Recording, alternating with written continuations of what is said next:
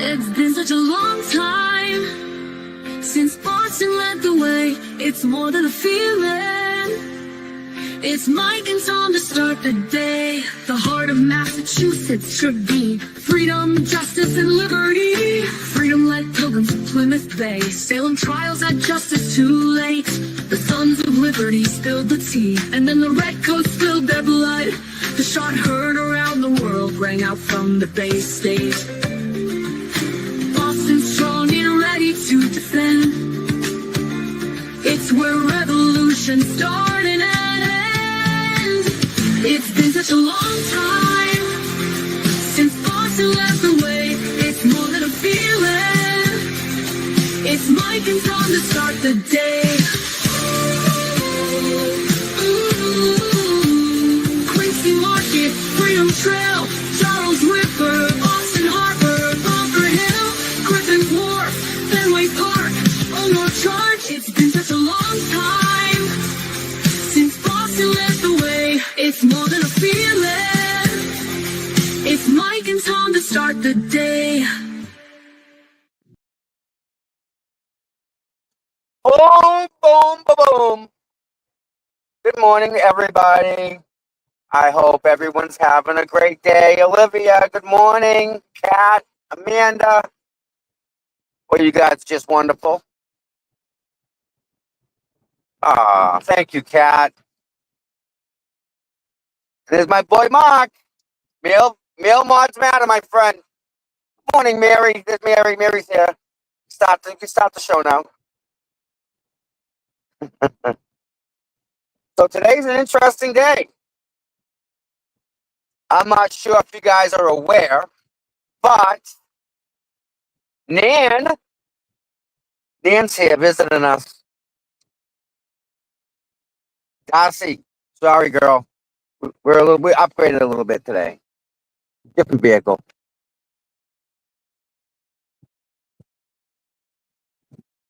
Good morning, Betty. Yeah, the Z, it's sleeping. It's tired. It's taking a nap. That's all. But yeah, I'm not sure if you guys know, but Nan's here, but Will the Galera is also here in town. We got some what do you call it there? Royalty. Yeah. Nan and Mike and Scott and Cindy.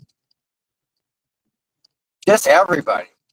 So let me tell you guys what happened last night. Sorry I didn't go live. Okay. I was going to.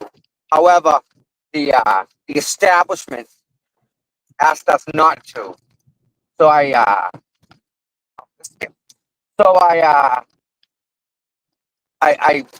didn't go live with them. So I was going to, but they wouldn't let me. So that's okay, right? Right here. So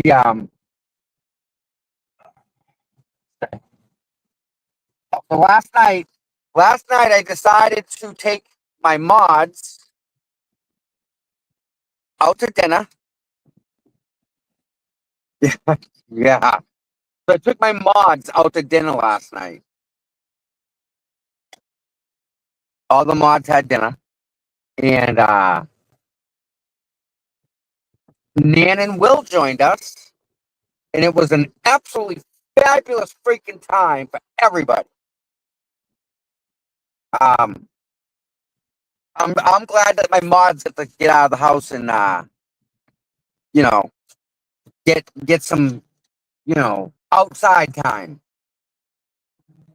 It was a lot of fun. Very relaxing. We all had a bunch of laughs.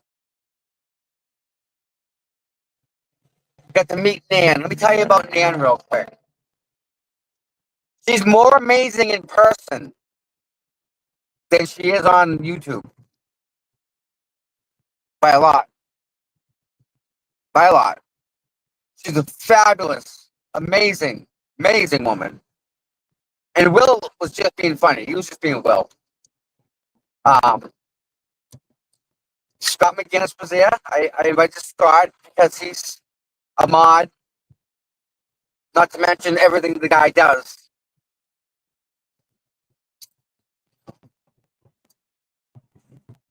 Guy's done a lot.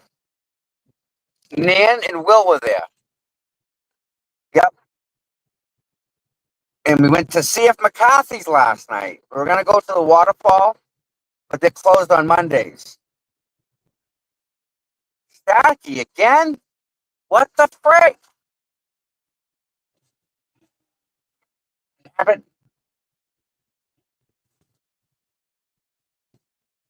Oh, damn it. I don't have it.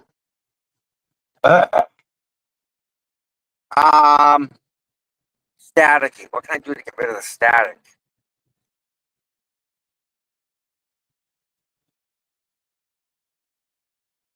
Hold on, guys. Let me try something here.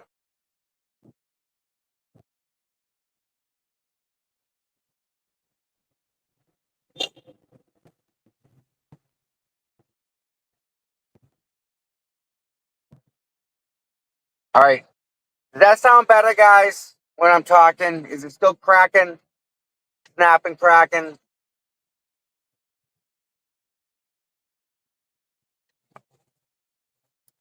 No?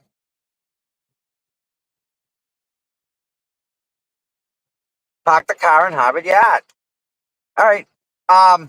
All right, let me do this. I got a surprise for you guys. Good stuff, good stuff. Guests, invite, copy. All right. Real quick, let me do this.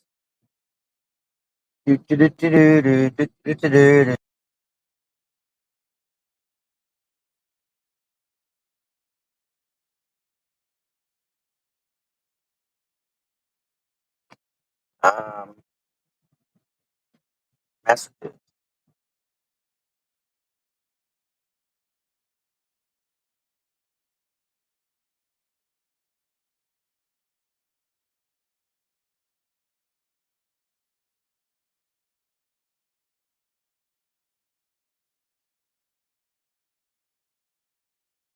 All right, that should be good. Anton, hi, good morning, my friend. How's everything for you? I mean, we're in traffic, so if you guys want to stop by, you're more than welcome to stop by. Um, I sent out 2 invitations. I know one of them will come. The other one might come on. We don't know yet. We'll find out. But today's a big day for Karen. Tomorrow's an even bigger day for Karen.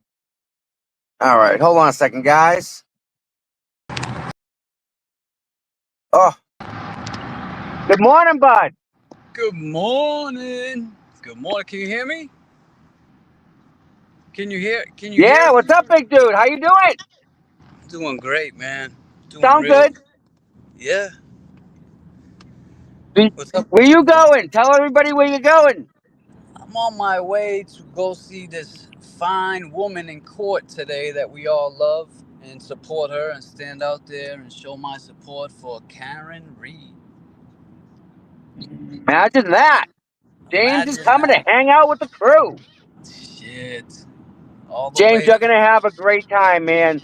The people you're gonna meet today gonna blow your mind. They're gonna blow your freaking mind. That's awesome, man. Yep. I look forward to that.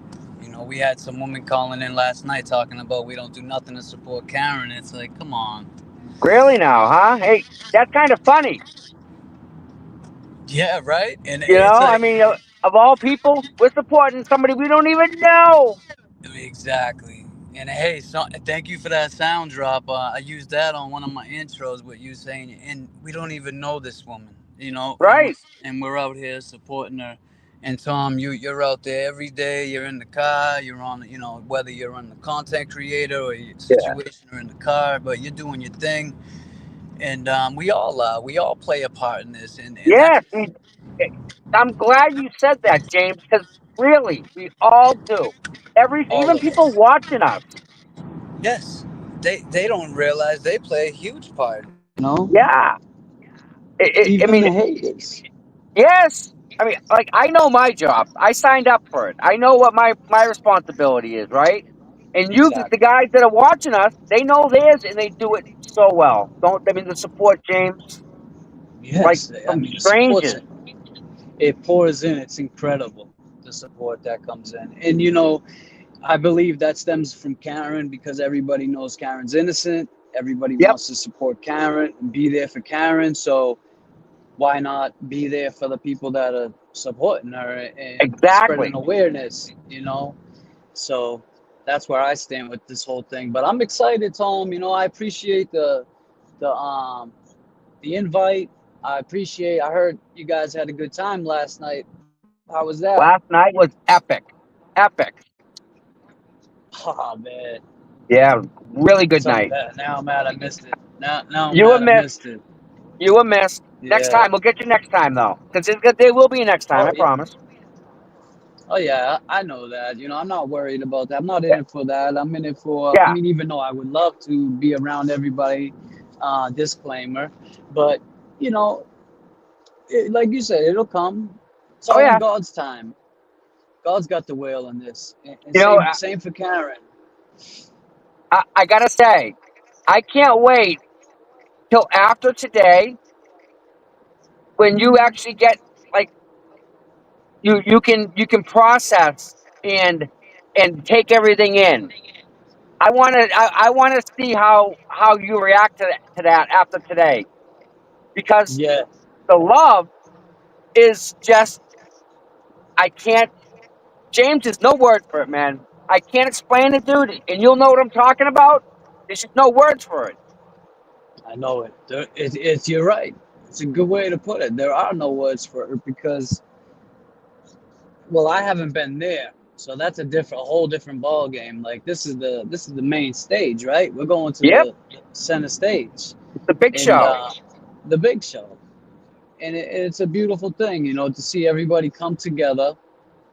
Um, I've never been there, so I mean, this is gonna be a great experience. And So what happens is, like, everybody hangs out out front, right? And we yeah, wait for Karen to get there, and we all, like, cheer her on and walk her into the courtroom, and then everybody will go downstairs to the registry of deeds, and downstairs they have bathrooms that are open. They open them for us all the time. yeah, Um, and there's a nice area where everyone can sit and hang out. It's just a really, really awesome freaking environment. that's awesome. They So, let you guys go across the street and hang out, so you're not out yep. in the cold this whole day. And then there's some people like Scott McGinnis who, like, he stays outside most of the time with his sign, you know? Yeah. So, and Oh, again, right, oh yeah. people like Scott, invaluable, right? Invaluable. Yep. So, So that's awesomeness. cool. Yep. Yeah, man. All Where's right, your buddy listen. Mikey today? Yeah, he's coming on. He's Listen, coming. James, Yeah. hold on one second. I'm going to add someone to the chat. Go ahead, man. Good morning, sir. Whoa, what happened? Morning, Tommy. How you doing? I'm well. How are you? Enjoying my morning. Good to meet you, James. Good to meet you Yeah, too. Mike, James. There you go. Yeah. Um, Is it Grant Smith Ellis? yeah, Grant. Nice. That's Grant. Grant I and love it. James. Grant, Nice. how you doing, buddy? Good, Tommy. I've been a little lightheaded because I haven't been feeling great, but I'm glad I got to talk with you because I can actually sit down and I feel okay sitting down. So Well, that's good. You need to be healthy, man. Everyone's got to be healthy regardless, right? Yep. Health first, man. Take care of you. So, Grant, what do you think's going to happen today? I'm interested. Oh, good yeah, morning, Mikey. What's up, Mikey? Good morning. hey, Mike. Tom, it's I'm a good question. curious. Grant, I love it. I love your style, kid. I love your style. I Turn and put my hat. burn. I I put my hat appreciate on it, today, man. and I was like, I Appreciate it. look like Boston Mike today. There you go. So, what's going to happen today, Grant? Let's hear it. Well, I think the very first thing, Tommy, before we get into all the substantive things, is we got to find out if the defense's motion to have a little more time to amend their motion to dismiss is going to be granted. They need to be able to update footnote 6 from their motion to dismiss, because that says they don't have chain of custody for these videos, which apparently they were given last week. So I foresee, because it's really unopposed, although I shouldn't say unopposed, the Commonwealth's Right. opposing it, I think it's reasonable for Judge Cannoni to give them a little more time to update it. That's the first thing I think will happen. Okay, and that's fair. I can see that maybe happening. Second thing, she's going to rule either on the ARCA motion to exclude or sua sponte rule on sanctions. And she's got to do it. We have to get this out of the way before we can move forward. Maybe all of Karen's lawyers stay. Maybe some of them go, some of them stay. But as you saw, Elizabeth Little submitted an updated Yes. motion. They updated the ARCA motion. There's already some clarifications. Judge Cannoni is going to ask about that. And then I think we have to get a ruling. We can't move forward in this unless she decides on these issues. What? Trying to phrase the question. What would stop Bev from extending the time? What's the rush here, Grant? Oh, so we're on a scheduling order, which was from a few weeks back. I think the first one came out at the end of January, and then the next one came out February 6th or February 11th. Yeah. Those scheduling orders are akin to orders of the court.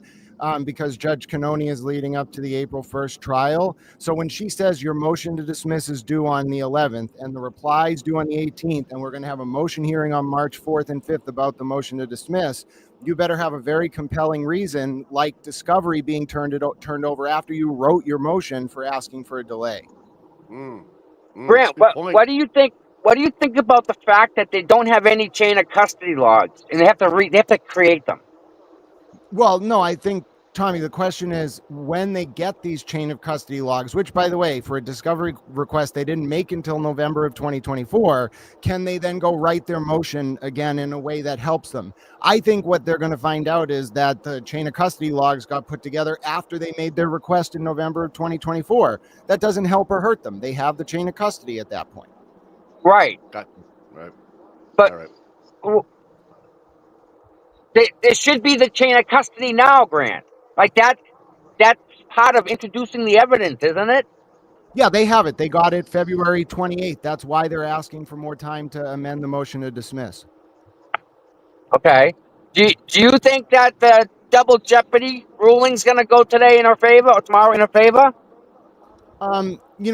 So it's not a novel question of law, but I'll tell you about two cases, Tommy. Tanner versus U.S. from 1987 and Peña-Rodriguez v. Colorado from 2017.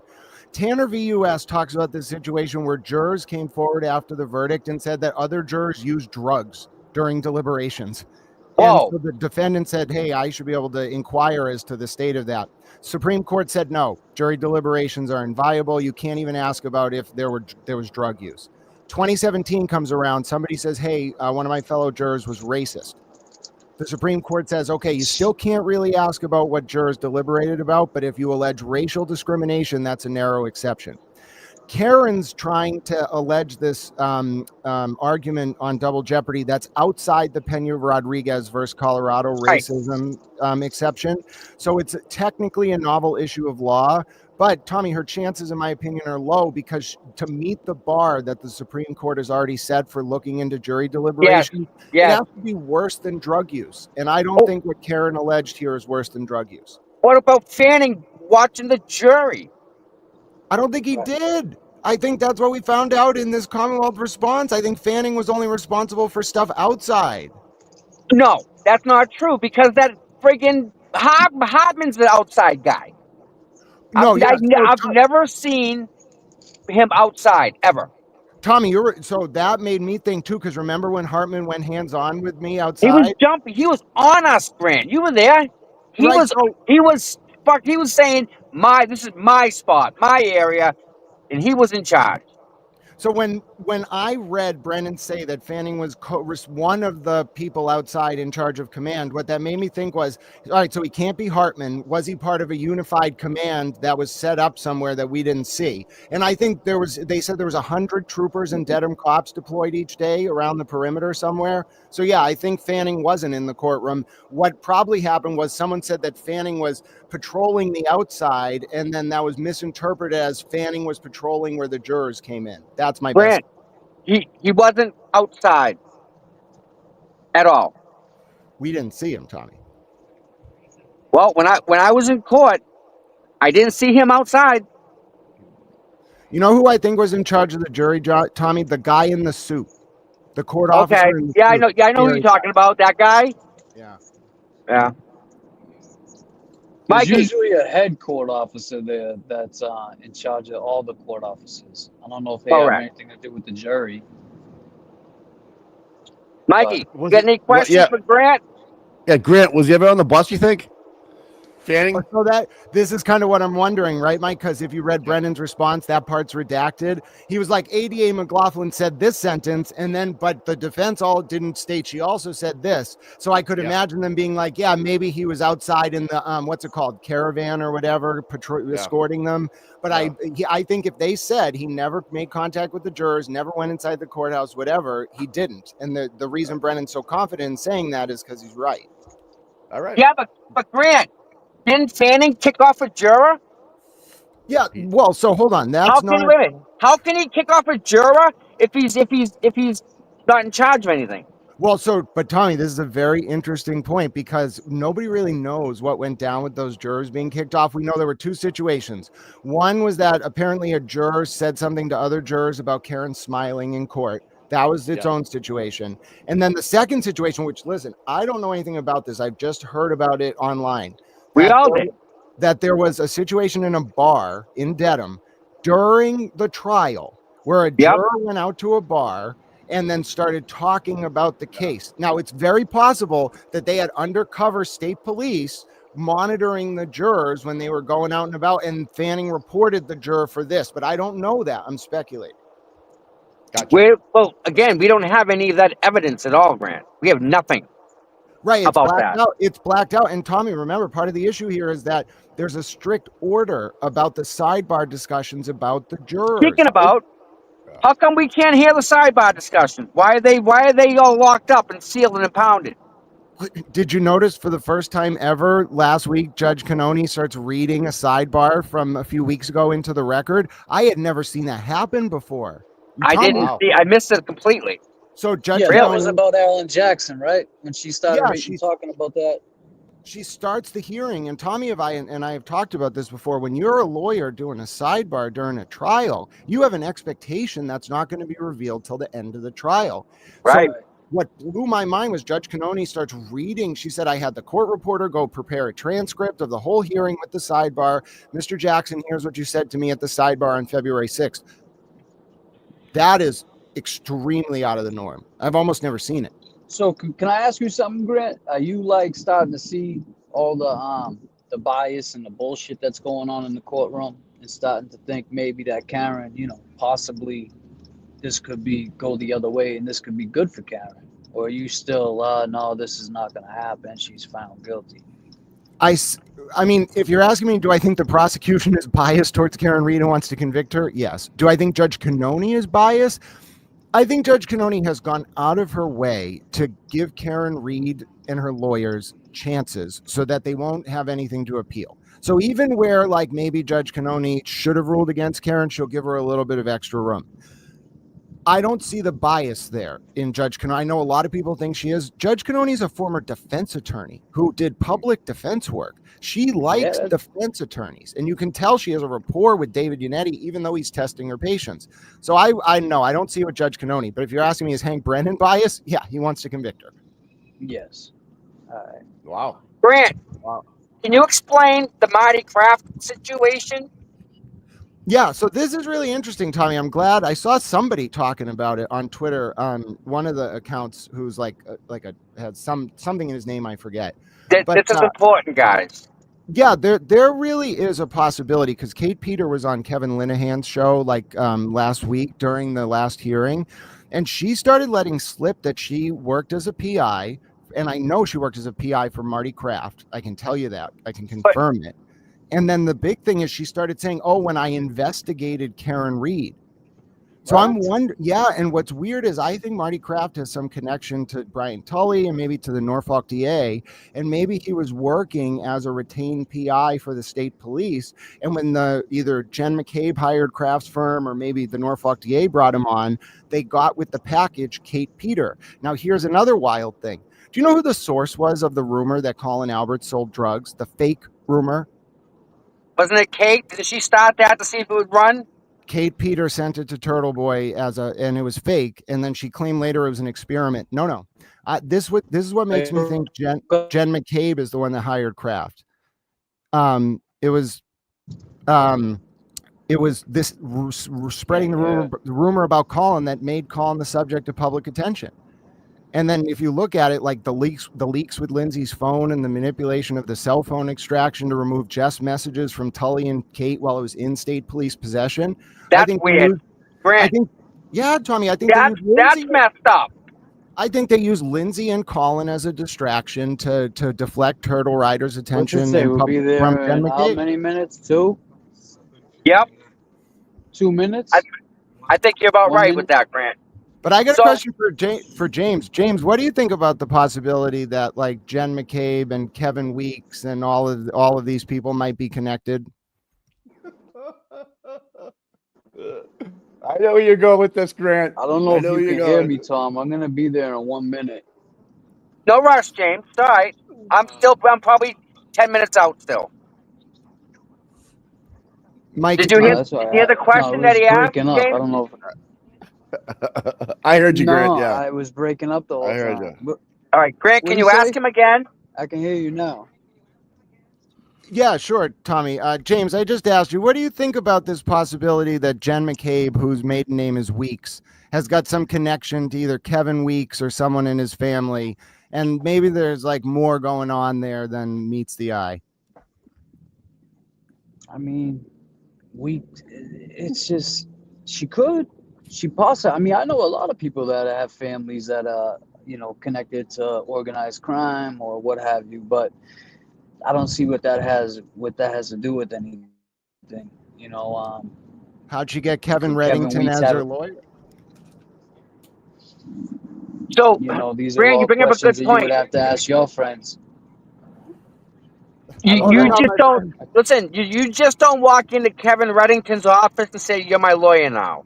It doesn't happen like that. No. You need to call someone who's friends with him to get you an appointment. That's true. The fact that he's involved in itself is something huge. Well, I'll tell you too, I know from experience, a lot of these lawyers, when they see a high-profile case, they want to just take it, even if it's pro bono, just to get their name out there. It's advertisement for them. It's sucky as that sounds. Nope. I see them as superheroes. These guys. I think they see we're gonna bring the truth out. That's what I believe. Grant, why would these high-profile attorneys do all this for pro bono? Why? Tommy, that's a great. My favorite thing about coming on these streams is you ask me questions I don't anticipate, and they're great questions. All right, so it makes me think of the movie Eyes Wide Shut, right? Like, I think there's this whole world we don't see where all these people like operate in circles we don't understand. They're very powerful, and so when they do favors for each other, we just see like the front-facing part of it, not the behind the scenes. The other answer to your question is, I think there is some larger federal picture here, not necessarily to do with John O'Keefe's death. We seem to know that investigation's over, but I really think Alan Jackson, Karen Reed, and whatever helped the federal government stumble onto the cover-up of Sandra Birchmore's murder. And so that's why all these lawyers are really involved, because we're dealing with this network that touches on like federal investigations and sources and potentially like mob ties. And so it's not really that they want the attention. It's that they're powerful people protecting powerful people, and we only see the surface level. I believe my personal belief, and so I'm going to go off the rails. When I was younger, I was selling flowers on the corner. I was selling flowers for Whitey Bulger. Not directly, not directly, Flowers. but indirectly. And I was kept selling flowers. Tom. They call marijuana flower, so I don't know what you're actually engaging in over here. I was selling roses at the train station. Thank you for clarifying that. Thank you. Okay, Thank you. sorry. I know a couple guys that used to do that, and some of them. Right. So, Grant, when Whitey gets up and Whitey's in the wind and he's missing, everybody's now looking for Whitey, right? What happened to the criminal empire and all the little rackets that he had going on? What happened to them? Next man up. When Whitey left, I was still selling flowers. So what the freak? That organized crime thing is absolutely a thing, I believe. Sure, It can't. Tommy, I think if you look at like why Donnie Brasco was able to go take out what's his face in California, well, like Whitey survived. Like Whitey, I think only really had influence in Southie over those rackets, like unprotected bookies and stuff. What really it was the Angelos who filled the power vacuum. And like, I'm not saying anything that isn't on YouTube and a bunch of documentaries. Right. And like, it went right to the patriarchas, and that was the vacuum. And yeah, it all got broken up, ironically, when Lawrence Sarhart discovered Conley covering up Bulger's shit. And I think this is what happened with Leah Foley. She came in and was like, listen, I'm glad you all got Sandra Birch more justice by uncovering this, but like, I think you flew a little bit too close to the sun with this ARCA stuff. And I think Josh Levy knew Karen and it was a little too friendly. Does that mean Karen was in the wrong for uncovering Sandra Birchmore's cover up? No, but I think the tactics the DOJ did very eerily resembled what happened with Whitey. I just don't think they're going to be able to protect Karen and Alan the same way, Tommy, and we could see that ramifications today. I don't think Judge is going to hold back. My question is this, Grant. What, for example, right? What if they are going after a bigger picture? What if it is organized crime and Karen Reese swept up in it? What about that option? You ever think of that? Watch who you hang out with. That's my response. Even if you think you're just hanging out with people as friends, I'm talking about before John O'Keefe passed away. Watch who you hang out with. That's my advice. Well, even if you think they're regular people, they might not be, and you should pay attention to who you hang out with. Yeah. Yeah, but sometimes, I mean, you can't see that coming. If you're in that sense where you're talking about organized crime and all this other stuff, you can't see that coming. If something like that's gonna happen, oh, here we go. I start seeing these cars. Yes, great. James first standout. Well, I hope you enjoy the standout, James. It is an interesting experience, and you might end up being there for a number of reasons, either for a short delay or a historic moment. So you picked a day to go. Yeah, you gotta add. Hold on, we're adding. Look at this. There we go. Adding. Let's go. Good morning, you. Hey. Let me see where does it say to go?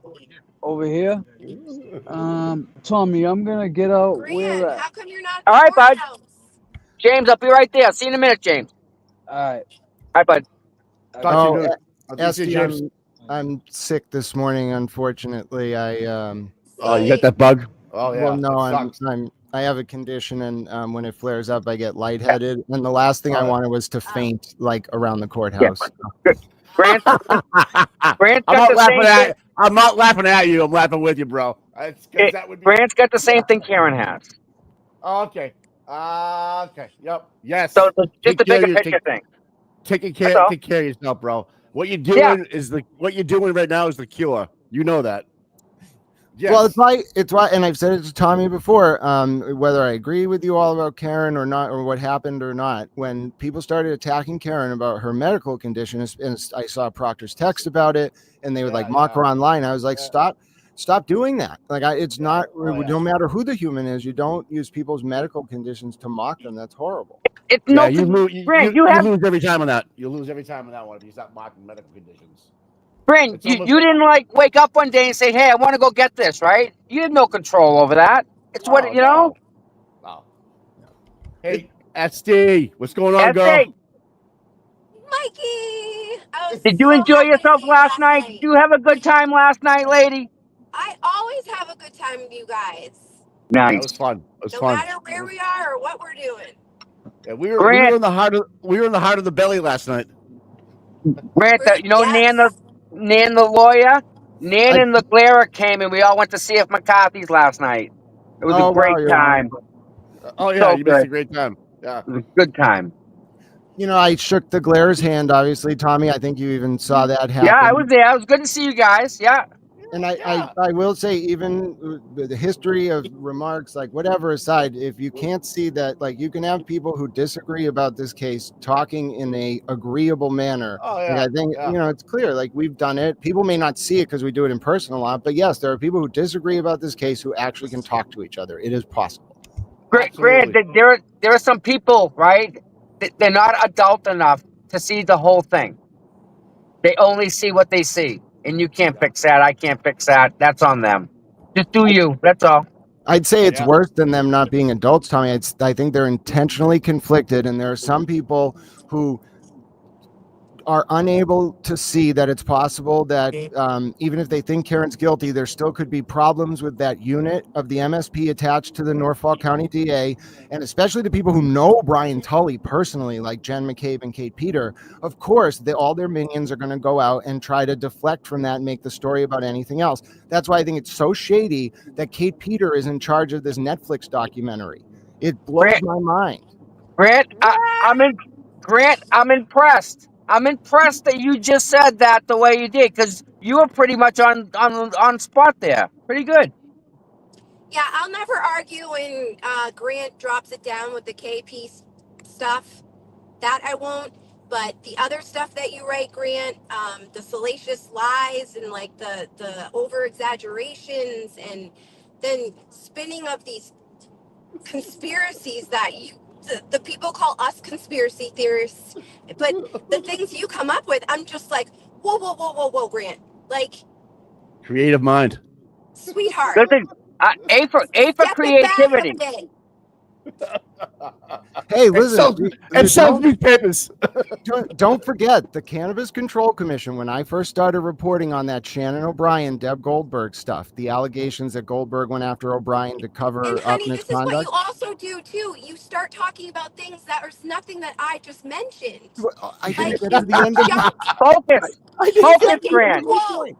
Hold Like on. He's you very don't funny. Here's the point. They accused stay me on of track, stay focused. They accused me of being a conspiracy theorist. They slandered my reporting. They called me racist.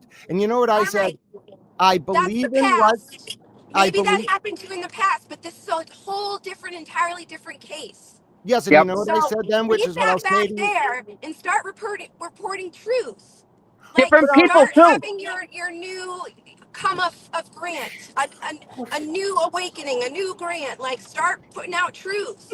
But Esty, what I'll say to them and what I said to you, and what I say to you now is that it's possible for me to believe something you don't, and for me to actually authentically believe it. And by the way, it's not like I'm spinning up these webs about Rachel Rollins, who we all know she got fired for that pretextual probe about Hayden because Arroyo beat him in the Suffolk County DA primary. Esty, you follow local politics, you know I'm right about that. Esty, But what I don't Grant? bring that into this No, case no, because no. Listen, it's not beneficial. It's not. I mean, in the long run, after Karen's acquitted, gun ho, like totally. But right Esty. now, we got to stay in our lane. Yes, sir, Well, Tommy. Esty, what Grant's referring to is something that happened in the past, and they're still playing muck amongst each other, trying to get each other back. It's still politics. It's still politics. And what Grant's talking about is politics that goes back at least 15 years that they're still fighting over. Yeah, Am I I wrong, get Grant? that. And is Personal anyone grudges. on this stream going to stand up here and say that clearly Sandra Birchmore's death was not covered up? Like we all agree. I don't know anyone who thinks that was not Oh, shady. 100%. And Oh, if you What don't, about thank you. Enrique, Yes. Yeah, Grant? and the same Same folks with that covered Enrique. it up. Yeah. yep. And Same with but Enrique. of course, Tommy, and I think that's got to be looked into, and I think LTL is doing an admirable job. And Puedo hablar español también, so I totally respect that he translates the post into Spanish for the family. I just think he's doing good work. But That's Esty, awesome. Yep. Esty, on the point That's our about girl Beatrice too. Beatrice yeah. does that. She's the translator. Oh Yep. wow. Sorry, The point just about dropping and facts. the justice for Sandra Birchmore page is obviously wonderful, but that August 2023 date, right? Josh Levy said the Birchmore probe started August 2023.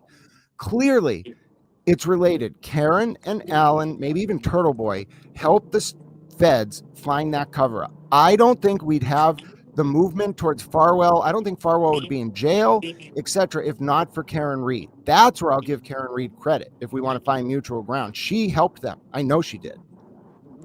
Oh yeah, her case. Well, Mizzy. That's all Mizzy.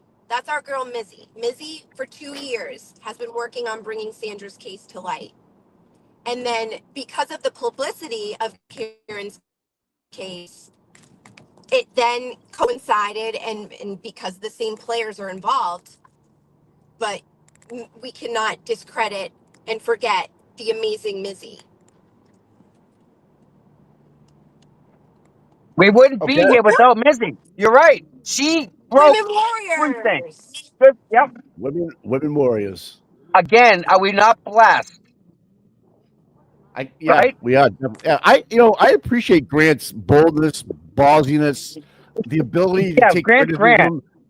No, but the ability to take criticism, and try to answer the best way you can, truthfully, I hope, and just move on with the conversation. You're not like, I'm out, click the button, and gone. I'm gonna run away from this. I give you some respect, my friend. I really do. And you ask some pretty good questions. You know your law, case law for sure. There's no doubt about that.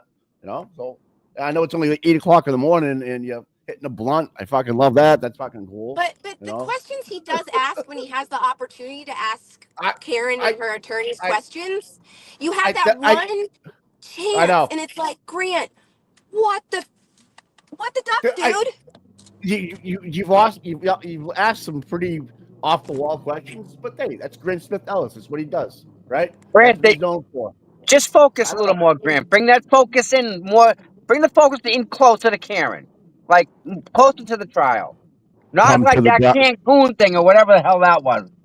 Hey, Grant. in my Come to defense, the. I did eventually. I apologized to Melanie Little, and then I said I thanked her for something she said on a stream one time. So, in my defense, I did circle back, and also in my defense, Okay, I made a good. post saying that Meredith wasn't pregnant and that she was a good mom. So there you go. Good. Grant. It sells the newspapers. It That's sells what the we love to newspapers. hear. Grant. Grant, come to the dark side. Grant, let me tell you something, Grant. In my life, in all the experiences that I've had, I will say that the people in the Karen Reed movement are the cream of the crop. They are the nicest people in our society today, Grant. They're the people that have empathy, the people that care, the people that matter. These are the people that do. How many people we're gonna have today? All these, they don't have to, they could be in their bed. Nope. They're here in the cold, hanging out to support someone they don't even know. That's deep. That that's to drive somebody out of their house, out in the cold. If I can take. That's pretty. That's bold, Brink. That's bold, Grant. Oh, Tommy, I've never denied that there are And good-hearted, authentic, well-meaning, committed people who are in this solely because they believe in Karen as a person and their views on the case. And in fact, I think the hardest part of this is that because Kate Peter got involved and maybe even a little bit of Aiden getting involved, there became this like polemical atmosphere, this very intense sort of toxic atmosphere where people weren't actually seeing each other as humans. They were seeing each other as representations of the other side. And then slowly, as you start to talk to people, even if you disagree, although I think this is the last thing any of the powers that be want us doing, you realize that everybody's just a human being and you can have your views and express them in a way that's respectful. Nobody wanted us doing that about this case because the real, quote, attention and hype was when we were fighting. I don't like that. I think it's much better to be respectful. Yeah. Okay, so can I ask you a question? You're up. Oh, what's you hit a button? Grant, let me tell you something real quick. I had an envelope left on my car with some disgusting pictures inside, okay? At my house, on my car, personal. I can guarantee you the people that are in the Karen Reed movement would never do something like that, Grant. And that's a blanket statement about a lot of people. A lot of people, Grant. The people that are doing the Karen Reed stuff, they're not cut from that cloth, Grant. They don't have that DNA in them. Does that make sense? Like, Yes. they're just not them type of people. Yes, Tommy, and notice the few exceptions to that goes to my other theory about Kate Peter running moles into Aiden's inner circle and Karen's inner circle. The few people on the Free Karen Reed or Turtle Boy side that are really, really vicious, Christy Citroni, some people like her, Jason Broyles, I don't think they're actually on your side. I think they're Kate Peter's moles playing what they think the public would expect a Turtle Rider or Karen Reed fan to be at its worst to get attention so they can get credibility and trust. Tommy, I've said it before. I think it's real. I'm pretty sure those moles are active and still running deep cover. Yeah, no, I listen, there's some validity to that, and we'll talk about that some other time. But again, Grant, you don't see any Karen Reed people running moles, running ops. We don't do that shit because we're not like that, Grant. That's what I'm trying to say. Like we just want this poor girl just to get justice. That's it. I actually You know? believe that. I think a lot of the people who truly support Karen are not in it for those other like intelligence community, private investigator games. Right. I think that it's just you all's interest in the case gives those other people and even people on the Justice for John O'Keefe, anti-Karen Reed side, whatever, cover. Because, Yeah. you know, those people hide in plain sight. I don't doubt for 1 second, at going back to your Marty Kraft question, if people actually trace this down, that it would reveal that Kate Peter was working as an undisclosed source or private investigator for the state police. And that she was helping look into these cases. And, you know, it just blows my mind that we've got to the point where people are so factional, where they're like, oh, it doesn't matter what Kate does. Like, we got to ignore it for the sake of the narrative. That's what I don't like. That's hypocrisy. You know what I don't like? The fact that they followed me for 2 weeks and then I had the envelope left on my car. Yeah. No, but Tommy, I don't know. That's what bothers me. And that came, I'm pretty sure that I'm thinking about it. That may have come from the district attorney's office, the people that followed me, now that I think about it. But whatever. Grant, real quick, if I happen to bump into Hank Brennan, what question do you want me to ask Hank Brennan? Mike, same question to you. Tommy, my question. I'm going to walk up to Hank Brennan and ask him 2 questions. Grant gets 1 and Mike gets 1. So, what's your question for Hank Brennan? Personally, you just caught me off guard. No, think about it. You can think about it. Take a minute. Grant, what do you think, bud? I was going to say I'm interested to see what Mike's question is now, but no, Tom, you know where I want to go, something we've talked about before, so maybe you'll have better phrasing than me, but when are we going to find out about the additional data from the Lexus infotainment chips? If it's good for the state, they should be talking about it. If it's nothing, are we going to find out it's nothing? Yeah, true. If it's nothing, it would be leaked. But if it's good for Karen, it would shut up. Yeah. Karen's attorney wouldn't let something like that go. I guess I would say he's not going to answer your question. Well, I'm going to ask him anyway. I mean, I'm going to try. I'd ask him why he's not wearing a coat. Okay. That's a legit. That to me is a legit question because that motherfucker all the time no coat. He won't answer any question to do with the trial. You know that. I'm gonna try and get him when he's walking in. Try and ask him a question on the way in. Right. Hey, my texts are blowing up, bro. Yours? No, why? Okay. Did you get my text? No. Yeah, you did. Which one? A couple minutes. Yeah. All right. All right. Listen, Grandbuddy. I got your girlfriend. I got your girlfriend, but the mods. No, I got. Yeah. We had fun, Tommy. Thank you for indulging me. Have fun today. I'll be watching the hearing. Definitely, my friend. Get better. Thanks for your time, buddy. I'll talk to you. Thanks. Yeah, we'll see you again. Thanks for coming on, man. Yeah. Thank you. All right, listen. Let me give it a little disclaimer. Yeah. I will listen to anybody. I know that. At any time. if it has to do with Karen Reed. Good, bad, and different. I want to hear it all. I'm totally with you. I'm just saying that the chat was very, very just like, they just wanted to move on, so to speak. We did. I know I'm not sorry. We did, but I just think that the chat was split. I'm just letting you know. That's all I'm Okay. saying. That's okay. But listen, it's like Republican, Democrat, purple. We yes, need a two-party state. So if you want to hear what the other side, and we'll I call know him the you. other, Yes. we need to know what the thought process is. And Tom, I have no problem with Grant. Good, bad, or indifferent. I don't know him that well. I just know him through the cases and stuff. But he's always been a gentleman to you. For whatever reason, he might think that he's getting something from you, vice versa. But it's an open conversation. I got nothing to give him. I know. I understand. I understand all that. My point being that he's the same way that we are. Unfortunately, sick today. But some of the questions about being with AJ and all that stuff last year was just off the rock of shit. And I don't know where his head was. Next level. Yeah. Next level. Yeah. I absolutely 100% agree. Listen, I don't agree with the guy all the time, but at the same, listen, you ready, Mike?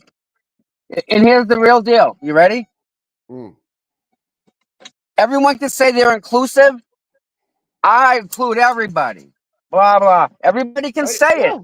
When you do it, it's a whole different story. Right. Everybody, you have to walk the walk. Hi Tom. That's why I you get it.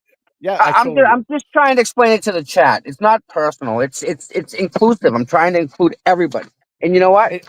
Watching this, I have no problem bringing whoever this is. Who you want to come on the show? That's what me and Mike are doing this for.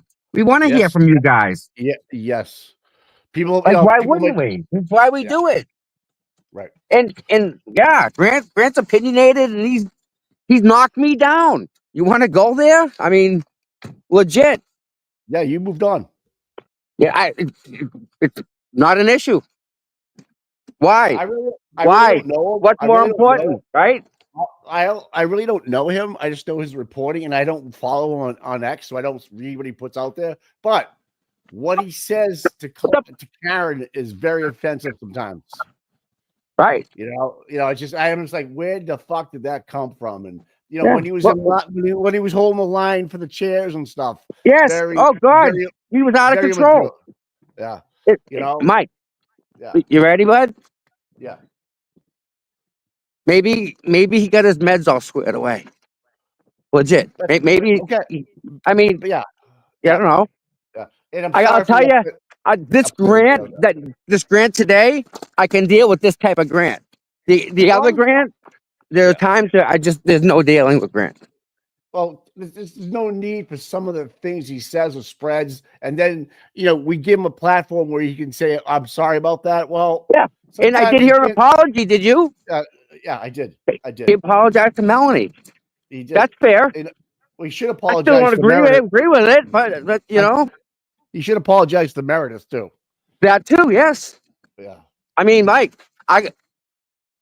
no offense, but I gotta list myself of people I gotta apologize. So I'm not perfect.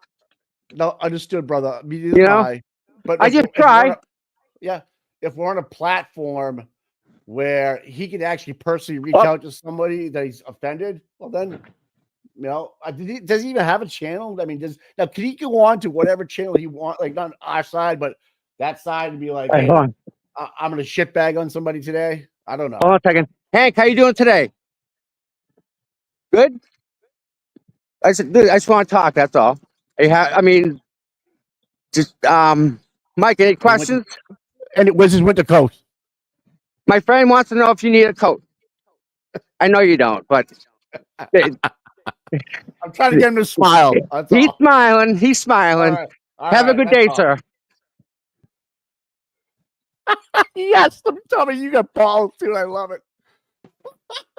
Oh my God! Hi, good morning, ladies. Hi, how are you, Nurse Kim? What's up, sweetie? How are you? Thanks, Toots. Yeah. Where's Nan? It's cold. Thank you for starting the Plymouth up again. Oh, thank you. Hey, where's Nan? Where's Nan? Is it busy up there, buddy? She here?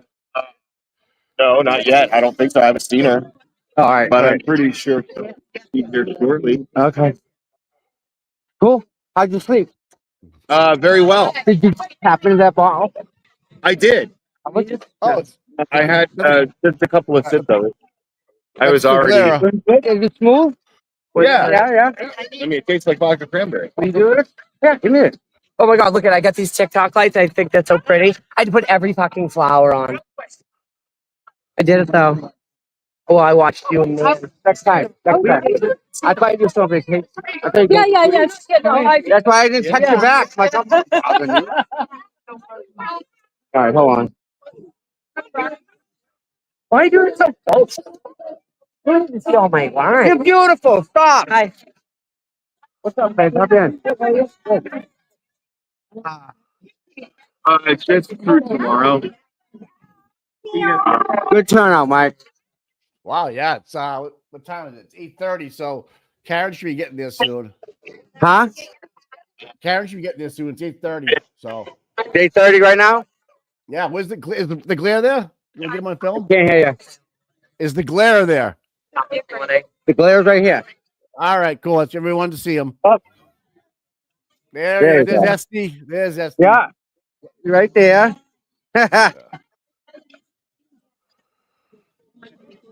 I think she had enough of.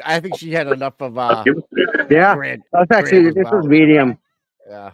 Morning, how are you?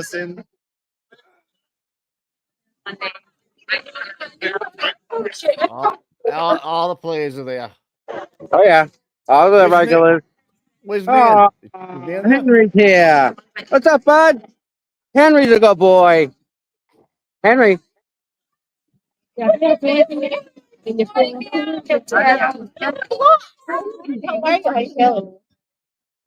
Hi. I'm gonna give you a hug too. I have a hug. Oh, someone told me about that. I didn't know if you were going in or not. No. Where's James? Where's James? Oh, James is right here. James. Dude, you're tall. Look how tall this dude is. Wow, dude, how come I'm short, man? I'm Teresa from the Vigil. Thank you for coming to that vigil. no. That was so wonderful, John. I watch you and Mike all the time. Yeah. I got my Karen Reed. There you go. Love it. I'm on vacation with all this. Lots of discussions going. Oh, this? Yeah, get pictures. Oh, is this his first event? Yes. Oh God, he's gonna get mobbed. Yeah.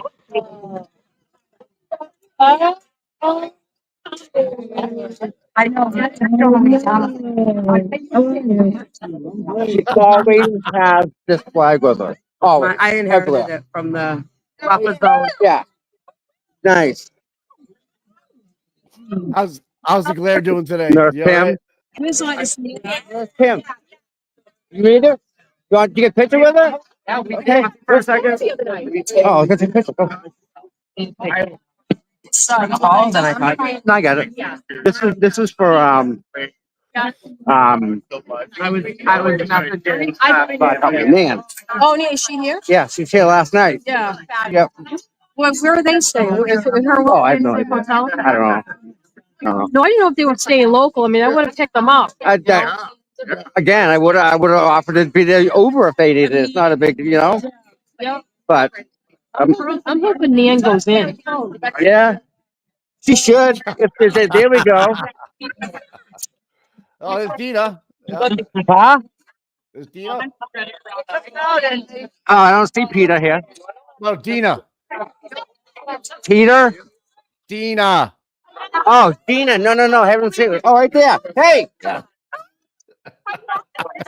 All right. Walk Hey, right by. let James and Will meet. Someone will pay for that. Each other out.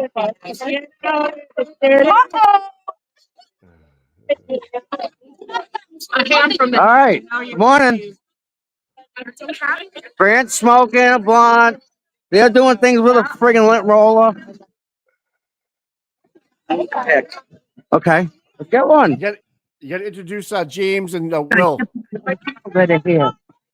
Everybody turn around. Turn around. Oh, hold on. Excuse me. Oh yeah, wow, good crowd, man. Yeah. United States of America, to the republic, for which it stands, one nation, under God, indivisible, with liberty and justice for all.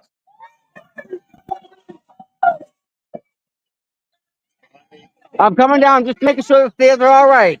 You don't want them, cracking or anything in the winter. Yeah, I got my pictures. I'm good, bud. Good to see you again, by the way. Oh my God, Tommy. All right. Oh, Oh, is that Ted Daniels? Yeah. for some reason, Will, I can't hear you. I don't understand. Ted Daniels. Oh, duh. Yeah. I was gonna say introduce James to Will. Yeah. All right. You met James, right? He introduced himself? All right. All right, did. All right. Yeah, Kim, it's a good turnout. hold on a second, guys. Great. Can you do me a favor? Yep. You get a picture of us?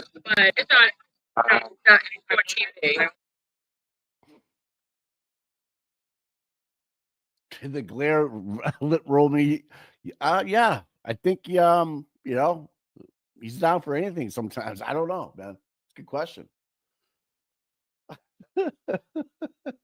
That's Ted Daniels sources. You guys are good. Oh my! Imagine asking Hank Brennan that could be. That's touchy. You don't know with that guy. I know he's got balls. He's got minerals. So I'll give you that. I don't know. But he might get his ass handed to him today. I mean, some of the things Grant was saying were just out there and it's total propaganda. But thanks, Lord Pessa 6. Thank you so much. Let's fucking go. Is right. Nick Nack, good morning. Yes, Kerry B, $20. Jesus. Introduce sweet baby James to Sharon. Tom, yeah. Good tune, sweet baby James, man. Yeah, James Taylor. Yep. Oh yeah, I like that name, James. We have a friend, a college friend that has a son named James. He's a baseball player and shit. He's the fucking shit. Anyways, Sharon. No shit. I know. Their Sorry. own Yeah. Yeah. Well, and now with the thing is that is Sharon from South Boston showing up to see James? I don't know. it said There's Nurse Kim. Nurse Kim. everybody put it out, and I believed it. Mr. and Mrs. Green. But I always tell people, like, Hold on. go with the people that they trust. If you trust somebody or a certain reporter or something, Ted Daniel talking. stick with them. 'Cause that's like, and it doesn't have to be me. Hey, member for 3 months, Clerk Jim Clown. Thanks so much, buddy. Are you gonna go down and see Karen? It's 20, almost 8:35. I thought it's up to you, brother. Yeah. Well, I got everybody now. It's my turn. Good morning. How are you? Long time no see. I love you. Thank you, brother. I got you. Mods, do we have the link all set up for inside the courtroom? That is not on me. How are you? I know. I'm asking the mods. I know. Yeah, I think they got that. I can never hear Mike. Can you hear me? Am I all right? No, you sound good now. All right, man. So how do I sound? I sound good? Thanks, Sammy. Yeah, you sound great, dude. The picture's You great. see me talking? Yeah, they got a picture of you in front of Ted and with Nurse Kim, it looks like. My point being is that right now there's no Wi-Fi ban restriction. It seems like everything's going through good right now. I'm away from the cameras with the exactly. Yeah. So all right. Who's next? I've been hitting everybody. Who's next? out there. They got the stream going up there. NBC tonight. But just check this. I think our mods are just making sure. We were there last night at the CF McCarthy's. We were in the heart of the belly of the lion last night. It was very interesting to be there and to know that, what transpired there, how involved that place was, and then to the waterfall afterwards. And people at D&E Peace were working last night that we all know, and good conversations, lots of laughs. I mean, I never laughed so hard in my life last night. Some of our people, mods included, are the funniest mofos I've ever met in my life. Aren't we blessed, Mike? Tell me Dude, we're not blessed.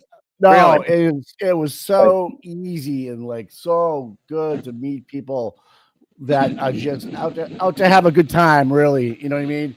And can put the bullshit aside. I don't think we even talked about the case last night so much. We just more talking about bullshit. It was good. Yeah.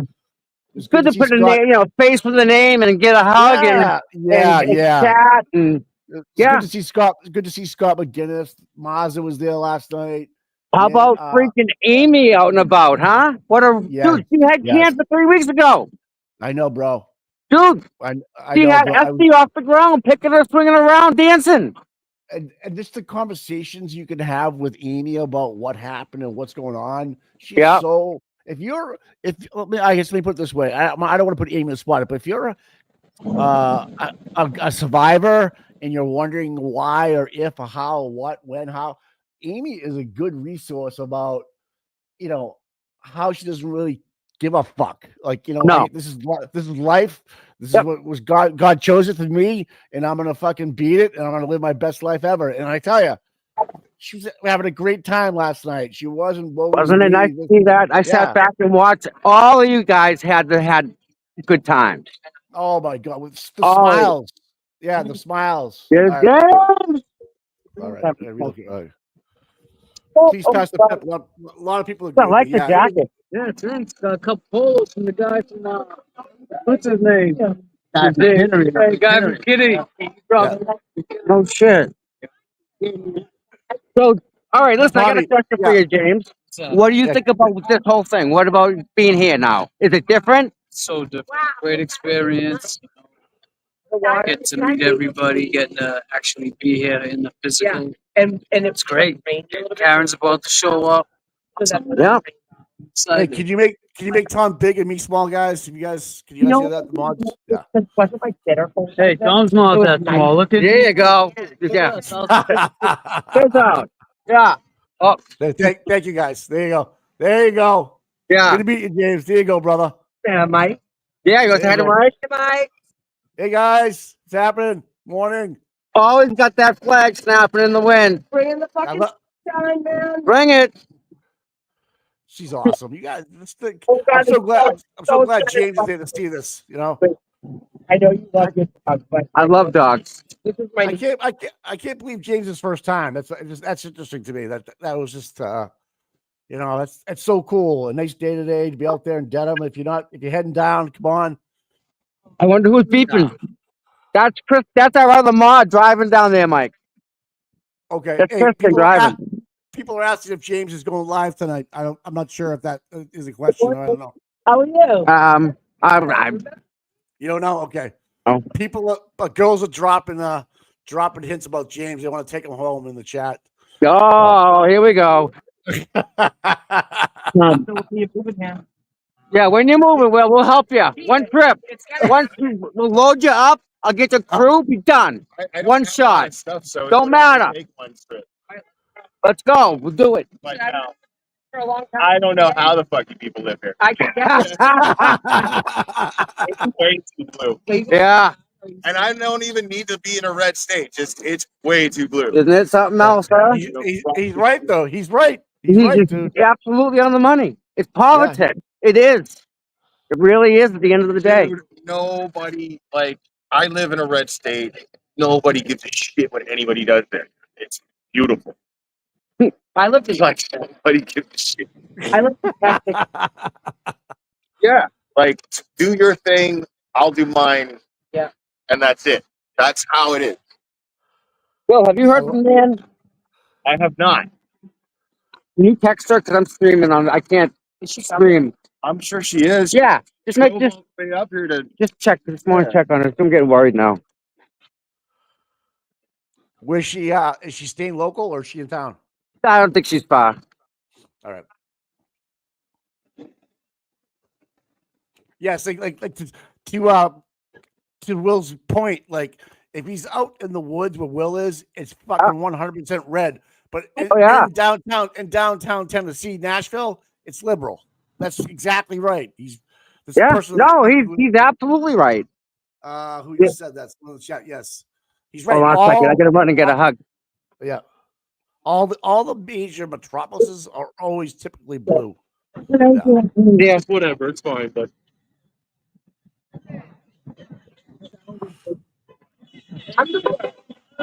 Yeah. Here we go. They want to do a men of FKR calendar. Gotcha. Yes. We need to do a girls one too. I guess we can mix it up, right? Yeah. There you go. Because you don't want to see me in the beads. You don't want to see that. It's just not right. Yeah, we're gonna hit you in the head with my flash. Smash. I'm not gonna go. Not in Texas. Oh, yeah, you're right there. That's fucking. Oh, okay. I thought that was an offer. We're up in the Confederate. RVA. I'm buddy, watching. what's Oh, going on there? you're singing that around. Woo! There you go. I met her at the 24-hour standout, right? Yes. All right. Yeah. Oh, pretty cool. Allison, thank you for the $5. So Yeah, the belly of the beast. Why do I keep on going the heart of the beast? Yeah, thank you. the belly of the beast. Yes. Jeez, it's early, man. I was out till 8:00 last night, way past my bedtime. Oh.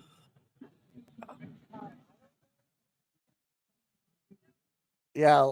Okay. That's cool. Don't hurry. Don't hurry. It's not a big deal. We got this. RVA, yeah. It's gonna be a long day, bro. Hang around.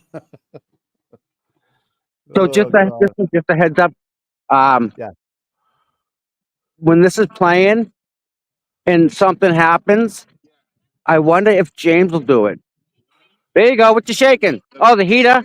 Good. fade to the skin was probably not the best call at the barbershop. Should I get yesterday? I need to find someone that can be here outside in case she comes out. Why, you gotta go? You gotta You go? want to be my guy? What's that? I gotta leave. I have a doc's appointment. So I don't know. He looks a little. Maybe we're gonna warm him up a little bit sometime. You know what I mean? no, right in the deep end. Throwing right in the fucking deep end. All right, brother. No, tomorrow's Karen's federal court date. Tomorrow, she starts first. Yeah. All right. I'm gonna leave. See the doctor. Come back. If in the meantime, I just saw her over there. Still talking to Ted Daniels? She's Right, getting the scoop. Yeah. We'll have a word with Ted. Ted You want to go get a picture with him? I don't want no picture. No? I just want to talk. All right. Ted. You want to So walk with Karen first? What are you gonna do? Karen. yeah. Like to meet Karen. Hey, right. Tom. Tom. Once you leave, we'll go to the court. Okay. Yeah. I'll wait. I'll wait. All Wait. right. But I think he's a little nervous. Just oh yeah. But that's how you get. Listen, he can do it. I think he can do it. I know he can do it. This is the kick in the ass he needs. He's it. I think he wants to do more than just hit the camera today. He wants to meet people as well, like Karen, Ted. This is like his first time out in the playground, you know? Yeah. So, Let's come on. You've done that before. Hey kid, let's go. Watch this. But this is important stuff we got going on here today. I know. I know. We need our best player in there today. You. Yeah, but who's gonna? If I'm not here, what's gonna happen? Well, you're never not there. So I mean, I can go in live from the car. Now look at that. Yeah. Or, so I would just walk Karen in, and if you got to go, we can put on the trial or watch a micro. You'll beat her. Yeah. From Calling All Beings and Justin Root. Hi. There's Nurse Kim. There's Kim. Coming up.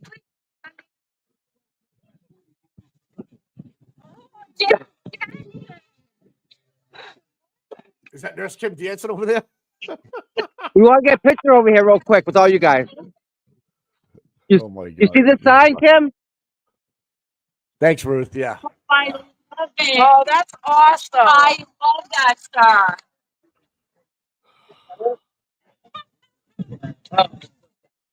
Yes, they're mine. Nice. Amazing. Any response? Any response from Nan? I haven't sure.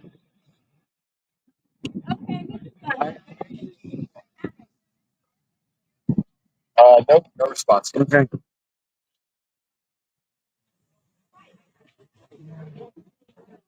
I did too. Will, you want a picture over here with everybody? Yeah. Stay here. Yeah, you're in the picture. Yes, you're always taking the pictures. You want to take a picture? Hold on, guys. I sure can. Okay. Look at this crew. Yeah.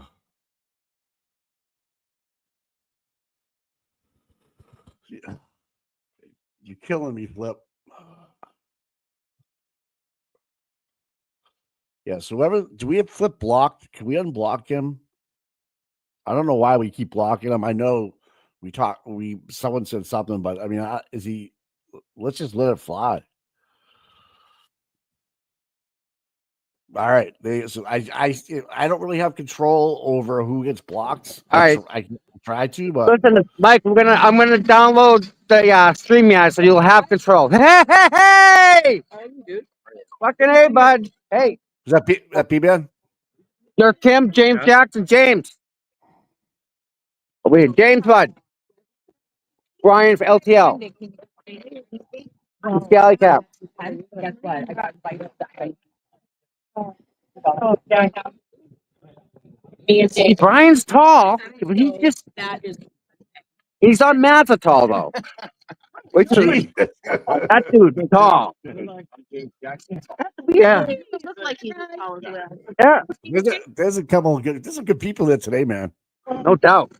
Yeah, man. Look at the dog out the car. Free Give the flip, dog man. happy. We get a free flip in the Free chat. flipper. If not, he's gonna crush us on X. power walk. I am a non-consensual intern of David. I've been warned. Jack it up so you can sit on it because the benches will laugh and destroy your ass. I swear to God, they're the worst things in the world. I believe that. Yeah, the benches. I would have brought you a seat cushion. I have one in the trunk of my I car. told her to roll her jacket up and use it as a cushion. Roll your jacket up and sit on it. Okay, I shall. We shall. Provided for you. And it brings them. Yeah. I clicked it together. It makes me nervous. Hey Tom, was there a lot of traffic today? Mike on there with you? Yeah, Mike's little right there. Mikey! Yo. Mikey! Hey, man. I gotta get you guys back on Yeah. show again. Let us know. Hook us up. We'll do it. Yeah, that was good, dude. I love that. Yeah. Yeah, definitely. Definitely was Yeah. fun. You guys, if you guys aren't The thing busy, is, we talk about one thing, right? Yeah, yeah. And we get so deep Yeah, into yeah. it, we can't get to it's the awesome. second thing. People loved it. Yeah, it worked out good, dude. Good stuff. Yeah. Hey, what is the billboard still up, Enrique? No, I'm Okay. gonna be putting another one together soon. Listen. Did you hear about Cape Cod? Oh, the academy. They shut it down. Oh, they brought other people in that. But hey, they just opened it. It's just brand new. I know, it's a brand new facility. And they shut it down. There she is, right there.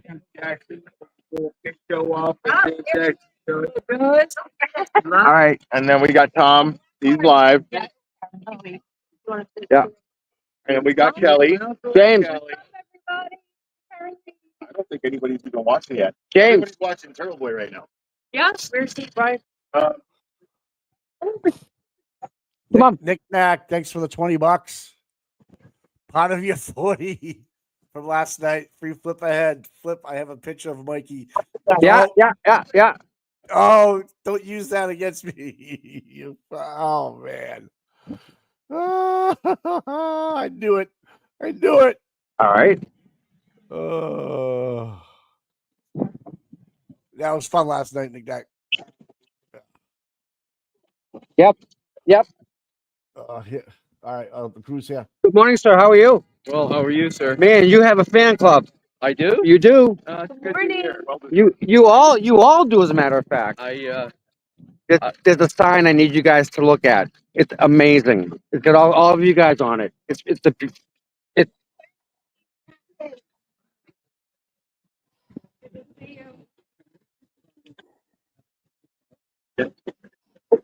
no.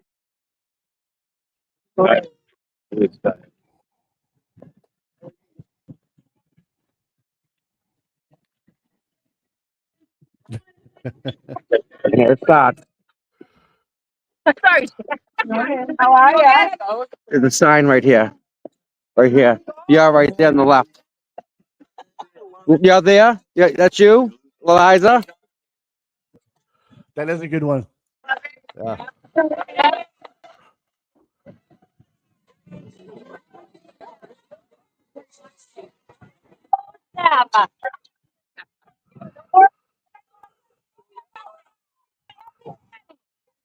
Keep showing up. I just saw that.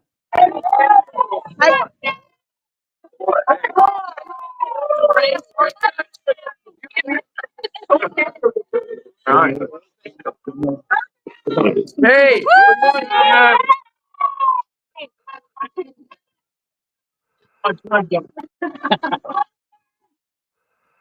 You see Dan yet?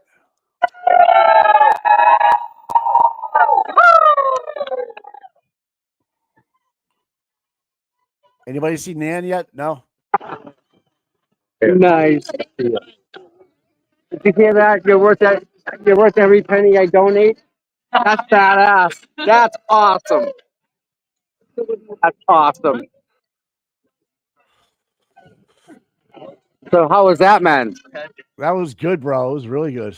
All right, so we got everybody, I think, right? Did you? I didn't see Nan. Did you see Nan?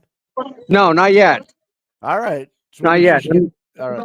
Let me I'm gonna check and see if I got a text.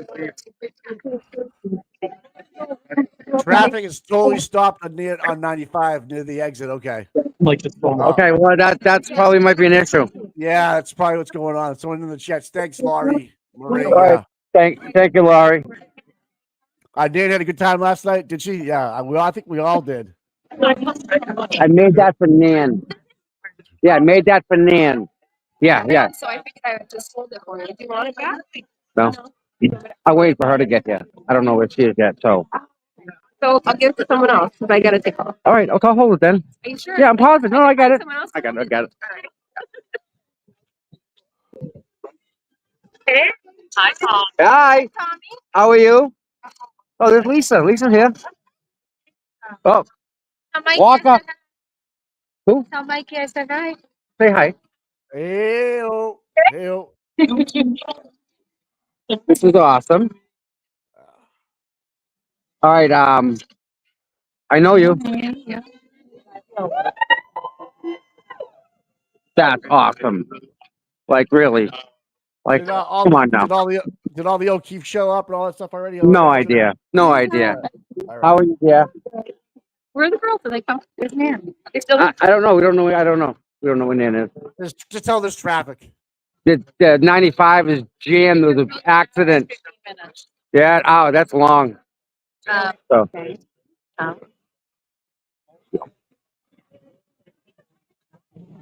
lot of people today. Good turnout, huh? It's where are the girls? Are they still in bed? No. Are they coming? I don't see them here. I think she had to get a car. Yeah, it is Erica. Right? I'm sure she had to drive through that mess. Huh? She had to drive through that mess. Well, get the deck. Really? Or everyone's getting off the highway. How's traffic? Sucks? Really that bad? Good to see you though. Good morning, Erica. Yeah. Right. Yeah. So that's probably what Dan's in an Uber somewhere. Yeah. That's bad, everyone. Yeah. Huh? Hanson? No, Boston. Hello, Sean. You're a pain in my ass. Oh, I don't know, maybe. He told you. I did. Yes, I'm sorry about that. No, I'm so sorry. I saw, like, say hi. Again, a couple of them. Hold the button down, right? I don't, well, might be able. Hold on. No. I meant like. Oh God, I love those chicks. Yeah, they're fucking great people, man. I'm just reading a tweet from Elon Musk about legacy media is losing the trust of the people. They have a flow chart going, and it's just like, I don't know. And all I no one trusts legacy Yeah. media. and I was horrified. Really? You can't tell. Not on a cruise. You ruin it for a lot of people. There you go. That works. I go, how's that pizza, girl? Oh my goodness. Pizza at 3 a.m. Oh, I fell asleep. I was gonna check in to make sure they got home. Good morning. How are you, ladies? How you Good. I love that color blue. Good morning. How's everything? I do an Irish exit. It's not working. Beat it. Good to see you, sweetie. I'm well. Good to see you. Very good to see you. Take care. Good to see you. Enjoy yourself. Hey, stay healthy. Stay healthy.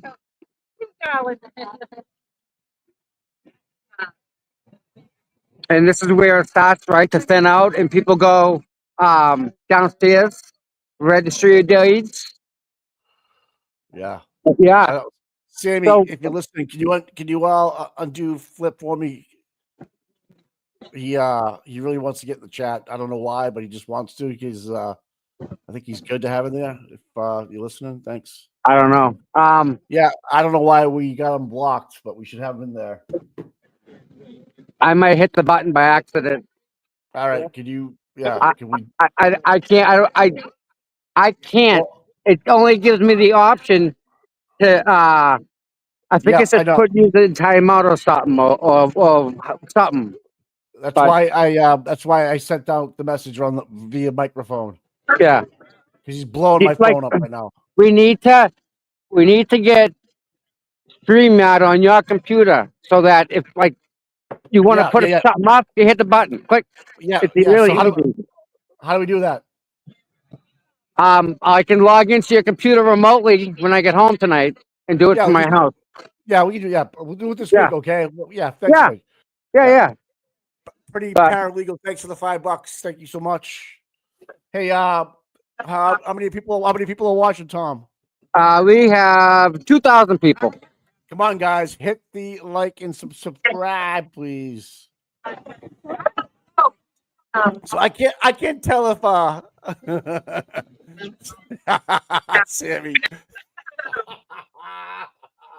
I can't see nothing. Well, I know. I can't tell if he's just busting my balls or if he's just. I can't like. It's a text, so it's like you know what I mean. And now I got a smiley face. He's laughing. I think he's just trying to get me to say shit. You motherfucker. All right, let me take one more run through and look for Nan. I don't see her. We have the courtroom on right now. Thanks, girls. Hi, how are you? Good. See you. No, Flip is funny, man. He's like he'll disagree with something. He'll blow my phone up, and then I gotta fuck around and find out. Yep. Hi. Have you seen Nan? Okay. So I don't think she's here. Jesus. Yeah. SOS Nan. SOS Nan. Full metal hash values. Thank you so much, man. Boston Mikey is awesome. Thank you. Love them on the show. Yeah, I'm glad you guys like it. I mean, it's important to us that I mean we do it for you guys. Yeah. Right? Yeah. Hey, Melanie Little had Vinny Palatino on yesterday. Who? Vinny from Oh yeah, Vinny Palatano. I got pictures with Vinny too.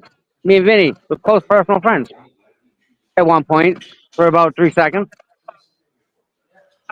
All right. Is my microphone crackling? Not really. No. Okay. Thanks, Sammy. I see what you're saying. Okay. Yeah. Yeah. We want to put the court stuff on. Yeah, sure. Someone's getting yelled at. I'm sure. I'm get, I'm sure. I am getting yelled at right now. Yes, yes, I He, am. no, Dina. Dina. Yeah, I think I'll call her. Yeah. So pretty cool. Let me go ask Will a question. I got a question. Right. How is today different from the last time you were here? It's a lot stronger energy out there today. So you can feel it then. It's tangible, right? For sure. Nice. Nice. You going? Um, I have a doctor appointment. Oh. Dan's on her way. All right. Cool. That I I'm worried. I don't want to leave without her knowing that. What are you doing today? You working? Yeah, I got the bus open. Yeah. What time are you working till? I got the late run, so I'll be done at like 4:15. Okay.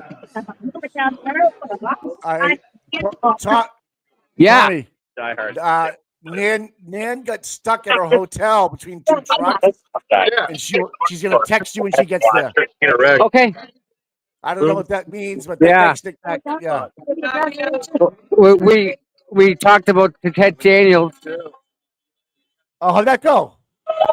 Very good. Is that Dennis Sweeney? Yeah. Yeah. You get a ticket for not wearing a seatbelt. You gotta. You gotta. They're gonna write him a ticket for no seatbelt. Let Will know where to go for downstairs. Wait, Right? do you want to go out to breakfast? Do you want to go out to breakfast? Do you want to go out to breakfast? All right. There's a diner we all go to down there for breakfast. I've taken there with Aiden, I think. Grateful Diner. Yep. I have not. Dale's wrench is gone. Would you investigate? Yes, I will. I I think. Listen, I think I can only have so many wrenches. I don't know what's going on. People are asking me about wrenches and stuff. I don't know what's going on. Yeah, no. Wrenches are the last of the things you got to worry about. All right, right. Yeah, Can you keep an eye on him? I'm gonna run to my car. Don't let other people hijack him. You come with us. Okay. Make sense? Yeah. Okay.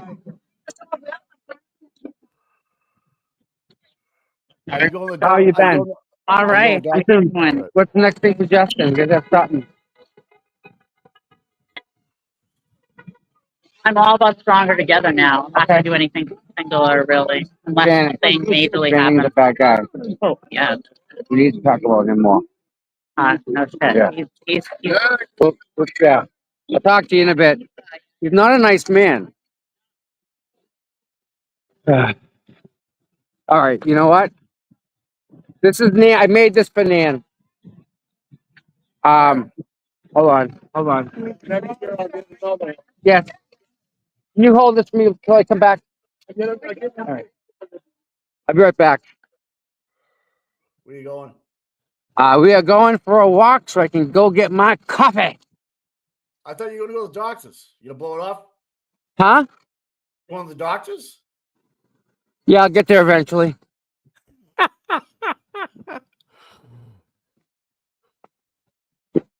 It's not a big deal. I just saw the text string from Deanna. Yeah. Yeah, that surprises me. That's not fucking cool. Whatever.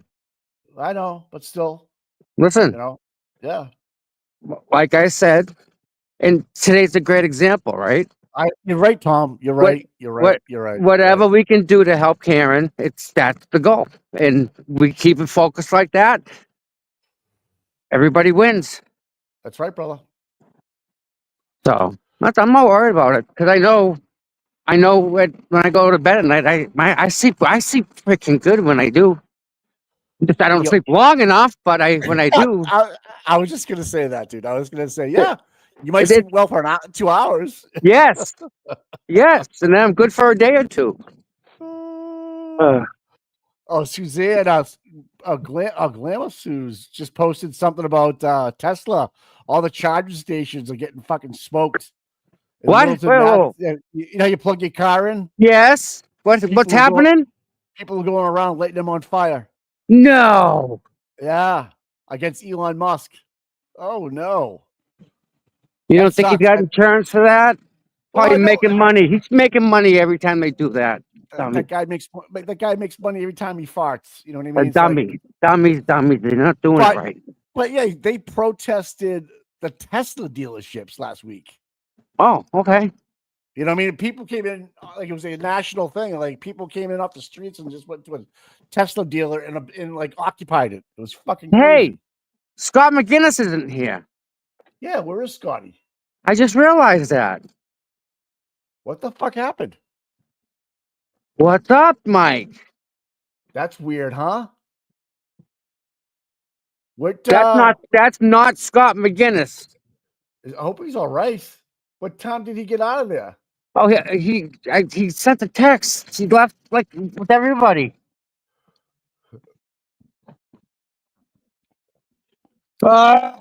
Oh, Scotty, if need you're out this there, today. yeah, Scotty, if you're out there, bro, let us know. Fuck. All right, we got that. We're live in the courtroom, man. Oh, sorry.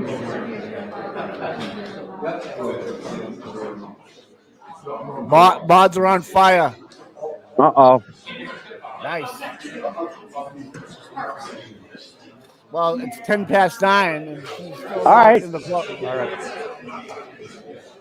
Yeah, Tommy got a new whip, but we're not going to show it just yet. He's going to show it. Trying not to. Yeah.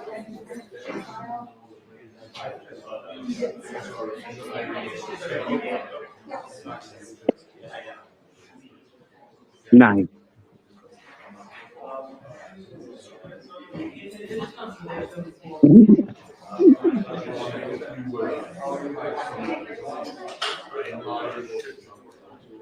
Oh, Athens film is okay. All right. What's up? No, nothing. They just they want to go to the courtroom. I'm like, no problem.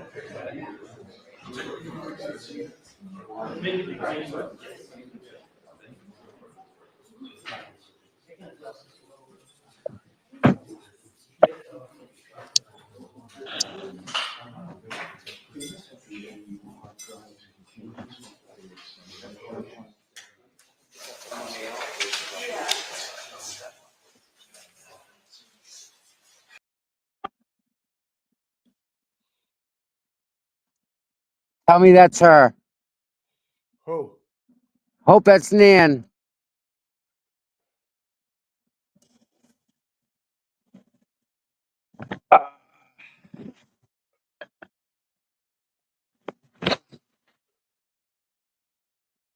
Yeah. Someone find out what's up with Scotty, man. You're right. Yeah. Thank you, Athens. Yeah. Yeah. I don't know. How are you? I don't know if a car pulled in, and I don't know if it's her or not. Oh, And if it is, I can meet her here. you're a motherfucker, dude. I fucking saw it, Joe. You fucker. What? Nothing. He's busted my balls, Joe, online. He's like, you'll see. I'm not even gonna. He's fucking. Just gonna let it go, fucker. Oh, picture of Nurse Kim. Yeah. Nice, dude. Nice. Can somebody let? No, I don't want to go walk past it. What's the matter?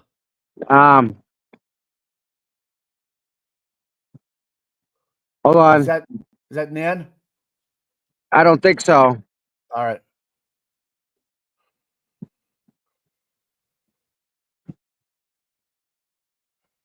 She's probably still stuck. Being in oh yeah, look at these fucking, they're ripping up. They're all coming in. Okay, whatever. Yeah, there's a lot of people that are late. Oh, so you're talking about that's the O'Keefe's? Maybe. What, people coming in? Yeah. Yeah, they probably late. Yeah. So yeah, like all the yeah, you're right. There could be some people that need to be there that aren't there yet. Yeah. Yeah. I got you, brother. I wonder. It must have been a pretty good accident. Well, depends on where it is, you know? Yeah, you're right. You know, it You're right. sucks. Yep. If she's here, I'd rather walk her up. Yeah, You know what absolutely. I'm Because it's saying? yeah. I don't know if So, she's listening to us right now, and she's probably not wanting to text and stuff. But we got. I don't know where she knows where to park and stuff, and yeah. All right, she's in a yellow coat, and she's looking for a parking spot right now, Tommy. Okay. All right, I got it right here. all right. I think that's her. Nick Nack, thank you. What kind of, does they know what kind of car she's got? Because I think that may be. I don't know, but she's got a yellow coat on. Yeah. All right, so Scott was active on a Facebook chat 3 hours ago. Good. So He's probably sleeping. Scott, No, really. Listen, Mike, there yeah, are some nights where I just can't. It's not happening. sometimes I know he's a wrench on the Aussie and stuff. So yeah, Nan has yellow coat on, guys. Yep, Yeah. we're looking for it. Yep, I don't see her. right. So. Tell Dan to beep her horn. Yeah. Oh. It's kind of rude, though.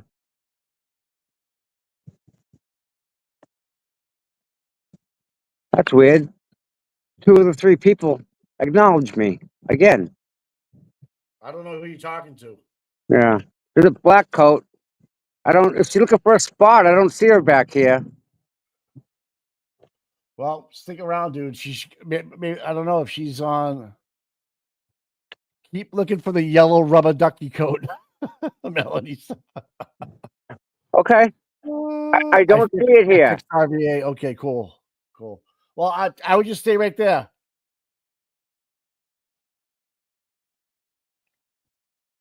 If she's looking for a parking spot, she'd already be here. That's true. Could she be across? Could she be someplace else, like on the street? I don't know. That's kind of what the thing. I mean, this is the parking lot. Yeah. Well, I don't. And it's she ain't coming. There's nobody no activity. So I guess my point is so in Massachusetts they built roads as they needed them. It's not like.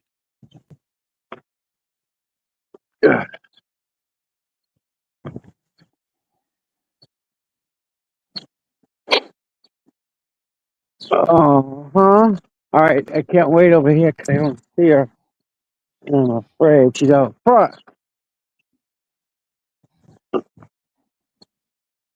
So court hasn't started yet either, too. So you're good there. Good deal. Yeah. Oh.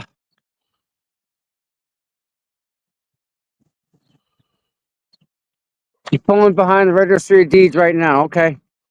All right. I'm waiting then. I'm not giving up.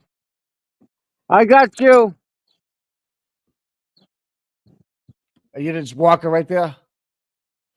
Oh, Athens film. No, I think I'm going bald though. Legit, seriously. Like, really.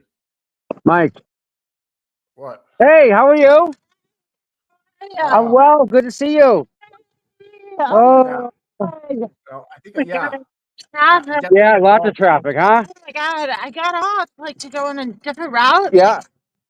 That bad. Go through, I don't know, Route 1 something. Yeah. And then the roundabout, and she's like, take the third turn. And I'm like, the third turn, what does that mean? Next thing you know, they're like, now do this and go here. And Well, you made it. well, I didn't really. No, you did. You're here. I'm here. You're here. Here. The people usually go downstairs and watch everything in registry of deeds. I know. Yeah, You're pretty going to cool. the doctor. I heard you. I sent you the super chat. Yep. I see a yellow coat. Cool. So yeah, I had no clue with sharing links and stuff with that. So we're a team here. So Yeah. it was a team decision, I guess, and moving What? on. Well, What, we talking about Grant still? no, Oh, all right, because I'm lost. no, yes, no. Okay. Yeah. Where am I? I'm right here, waiting for my friend. She's looking for you. She's looking for you. Check out No, Nick you're Mack. good. It's all right. She sees you, Tommy. Yep. Mm-hmm. All right. She's right there. All right, man. So Mike, I asked Hank Brennan a question. A couple of them. He laughed. Did he smile? He did. He did. Ah, He okay. had a big smirk on his face. All right. Then we asked, we're messing around with Ted Daniels a little bit, right? Did anybody ask him about his sauce? No. Das. Oh, they did. They did. Good morning. Good morning. I'm good. And how'd you sleep? Well, oh, wait till tonight. You're going to sleep like a baby. Oh man, I better get to sleep early tonight. Is she doing any shows tonight? Do you know? I don't know. All right. I'm sure she'll be booked hard. Oh, Turtle Boy's live tonight too, right? Yeah, it's Tuesday. Yep. Yeah. That'll be good. That'll be a good show. All right.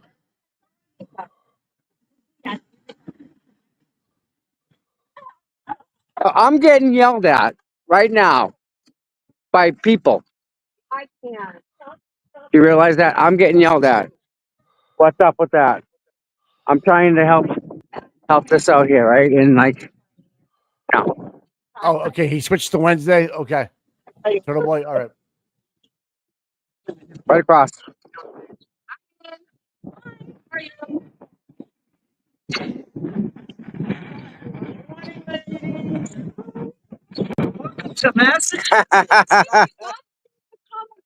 God save the comment.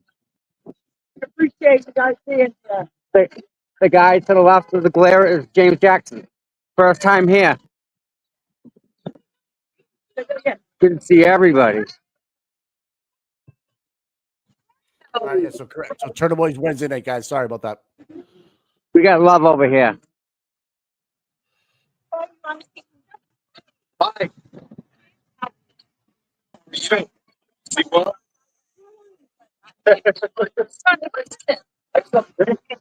I made one. Yeah. There she is.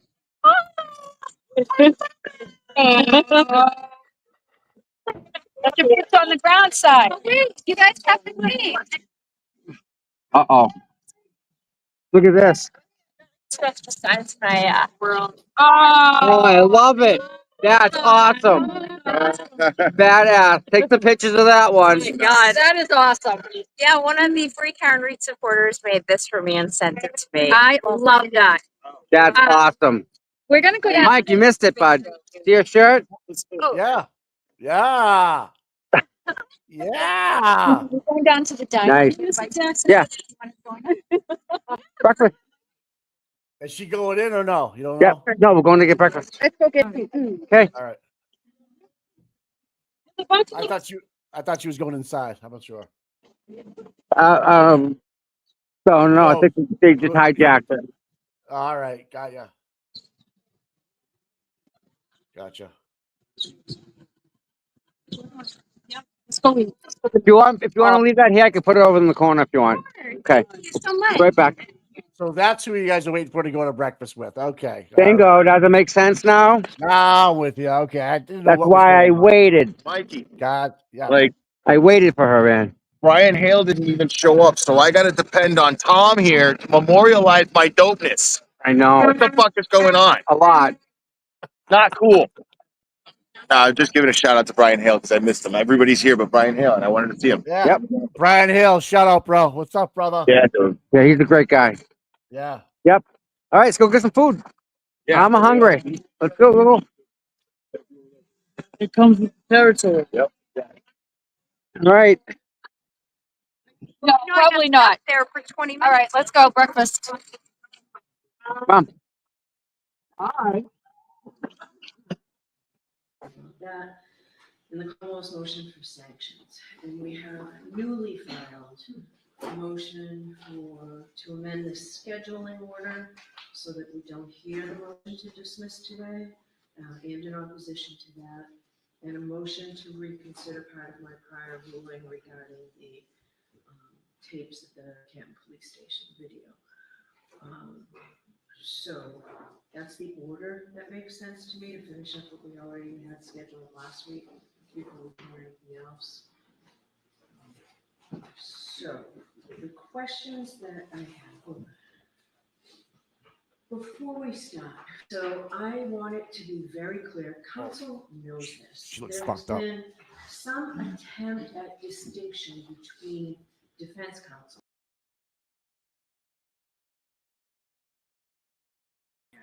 But you all know that when one of you speaks, you speak for the entirety of the defense team. When one of you acts, you act for the entirety of the defense team. And when one of you makes representations or misrepresentations, you speak for the entire defense team.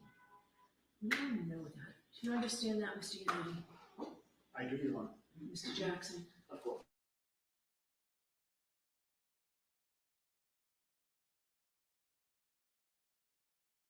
What is this, fucking kindergarten?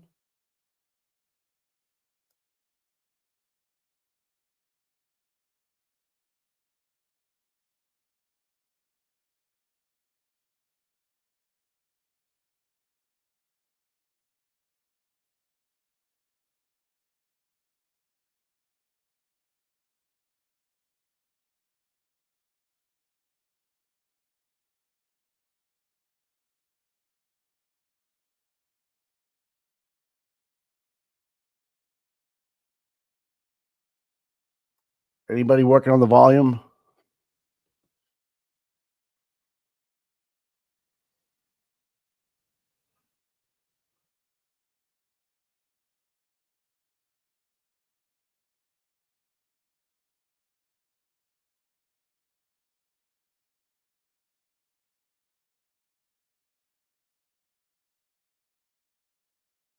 Along with your retainer is required. Also, if you could attach a copy of your Dr. Rentschler's and Mr. Klein's CVs, I would appreciate it. I look forward to speaking to you and your team soon as we iron out the logistics for your participation in the trial. Thank you again, AJ. Then, as you pointed out, 2 days later, an email from Daniel Wolf to Mr. Jackson regarding Reed engagement, and that's the title of the other one. Subsequent to our conversation on Wednesday, the U.S. District Attorney's Office has asked that we pause on any further conversation until we receive additional information from their office regarding our involvement moving forward. I will provide you an update when I have it. Thanks, Dan. You called that a pause email, but when I was looking through my notes, what you said was, based on that pause email, I infer that there was no further discussion between ARCA and Mr. Jackson regarding compensation and retainer, and then out of the blue, the bill arrives. So my question to you is, are you inferring or do you know that to be fact, that there was no conversation, emails, texts, letters, phone calls? Do you know that to be fact, or is that what you are inferring, as you said? I am inferring, Your Honor. I do not know that as a fact. Okay. So now my next question is regarding the invoice and the payment or fact of payment. So the invoice was provided on February 13th, 2025, provided to the Commonwealth. The bill itself was paid on July 25th, 2024. Why wasn't the record of payment produced at the same time Same time as what, Your Honor? as the invoice? And you're referring to the record of payment being? Yes, why wasn't the fact that this payment was made? It didn't come out, for me, at least for the court, until I asked you midway through your proceedings. And in fact, I have the opposite. I have filed after that February 13th date, and I know Ms. Little filed something yesterday to clarify this. It seems pretty clear. This was filed, I believe, in the weekend, February 16th. In the Commonwealth's defendant's opposition to the Commonwealth's motion to exclude employees of ARCA, the Commonwealth's motion to exclude these exculpatory expert witnesses who were not hired or paid for by the defense is not made in good faith in a desperate and transparent attempt to keep exculpatory testimony of neutral expert witnesses from reaching the jury in this case. Going on to the next page. Ironically, the Commonwealth accuses the defendant of failing to comply with her discovery obligations while conceding that the information is not in her care, custody, or control. Moreover, here, the defense has gone above and beyond its reciprocal discovery obligations and has already satisfied all of its mandatory discovery obligations under Rule 14 and turned over all additional information in the control and custody of the defense relating to the ARCA witnesses as ordered by the court at the last hearing, in spite of the fact that the defendant's reciprocal discovery is not yet due. How do you reconcile that? I had to ask you midway through your presentation whether that bill was paid. I'm going to answer it, Your Honor. I just wanted to make sure you were finished with your Go question. ahead. I learned that invoice was paid Sunday night before February 18th. I'm going to repeat that. I learned. You don't have to. I'm sorry. Repeat it. And again, what you know and what all counsel know is one and the same. I understand, Your Honor. And I want to, so I'm answering your question. That's part one of the answer. When that was submitted on the 16th, I had not gone and done my investigation and gone through and asked all the questions that I did. So that's part one. Part two of the answer is, Your Honor, you've referenced that I didn't get to the payment until the middle of my presentation. The reason is because I did my presentation in chronological order. And that's the notebook that I laid out. I started with March, went all the way through. And when I got to the invoice, before I could state that it was paid, Your Honor asked the question, was it paid? And my answer was right away, yes, it was paid. And I said, and that's what I was going to get to next. So the reason why it came out when it did is because I did the whole presentation in chronological order. But the motion, defendant's opposition to the Commonwealth's motion to exclude employees of ARCA is signed by you. Your Honor, it is signed by me, but if I could, with regard to 3.3A1, 3.3A1 is not a strict liability statute. That's the reason why it has knowing in it, is in order to violate 3.3A1, the attorney in question has to know with regard to the fact and issue. So respectfully, Your Honor, I have a different view of what an attorney is responsible for under 3.3A1. You're absolutely correct. Under everything else, particularly Rule 14, it can be no excuse for any attorney, including me, that I didn't know what was happening in discovery. That's not the way Rule 14 works. I am responsible for everybody. But Your Honor, it's clear in the commentary, it's clear in the case law. The reason why knowing is with regard to each attorney is no attorney can be responsible for the statements of issues of fact in court when it comes to a 3.3A1 analysis. That analysis in construction, Your Honor, would render mere surplusage and read out the mens rea of knowing. In something that critical of candor to the court, that's why they put the mens rea in, because no attorney can be responsible for a misstatement of fact of another attorney unless they have knowledge of the misstatement and they knowingly participate. So I respectfully have a different conclusion than Your Honor does about attorneys being responsible for statements on candor under 3.3A from everything else in the world, which I agree completely with, Your Honor. All right, I'm not going to ask other counsel. All right, so let's move on to the next motion. Your Honor, if I could, the tabs that I had, I marked them as exhibits. I didn't do that last time. In the white book? The white book, and I had to mark, Mr. Brennan has agreed to them going. May I just offer them in at this time? They're all marked. There are two. Your Honor's February 6th was exhibit 1, so I picked off on 2 and worked it out before. What would you like me to do with these, Your Honor? You can hand them to the court officer, who will hand them to the.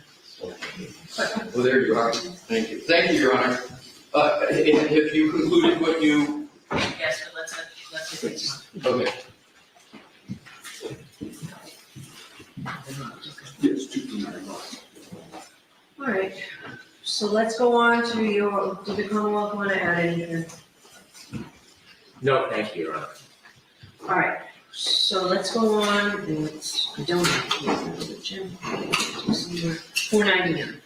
So the motion of the defendant to exclude the testimony of the Commonwealth's witness, James Crosby. And I read it 2 weeks ago when it came in, Mr. Leslie. I'll hear you on your motion. Thank you, Your Honor. I'm just getting myself reoriented Take back your to time. it. Thank you.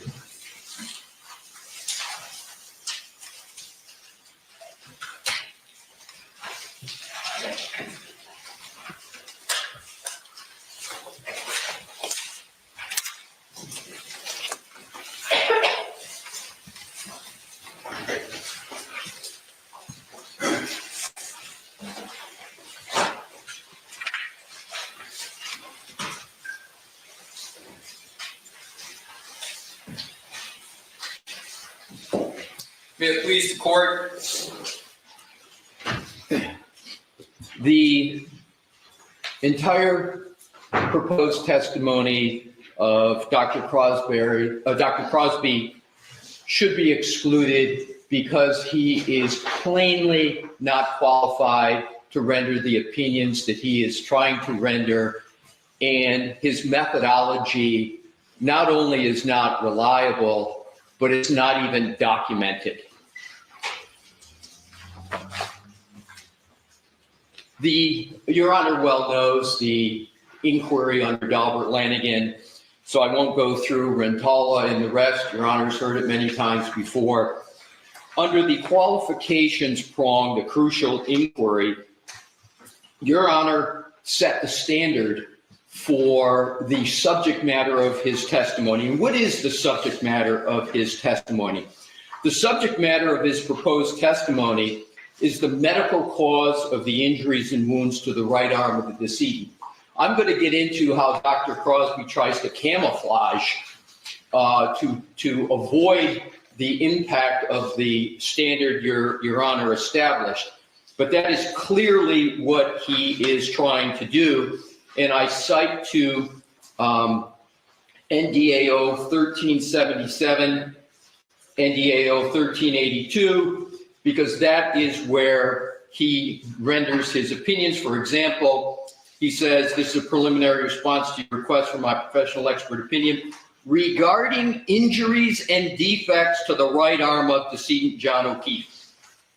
Similar statements. So it's very clear that's the subject matter of his testimony. Your Honor stated with regard to Dr. Rentschler that it is clear to me that in Massachusetts, biomechanical engineers are not qualified to testify as to medical causation of an injury, the key point. Only an MD can do that. That's what Your Honor said was the clear law in Massachusetts. Admittedly, indisputably, Dr. Crosby is not a medical doctor. As a matter of fact, Dr. Crosby is not a veterinarian. He's not a forensic odontologist. And those are all disciplines that can even get near the type of subject matter that he's looking to opine about.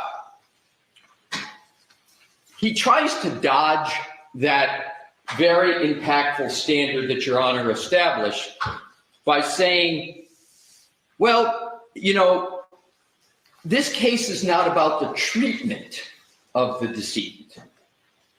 It's not a case about the treatment of the wounds on the right arm. And yeah, you'd have to be a medical doctor to treat, but that's not what the issue is, so I'm okay. It is a total straw man argument.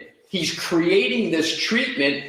Nobody ever said the way that the issue is treatment. Dr. Russell never said treatment. Dr. Crosby made it up. So he creates this straw man to try to avoid the medical causation opinion that he is given. And I think that's a clear indication that he is very, very sensitive to the issue that he's not a medical doctor. With regard to his area of expertise, it can't be more obvious than his own proclamations. He says the name of his consulting group is Canine Aggression. His purported title is Certified Behavior Consultant. So he himself dubs himself with regard to canine behavior. And that is what he is expert in. And of course, there's no issue whatsoever in this case about canine behavior. And more importantly, his own report doesn't discuss canine behavior at all. So in conclusion, on the qualifications prong, Your Honor, based upon Your Honor's standard, he's not a medical doctor. He's therefore not qualified to opine on the cause of the wounds to the decedent's right arm. The court need go no further than the qualifications prong to exclude all of his testimony, because all of his report is regarding the cause of the wounds to the decedent's right arm. And it almost is common sense that when someone is trying to opine on the cause, the medical cause of injury, that if you're not a doctor with regard to the issue, that you're not qualified. So now let's go to the methodology of Dr. Crosby. His methodology is essentially, he took measurements of one dog, a dog named Chloe, that it purports to be Chloe. He didn't document that it was. There's no documentation of that. But let's assume hypothetically it is this dog Chloe. So what does he do? He takes measurements. This is what he did first, and I'm going to get to what he's just recently submitted. So what does he do? He takes measurements, anesthetizes the dog, takes measurements of the teeth, and then he takes those measurements and he tries to apply them to photographs of the decedent's right arm. And he basically says in his methodology, I am measuring the distance between the canines, I'm taking other measurements of the dog's dentition, and then I'm going to compare them to the decedent's right arm in a photograph, and I am going to opine that the measurements of the dentition don't match up with the measurements and distance of the wounds on the right arm. Therefore, this dog couldn't have caused these injuries, and therefore these wounds are not caused by a dog. And this dog, so he says not only not Chloe, but no dog. Then he goes even further and he says, and I believe the cause is some sharp object.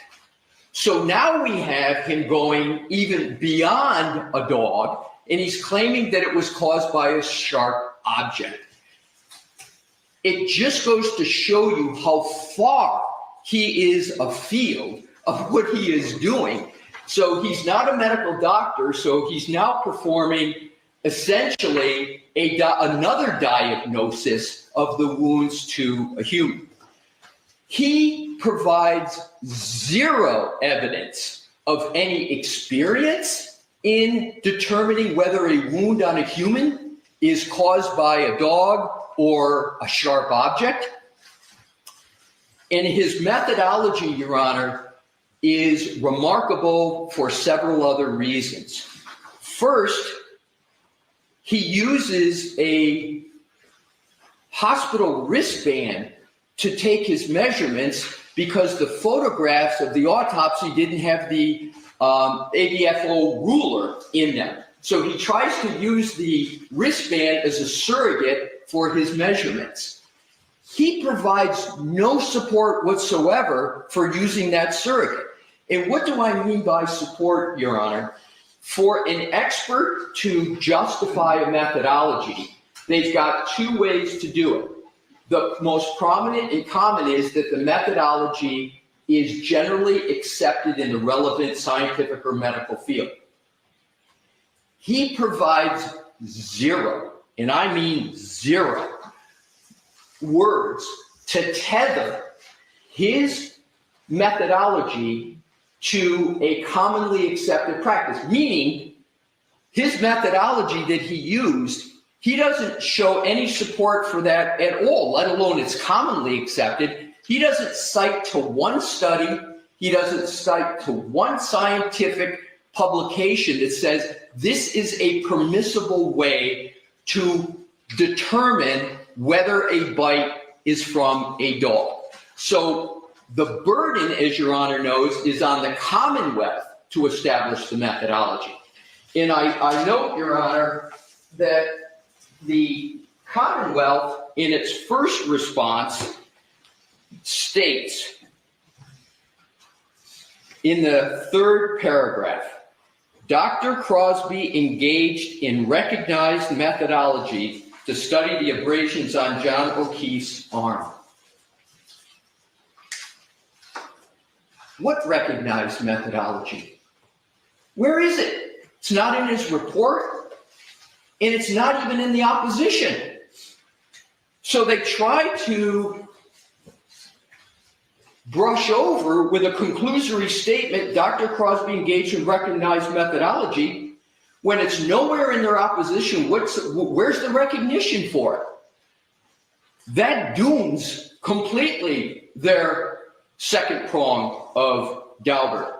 Then what they say about methodology in the same paragraph, they say the methodology employed was based on facts, science, and study. What do they cite to?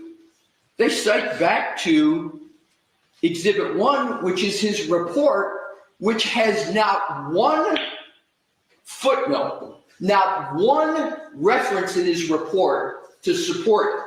So the statement the methodology employed was based on fact, science, and study is a bald conclusion with no support at all. And this was the opportunity for the Commonwealth. I put it pretty clearly what the challenge was, for them to come back and say, oh, no, the methodology, it's recognized, and here is the basis for it. It gets worse for the Commonwealth, Your Honor, on the methodology, because there are potentially some methodologies that might be used. They're called into serious question, but one of them for humans, not for dogs, is what the ABHO talks about is the dental mode and overlay method. And that is basically take a mold of dentition, and in the most recent submission, the Commonwealth put in, very belatedly, but I can deal with it, that Dr. Crosby now says he took molds of the dog's teeth. And so I'm going to accept arguendo that he did that and he did it correctly. But what he misses is those molds are meaningless unless you come to part 2. You've got to take those molds and compare it to something. And the something is what's called the overlay method. And what is the overlay method? And this is all set forth in our opposition. And I've got citations to the exhibits, which I'm going to go to. The overlay method is the part 2 you apply the mold to. So what you do is you take tissue samples of the wound. and there's a variety of techniques you can do, but you basically create the wound on a model, and then you compare the mold to the model to see if they match up or don't match up. He never engaged in the second part of what is, even with two parts, is a questionable methodology. He doesn't employ the overlay method, the part two. So the molds that he took are meaningless unless you have the overlay to go with it, because that's what you compare them to. More importantly, the ABHO makes it clear that the only people that can do that are forensic odontologists. And even then, the science is very questionable. What he also does in terms of, and also for his methodology, where it's just a measurement, he provides zero citations, and the Commonwealth provides zero support for taking measurements in molds and comparing them to the womb. Zero. So what are the other errors of Dr. Crosby? And these are not mere differences of opinion, Your Honor. These go right to the methodology. And we put in an affidavit of Dr. Russell, who is the medical support for his errors. So Dr. Russell goes through and talks about all the errors that Dr. Crosby caused in his analysis. The first, she says, is that he treated the arm of the decedent as if it is a static, plastic mannequin-like object. And what is meant by that? Your Honor may recall Dr. Russell stated that when anyone is attacked by a dog, they move their arm, they flex their arm, and they move it, etc. And that can cause a dog's teeth to have an incomplete bite, etc. Dr. Crosby doesn't account at all for that movement. So what he did was he treated the arm as if it never moved, and then he said, I'm going to take the dog's teeth, measure it, and then I'm going to take those measurements to a static arm. And he says it's just the distance is too far off to say that it was from any dog. Well, what he didn't account for is that when the arm flexes up, as it always happens in the defensive wound mode, those angles and those distances change. They get closer together. It's common sense, but it's also medically supported by Dr. Russell. And she said when you do that flex, that is going to make those wounds approximate the canine. But the fact is, her main point is he never accounted for that in his methodology. It's not an opinion. It's a methodology. So, and again, if he were to cite to a study that would say, no, it's okay to just treat it illogically as a static object, he might have some support. But he doesn't, and there is nothing in the literature because nobody believes that's at all realistic in a dog attack. So that's her first criticism of him. She also states that the photos that he used, there's no documentation of who took them, how they took them, and we all know in forensic photography, those people who take those photographs have to be trained, they have to give a fair and accurate depiction, and you can look at one of the key photos, it's blurred. So it's obvious that there's a problem with one of the photos. She also aptly points out that there's not one citation in his report to any support for anything that he did. The Commonwealth, in their opposition, spent more words going back trying to attack Dr. Russell than they did trying to support their own expert's opinion. And I just counted the lines. I'm not going to tell you what the count is, but there's more lines basically trying to say that Dr. Russell's entire testimony and opinions lacked adequate authority. She had, I think, 31 footnotes in her report. The one who entire opinions lacked adequate authority is Dr. Crosby. The other criticism that she has on the methodology of Dr. Crosby is that he didn't account for the dimpling and pinching and piercing of skin. Human skin, when there's any pressure, particularly with a bite, it moves, it dimples, it hits the muscles, etc., etc. He gave no account for the condition of the human arm and skin and anatomy, perhaps because he's not a medical doctor and doesn't know the area. So with regard to the Commonwealth's response, I'm appreciative of the fact that they cited to his thesis. So what they say is in the second paragraph, they said his master thesis, the specific use of evidence in the investigation of fatal dog attacks, has been peer reviewed. So what did I do? I went and read both of his theses.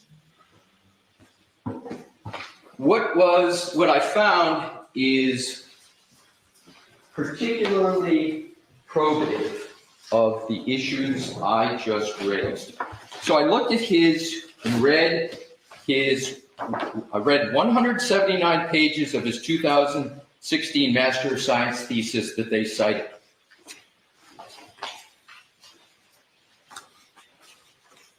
In it, he talks about, on page 46, defining bite mark evidence.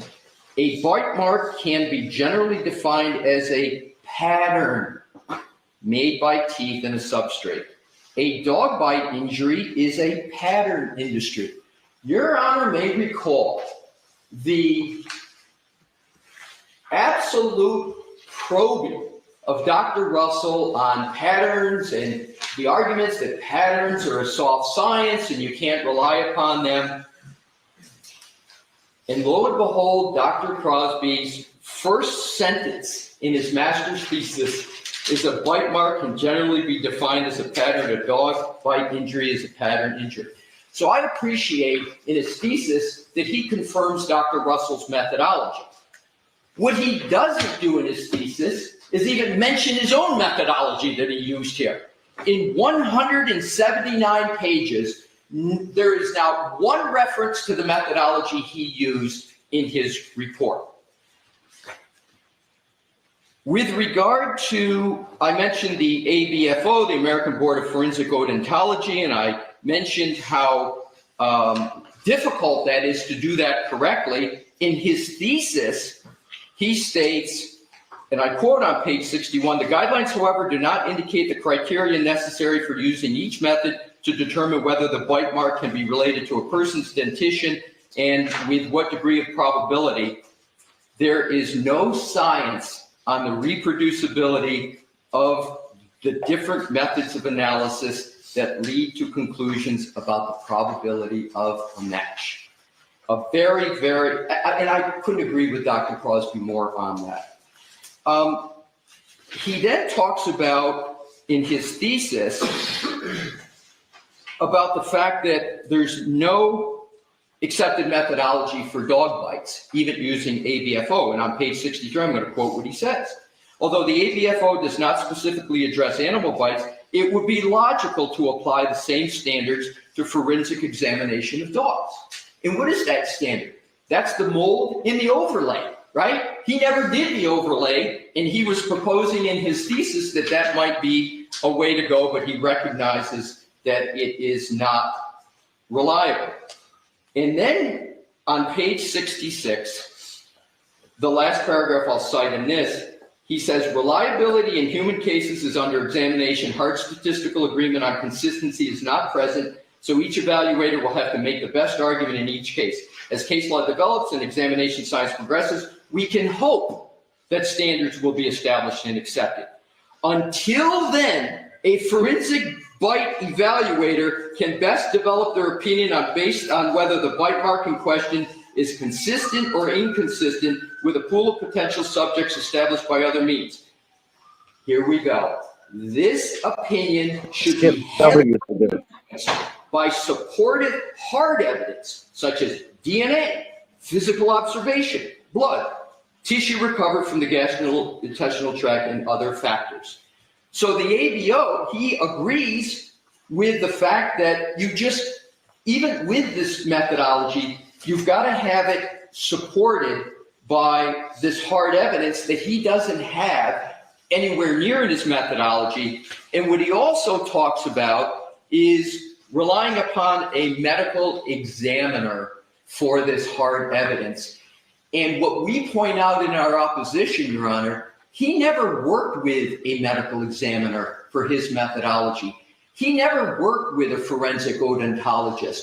In the case law that we point out, even in this very suspect area of bite mark analysis, even in the cases that allow it for humans, they are all cases where there had to be a forensic odontologist or a medical examiner involved for quite obvious reasons. So his master's thesis supports the methodology of Dr. Russell and provides not one mention of his methodology. So then I said, well, maybe in his PhD thesis, which is more recent, 2023, maybe in that thesis that the Commonwealth did not cite. So I went and read 143 pages of that, and there is zero mention of his methodology, and that was just 2 years ago. So what does he say? In his whole thesis is entitled Dog Bite Related Human Fatalities in Scientific Study. So it's really about fatalities, and here it's undisputed that the decedent, his death wasn't caused by a dog. It's a dog attack, but that was not the cause of death. And his whole thesis is about the problem statement. He defines his thesis on page 18. One of the problems is the lack of standardization of methods in reporting. Lack of standardization manifests in several ways. So basically what he did in his thesis is he went through and talked all about when there's fatalities, there's ways, and he creates a classification system on page 63. But his classification is on behavior. Second sentence, page 63. Classifying dog bites. This provided the opportunity to develop a protocol for classifying the incident from the dog's likely perspective based on its behavior. That's his thesis. It's got nothing to do with, is this wound caused by a dog bite? And so on the point of needing a medical examiner, needing someone like a forensic pathologist to be involved, he agrees. Page 125 of his PhD thesis, first full paragraph. Where possible, medical examiners or other examining experts should document the location, extent of wounds, and try to determine which wounds may have been antemortem, perimortem, postmortem. This may require histological analysis by a forensic pathologist. So he mentions what medical examiners should do, what a forensic pathologist should do. He doesn't even begin to suggest that he should do it or that he is even qualified to do it. So in sum, Your Honor, with regard to Dr. Crosby, whose degree is in veterinary science, I don't know what that is. Dr. Russell doesn't know what that is. It's certainly not a veterinarian, although if one reads it quickly, one might think that's what it issued. He's not. He was a police officer for 22 years. And even then, he wasn't like a canine police officer. He had an interest in them then. And it wasn't until he retired that he became active in dog behavior and how dogs behave, if they're aggressive, et cetera, et cetera. So why is it, Your Honor, that we respectfully submit that he cannot testify with regard to the subject matter of his report, which is the medical cause of the wounds on the decedent's right arm? He's not a medical doctor. He's not a forensic odontologist. He's not a veterinarian. He has none of the qualifications to do that. And he surely doesn't have any qualifications to say it wasn't a dog, but it's a sharp object. And then with regard to his methodology, he doesn't document at all how that methodology is generally accepted. He doesn't even, nor does the Commonwealth even talk about the non-exclusive Daubert factors and how they might satisfy that alternative. And lastly, when he speaks and writes a master's thesis and a PhD thesis of just 2 years ago, he doesn't even mention the methodology that he used. So, Your Honor, in Your Honor's opinion about Dr. Russell, stated that it was a close call for Dr. Russell in her ability to testify. If it was a close, no, not if, since it was a close call for Your Honor, I believe it is as distant a call as possibly could be made with Dr. Crosby. So I respectfully request that he be excluded. There's no need for a Daubert hearing. It's plain on the papers, and it's not something that is curable. The Commonwealth tried to submit very recently a mold. Interestingly, they never tried to document the methodology, tether it to study, show that it was recognized. They've now had 2 tries at it, and they haven't come close, and I urge the court to reject it. A jury should not have to hear from a dog behavioralist on what was the cause of the wounds to the right arm of the decedent. All right, thank you very much. Mr. Brennan, before you begin, Dr. Crosby is not going to testify that this injury appeared to have been caused by some sharp object, is he? Are you planning on bringing that in? I wouldn't ask him to do that, no. Okay. All right, so I'm going to. Yeah. Yes.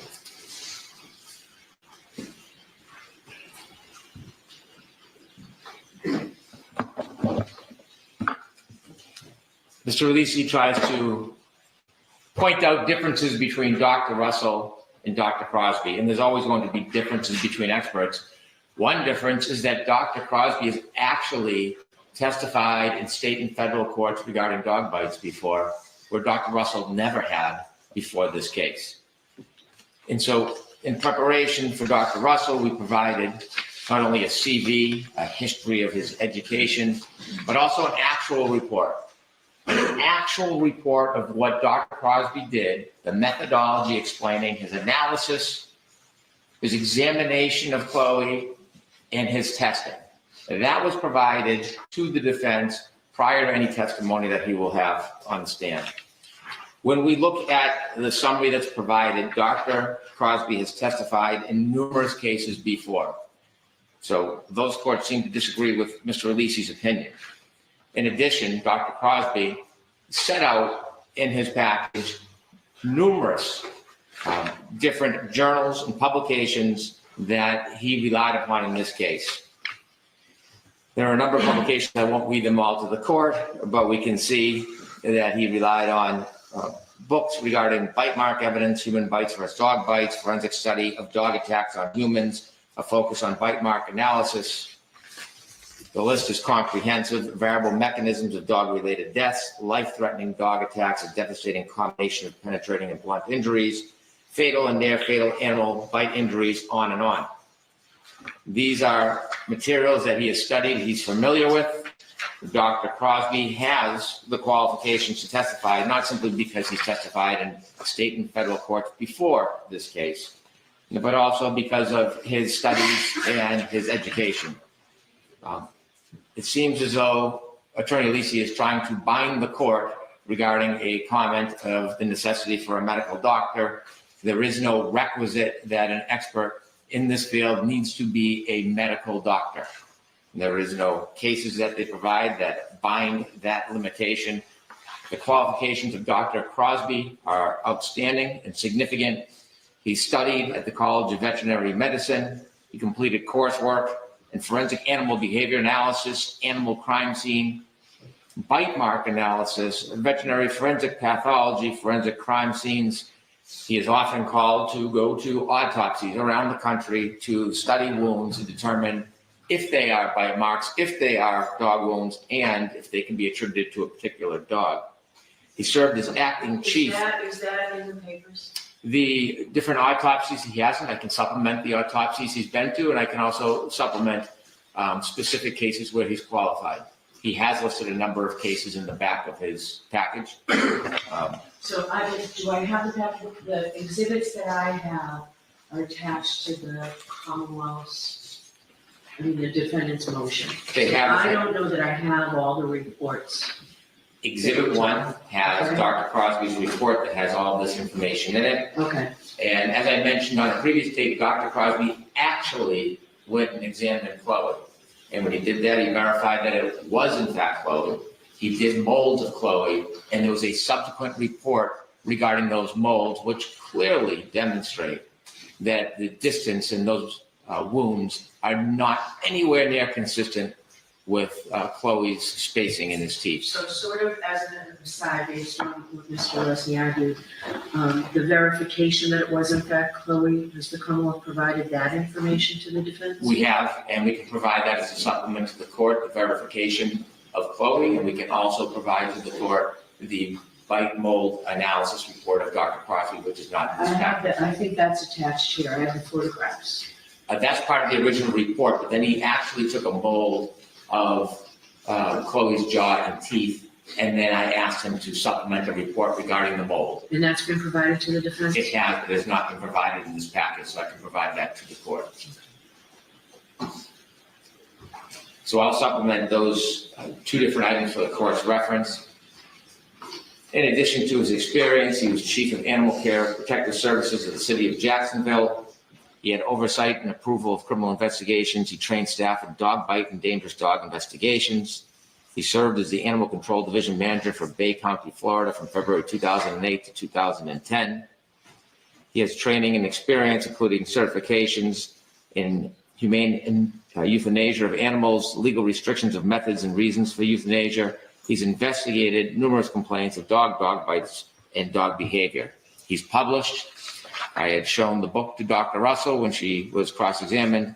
He has a number of engagements where he teaches. Dr. Crosby is well recognized in the field.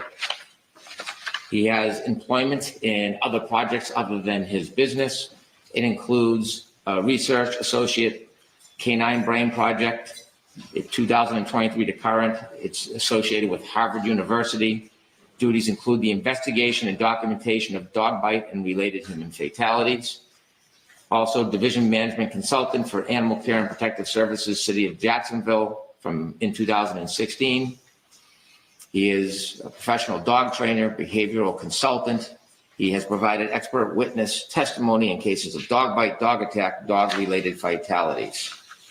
Now, in Dr. Crosby's report, he outlines his methodology, and you can see it is specific, it is detailed, it is consistent. So when we compare, I'll refrain from getting into too much of a comparison, when we see the actual study of dog bites, we see something different in Dr. Crosby's report. They're not unsupported claims that change from time to time.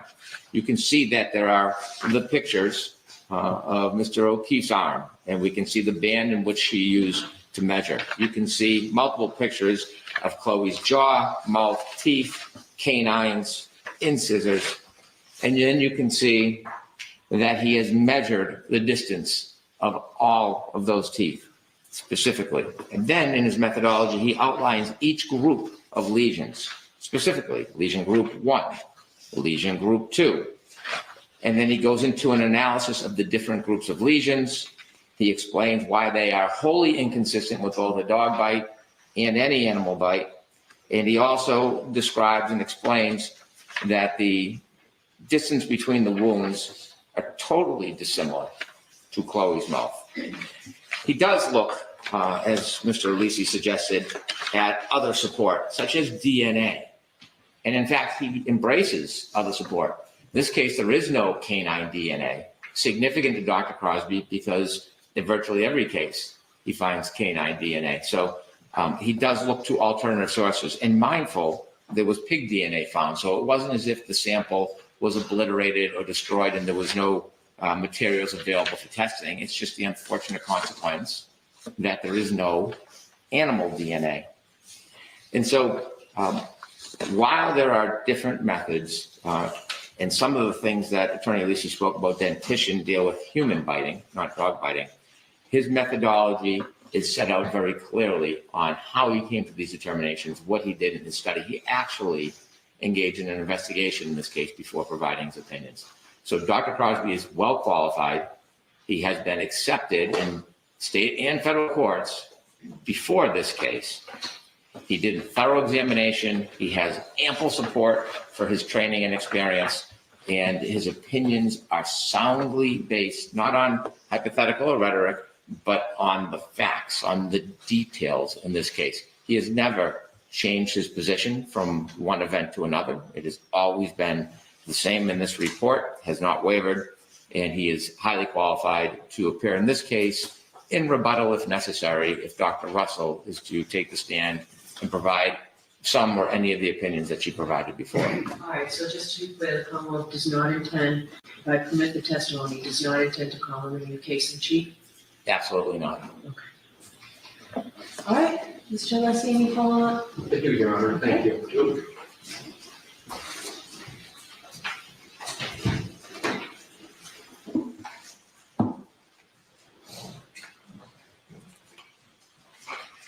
The Commonwealth did not address in its presentation, you heard, one probative, legal or factual point I made because they can't specifically. The Commonwealth just stated that Dr. Crosby has testified in court numerous times. On what? It's important. You can be qualified to testify, and if it's what Dr. Crosby does on behavior, dog behavior, was the dog an aggressive dog? I get it, but the Commonwealth never said that in even one of those cases, Dr. Crosby testified on whether the cause of a wound was from a wound to a human was from a dog. Wasn't mentioned. There's no case provided. As best as I could, I looked at those cases. I couldn't find many of them, but I didn't see any indication that he testified and was allowed to testify that the cause of this wound on a human was from a dog or a specific dog. Point number two, Mr. Brennan mentioned he cited numerous journals. Your Honor, I would ask the court to take a look at his report. There is now. Hold on, so that's exhibit one. Yes, exactly. Just give me a minute. Just put it back again.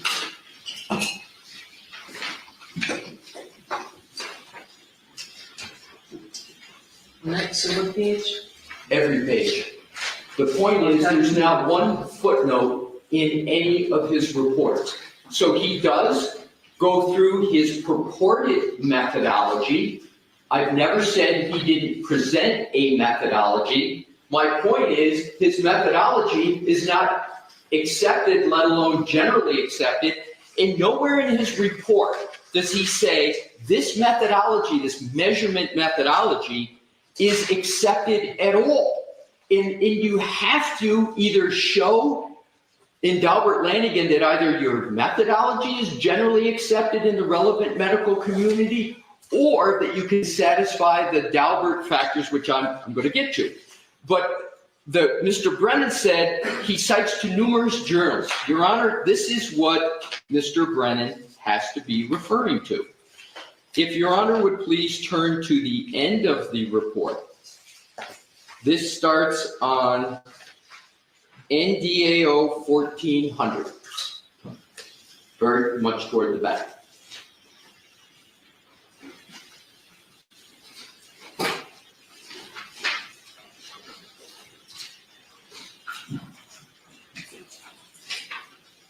Okay. So he's got it in alphabetical order. Importantly, the page before 1399 at the bottom is entitled References and Materials Consulted That May Affect My Opinions in This Case. You can't have an expert report that does a data dump of references and says, there might be something in here that I might have considered that might affect my opinions in the case. And that's exactly what he did. And the only conclusion I draw from this is his methodology isn't in any of them, because if he had to cite which one of these contained his methodology, he would have to be creating fiction. So when Mr. Brennan says he cited numerous journals, well, he did, but where does he tether his methodology to one of them? He doesn't, because he can't, because his methodology, to the best of my research and Dr. Russell's, has never been accepted by anyone. So then what Mr. Brennan stated was that he participated in autopsies. My point exactly. He participated in them. He obviously doesn't perform autopsies, so it had to be with a medical examiner or forensic pathologist. He didn't do that in this case. There's no statement by him that he worked with a medical examiner, etc. So I think the inference the Commonwealth wants Your Honor to take is, because he's participated in autopsies, he must have been the one that determined whether or not the dog bite, the wound is from a dog. There is zero evidence in any document from which even an inference can be taken. There's no foundation fact from which the inference can be taken that that's what he has done. He mentions a book that he tried to use on Dr. Russell and for whatever reason immediately truncated it. I will just reference that book is not peer reviewed, but importantly, nothing in the book that Dr. Crosby wrote, and I thank Mr. Brennan for bringing it up, there's nothing in that book that sets forth the methodology that he used here. It's not there. With regard to he's well recognized in the field, that's exactly what Mr. Brennan's words he just used. He's well recognized in the field. What field? For Daubert, you gotta have experience in the subject matter. I don't know what he means by field. Is it dogs, dog behavior? In Daubert, it's the subject matter, the testimony, which is what's the medical cause of the wounds to right arm. That's not documented. That's not even stated. He mentions Harvard, which people use for obvious reasons. You know, it's Harvard, but what is it that he is participating in Harvard in? This was from the words of Mr. Brennan, canine brain behavior. I didn't hear anything that he's at Harvard opining on the cause of wounds to humans and whether they're not from a dog. Mr. Brennan said that he outlines his methodology. I agree with Mr. Brennan on that. He does outline the methodology that he uses. But fatal and problematic is he doesn't tether it to a study to say it's generally accepted, which is the key inquiry under either Commonwealth v. Davis, common acceptance, or the Daubert-Lanigan, the 9 exclusive factors. And then the last point that Mr. Brennan made is particularly telling. He said Dr. Crosby bases his opinion on facts. That's not the Daubert inquiry. You've got to base your opinion on a reliable methodology. Facts, yeah, they are somewhat relevant, but the most probative aspect is methodology. So I am still, after all this time we've argued this, waiting to see where is the study, where is the documentation that the methodology that Dr. Crosby used, that a medical doctor, Dr. Russell, so thoroughly criticized, where is that methodology documented in one of these many references at the end, no footnotes in his study? I believe, and why isn't it, Mr. Brennan didn't respond at all to my points about Dr. Crosby's 2 theses, where you would expect his methodology to appear, and it's completely absent from there. So the question is, in conclusion, where is the home for his methodology? Where is the home? Where is the home in the scientific literature? It's an orphan methodology. It has no home because it's not generally accepted. So he is not qualified under Daubert-Lanigan, and his methodology is an orphan. And for those reasons, not only can he not testify with regard to whether the cause is a sharp object, but the Commonwealth hasn't even begun to meet its burden that his methodology is reliable for all the reasons that I have stated. And a good part of my position is based upon Dr. Crosby's own report that doesn't tether it to a study or general acceptance, and Dr. Crosby's own theses that don't even mention the methodology that he is trying to put forth in this case. Okay. Anything else, Mr. Brennan? Briefly.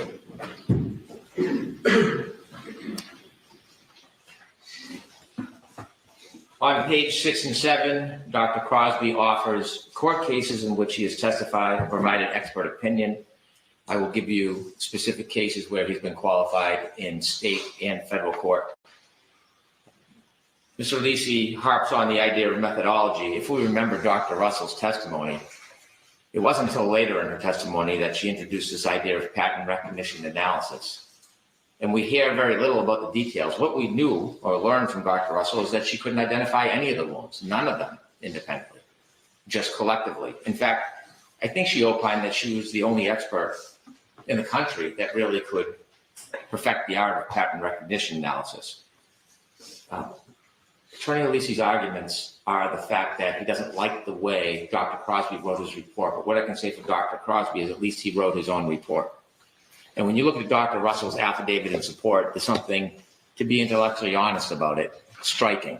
Kind of like her original report, where it was clear to me that it wasn't fully written by Dr. Russell. You look at that affidavit, it is not consistent with the testimony or the mannerism or the way that expert speaks. And so a lawyer can craft an affidavit and help craft a report so it meets their idiosyncrasies, but that is not the arbiter if somebody's qualified.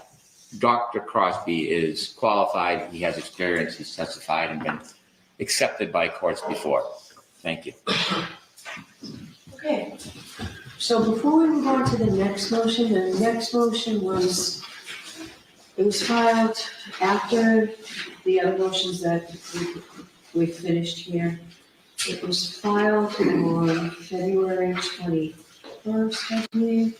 Defense motion to exclude, February 21st. Defense motion to exclude certain testimony of Commonwealth witness Robert Gilman, and in the alternative of Daubert hearing. So the last time we were here, I wasn't sure we would reach this. I think it had just been filed. So I don't have an opposition from the Commonwealth. I don't know if you wrote one, if you planned on writing one, or if you just wanted to go forward, and also whether you're prepared to go forward today. We do not have a written opposition, but we are prepared to go forward today. Okay, so I will hear you. Mr. Leslie, this is you again, right? It is, Your Honor. All right, so I'll hear you.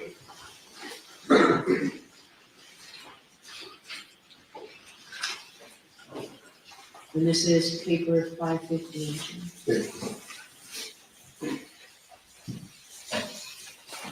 May it please the court, Mr. Gilman, a meteorologist, is attempting to opine on the hardness of soil conditions at 34 Fairview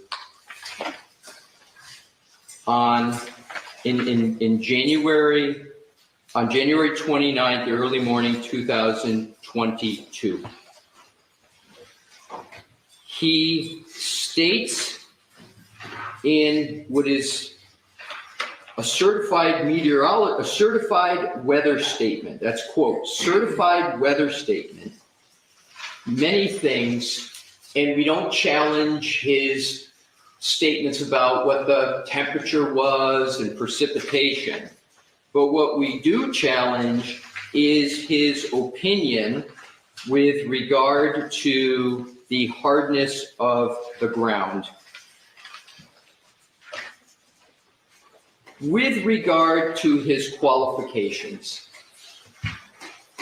his qualifications to opine on the hardness of the ground. He is not a geologist.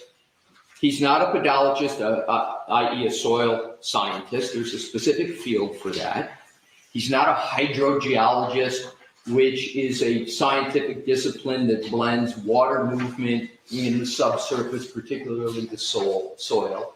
He's not a hydrologist, which deals with solely movement of water, whether it's in any kind of media, soil, etc. And he doesn't purport to have any of those qualifications. He doesn't even state that he took courses in college that would have even educated him on soil hardness and the effect of precipitation with regard to the hardness of the ground. But perhaps the most telling statement that he makes is he puts his opinion in quotes. So his certified weather statement is hard as a rock, I believe. I'm looking for it. So I'm sorry, there are a couple of exhibits attached to your affidavit, Mr. Leslie? Yes. So one's exhibit 1, I don't see any. I'm sorry, Your Honor, it's exhibit 1. Okay. It's his February 3rd, 2025, quote, certified weather statement. Okay. That is it. And at the bottom of it, it's got in the quotes, the Okay, I see it. Right. I don't see anything that says certified weather statement. It's an email, right? no, his report is exhibit, well, it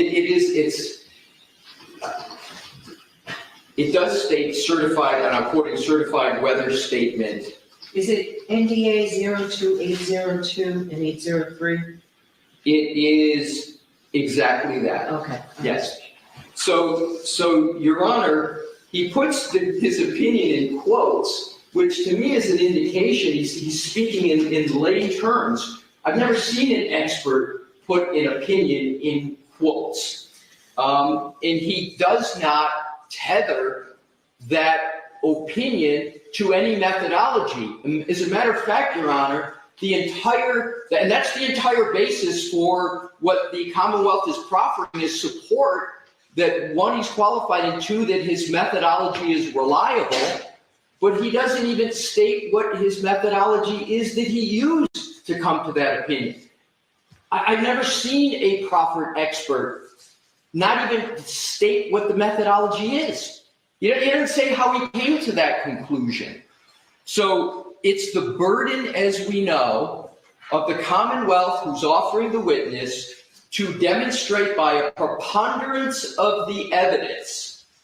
They don't even have evidence, let alone a preponderance of the evidence. They don't state a methodology, and they put the key opinion, the only opinion, in quotes. And Your Honor, there is a deep and typical of science, complex way to determine hardness of ground. And he doesn't even begin to discuss that whole science. And Your Honor may recall in previous Delbert Lanigan hearings, I cited to the Goodman case, the Pasteur case, and the courts in Massachusetts has said, in addition to going through making sure you've got a methodology, the court can also use it's the words of the court's common sense. So in addition to all the defects that I just covered, has anybody ever, all of us have heard a meteorologist in many different fora, most prominently on TV, talk. And what do they talk about? They talk about the weather, the forecast of the weather. What is the weather? We all know what it is. I've never heard a meteorologist say, today is going to be 22 degrees below freezing, there's going to be precipitation, and the ground is going to be hard as a rock. I've never heard it. because that's not what meteorologists do. So I believe in terms of common sense, in addition to the other arguments, I think common sense just tells one that this is not the kin of meteorologists. And interestingly, the Commonwealth doesn't cite and document one instance where Mr. Gilman has previously opined on the hardness of the ground. Not one. So in conclusion, Your Honor, he's not qualified in this area. He doesn't even state a methodology to come to the opinion, let alone show that if he had a methodology, it's reliable. He puts the opinion in quotes. I think the only reasonable conclusion from that is he's using layman like an idiom, a term that people just use. You know, his head's as hard as a rock, whatever. But that's not science. And in order to give an opinion to the jury, the whole purpose of general acceptance, the whole purpose of Daubert is it has to be based in science, and it has to be the methodology. There's none stated, and for that reason and the others I've mentioned, Your Honor, Mr. Gilman, the meteorologist, should never reach a jury to talk about hardness of the ground. Thank you. Mr. Brennan, the first question, do you intend to call this witness in your case in chief or for rebuttal? I do, case in chief. All right, I'll hear you. Thank you.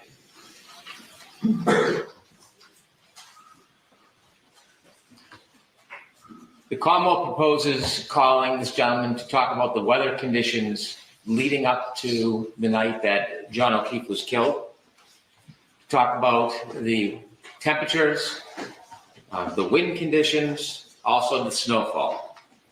It seems that the only complaint the defense has is the ultimate opinion that the ground at Fairview was hard as a rock. I think that concern is easily remedied. I do not need to ask this expert if the ground at Fairview was hard as a rock. I can ask him about the documented temperatures, the winds, the snowfall, what makes the definition of a blizzard, how many hours have to elapse in certain conditions to be a blizzard. Also, he can measure the snowfall as it accumulated that night into the early morning hours because there's statistical evidence about it. And I would like him to talk about how ground freezes. Without giving an opinion that this ground was hard as a rock, he should be able to testify that over a period of time, the frost below freezes the ground. I don't need or would not ask Mr. Gilman to talk about the ground hard as a rock. We have a handful of first responders who will give lay opinions with common sense that the ground was hard as a rock, and state police who excavated can testify to that very thing. So Mr. Gilman does not need to offer that opinion. If that's the only thing offending the defense, I think we can resolve the issue. Okay, would you say that, Mr. Lessing?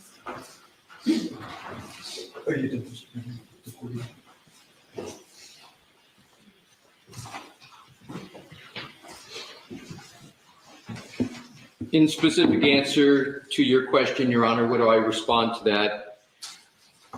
I think the Commonwealth very much recognizes the shortcomings that I mentioned, but its proposal to have a meteorologist talk about how ground freezes is still very much problematic because, just by way of example, how a ground, whether it's frozen or not, and how it freezes, I will give, Your Honor, citations to scientific studies that address and techniques as to how one has to do that. Benjamin J.G., 2005, freeze-thaw effects on penetrometer resistance and shear strength. Why don't you put those in writing? Was that just a Google search? I saw that you had it on your... Actually, Your Honor, the answer is no, it's not a Google search. I actually consulted with the former head of the National Academy of Science on geology, Dr. Donald Siegel, who told me and gave how it is that one determines whether or not ground is even frozen. Okay, so That would be helpful to me. Is there any objection to the Commonwealth to me getting that? Not at all. No. Happy to provide it, Your Honor. Do you want to provide a copy to Commonwealth as well? I'd be pleased to provide a copy to the All Commonwealth. right, so I'll take this under advisement.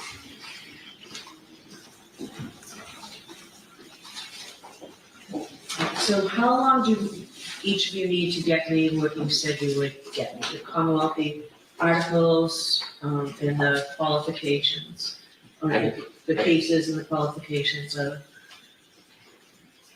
Dr. Crosby? I can have that to you today.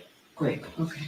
And those articles, Mr. Alessi, that you were just citing, when can I get those? Do you want the citations or the articles themselves? If you've got the articles, if you've got a copy that'll save me from having to find them and read them, that's fine. If you just give me the links, I can do that myself. I'll get you the articles, Your Honor, in the text, and it's probably going to take me 2 or 3 days.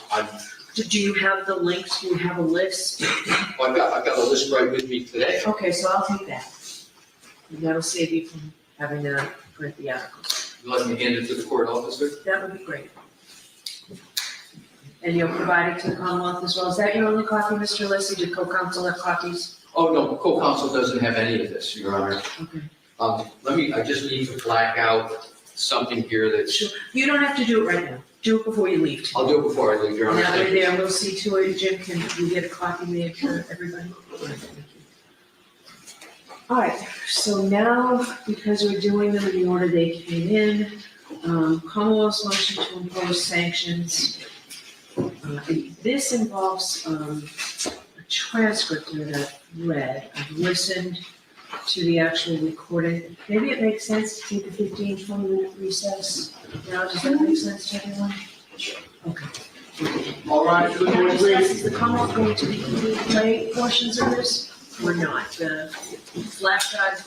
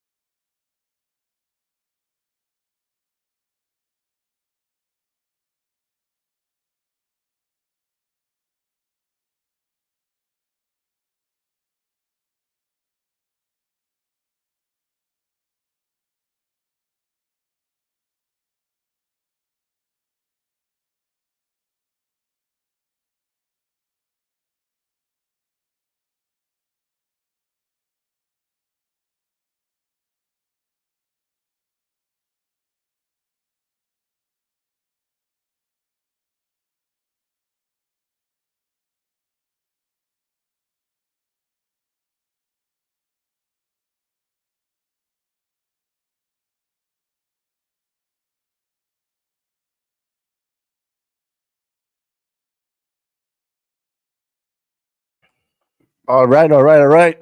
No, I went to get a cup of coffee. Oh, yeah. What did they do? Take a 10-minute break right when I was getting a cup of coffee? I let the dogs out too.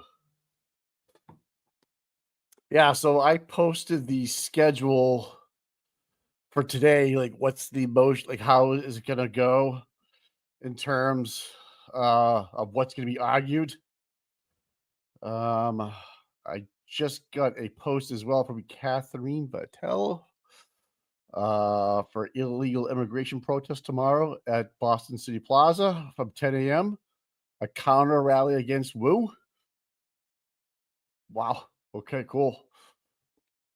Well, I look at doesn't it look like Bev is like nodding off up there when she first showed up, like legit, like what is going on with her? Like oh man. How long have you guys been waiting? No. Yeah, you know what? Last night was fun, dog bomb. Man, I had a lot of laughs, man. I'm not gonna lie, that was one of the funniest moments of the year so far. Some of the shit that we were talking about. Uh well, that we can't mention it on the show. I bet we could, but we're not going to. Uh, yeah, it was good. This Bev wants this trial over before April 1st. The police audit report, huh? Okay, so next up, we see here. So the defendant to exclude Crosby, no decision yet. Exclude Robert Gilman. Up next is the Commonwealth for sanctions. Thank you, Karen Read updates. All right. And then scheduling order, motion to reconsider decision regarding Kenton Police Station videos coming as well. Okay. If you're not following Karen Read updates, please do. Good on Twitter. So yeah, so this is okay. So this is the traffic alert. Multi-vehicle wrecks shut down major highway near Massachusetts, Rhode Island line. Wow, 95. Oof. Okay. How do you guys think it's going so far? I mean, seems like she was open to Bobby Balboa, Alisi coming right out swinging at her. Like, I thought it was going to get spicy. And then he's so good, and he's quoting, case laws and I just like the way he does it. Something about him. It reminds me like a school teacher, like, okay, class, we're gonna cover this today. And he tells you what's gonna happen before it happens. Like, if you're in the business of selling, say, right, you explain to the customer of his house or whatever you're going to do, how the process works and what you're going to go over. There's no surprises. It's just like, this is how it's going to happen. Like next, Your Honor, this is what's next. It's we already know what's coming. It's on page 15. That's just the way you roll. That's how you should do it. And then, back to the jury selection, which I think is going to be fucking amazing, how they actually go about do this. So Alisi's name outside the court correctly, Jen Watson. Is that Alisi, right? Alessi? Yeah, Bob Alessi. I'll call him Bobby Balboa. Okay. Yeah.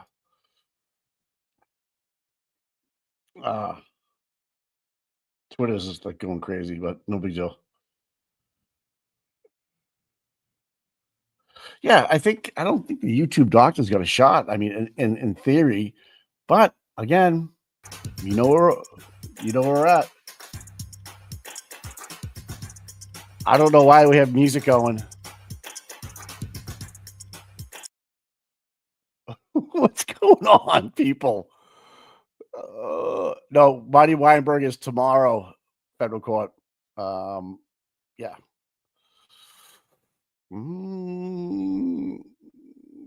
Did you Google that, Mr. Elise? Alessi? Sorry. Alessi. Bob Alessi, right? Not E. Bob Alessi. Alessi. Jesus, man, I can't. I'm gonna get that Boston accent, man. I just call him Bob. How's that? Bobby A. Amen. A-Rod. I'll call him A-Rod.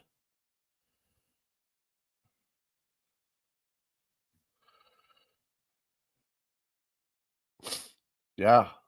They Aiden's fighting Bob, smacking down Spanky YouTube doctor methodology. He's basically called it the closet babies of methodology. Fucking right, dude. Hey guys, listening in the background. Okay. I don't know why where the music came from. Just you never know what you're gonna get here on the Seeking Justice page. You get some rap music, whatever you need. We got it. Yeah. So yeah, everybody's good. Bob fighting Bob at destroyed Hank's expert methodology, and he knows it. Yeah, Hank does know it. You're right. I'll give you that one, man. Oh, I need another cup of coffee today, man. This don't like me, man. It was a long night last night. I was out till 8. It was crazy. Do you think we'll have those decisions today? I mean, it's obvious that she already made up her mind. You know what? I don't know. Guys. I'm gonna be. This is one person I can never, ever figure out what she's gonna do. Just don't know. Can't figure it out whether the case law is with her, against her, or not. I'm just like, okay, didn't see that one coming. In, out. I know. I was out to 8 o'clock too. I don't go out much, man. I'm telling you, man. I went out last Friday night too with a family function, and I think I was home at 8:30, and I was like, when you don't do it for a long periods of time, it's different, you know. But I remember back in the day, I go out all the time, fucking 8 in the morning, you know. But like I was talking to somebody last night, like one of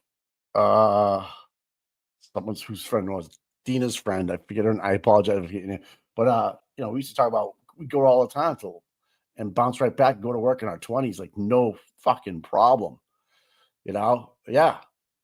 And then now it's like you pay for it dearly, dog bomb, right? I mean, it's just like, I had 2 martinis last night, and it was like no biggie. I sipped on it for 2 hours, you know, but still, I am not the same, and I hate to drive it right night too, you know. And it sucks, dude. It sucks getting older. It's like, and like, so I don't drink at all. So when I do drink, let me put it this way. Well, I don't drink at all, but when I did drink, you know, on a weekends and stuff like that, I drank to get drunk.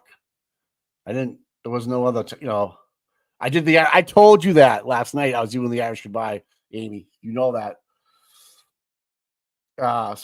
But I used to drink to get, like, when I went out, it was like, I used to, you know, yeah,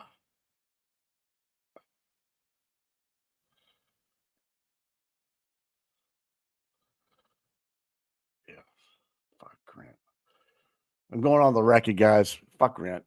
I'm just saying he's done too much shit that's just like that I'm seeing now that it's crazy. I give everybody a second chance, and I should have given him a second chance a long time ago. So I pulled the Higgy, yeah. So I'm just going on the record.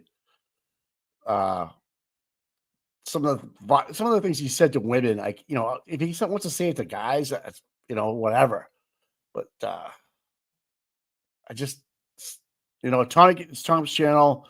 Tom can have on who he wants and stuff, but I will I'll voice my concerns just because of what people are telling me and showing me, and you know, some people never forget these things. These things are pretty bad. So yeah.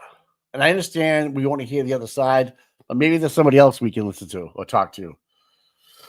Tom, I don't know if you're listening or not, but I did not make an appearance to go out the back door. I had 2 drinks, guys. I had 2 drinks. All right. I know my limitations now. When you're older, you understand these things. People just busted my balls. Yeah, Mark, I see that he bashes Tommy on X. Yeah, I'm with you, bro. Like Tommy can take it, right? But a lot of other people that care about Tommy don't want nothing, that don't want you can see Tommy getting bashed. And Flipper just sent me a text of like all the things he said about Karen and Tommy. And I'm just like, holy shit. Yeah. That's right, Mark, buddy. Nice to meet you last night, my friend.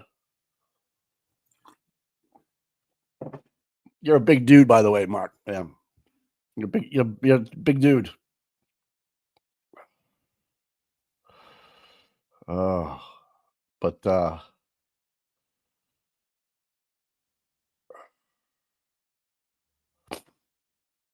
I used to, yeah, you were cool, bro.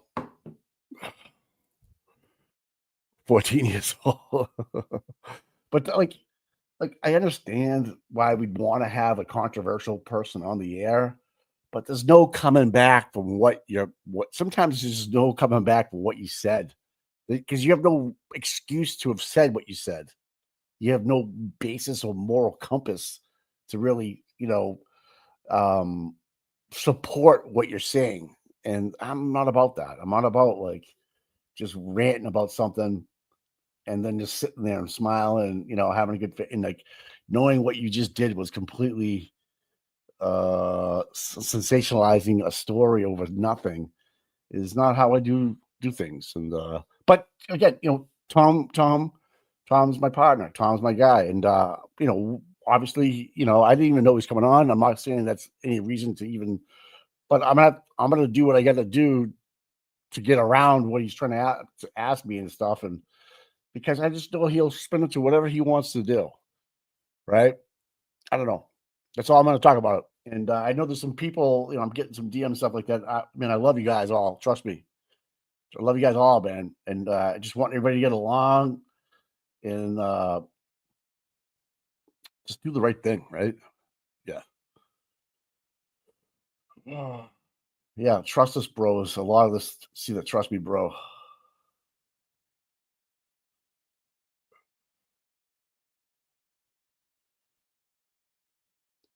Yeah, someone just posted about the weather for the ground. Tomorrow's weather, ground will be hot as a rock. You're right, right? It's fucking right, man. How you know? Yeah, comma. Yeah, like you just can't let them rail off on you, right? And like Tom's going, but Grant, and then Grant's just talking over him and him and him. Then you got James, poor James, and Esty, and I'm there just going. Again, we're just trying to have a good channel going. Obviously, we're going to make some programming mistakes, we'll call them, or programming that not everybody agrees to. But personally, I would never like debate him and and want to know what if he's not right, so to speak. Then and if he's done what he said he's done, and like just in his tweets and stuff, and I have receipts of that now.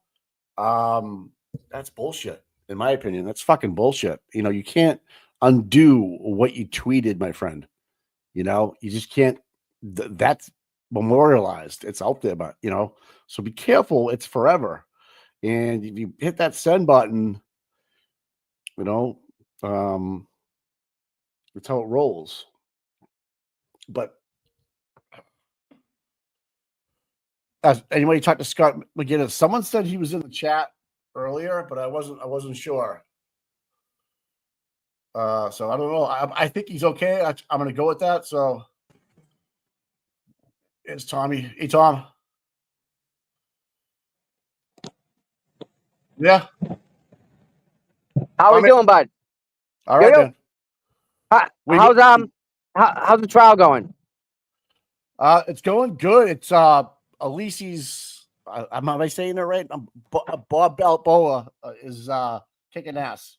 Really good. But you know how that goes. Like everything we think is going good, right? Right. Okay, this makes sense. And right next thing you know, it's like, no, I'm not going to allow that. I'm like, what? Whoa. You know, that's the feeling I'm getting right now. He's Okay.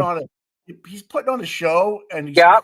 he's crushing Brennan, and I just feel like this is great. This is great. This is great. I've been down this road before, and then she just comes up with a ruling anyways. Like she's got her mind made up. I'm just hoping one of these days I wake up and he's not getting gaslit by Auntie Bev. You know, I don't know.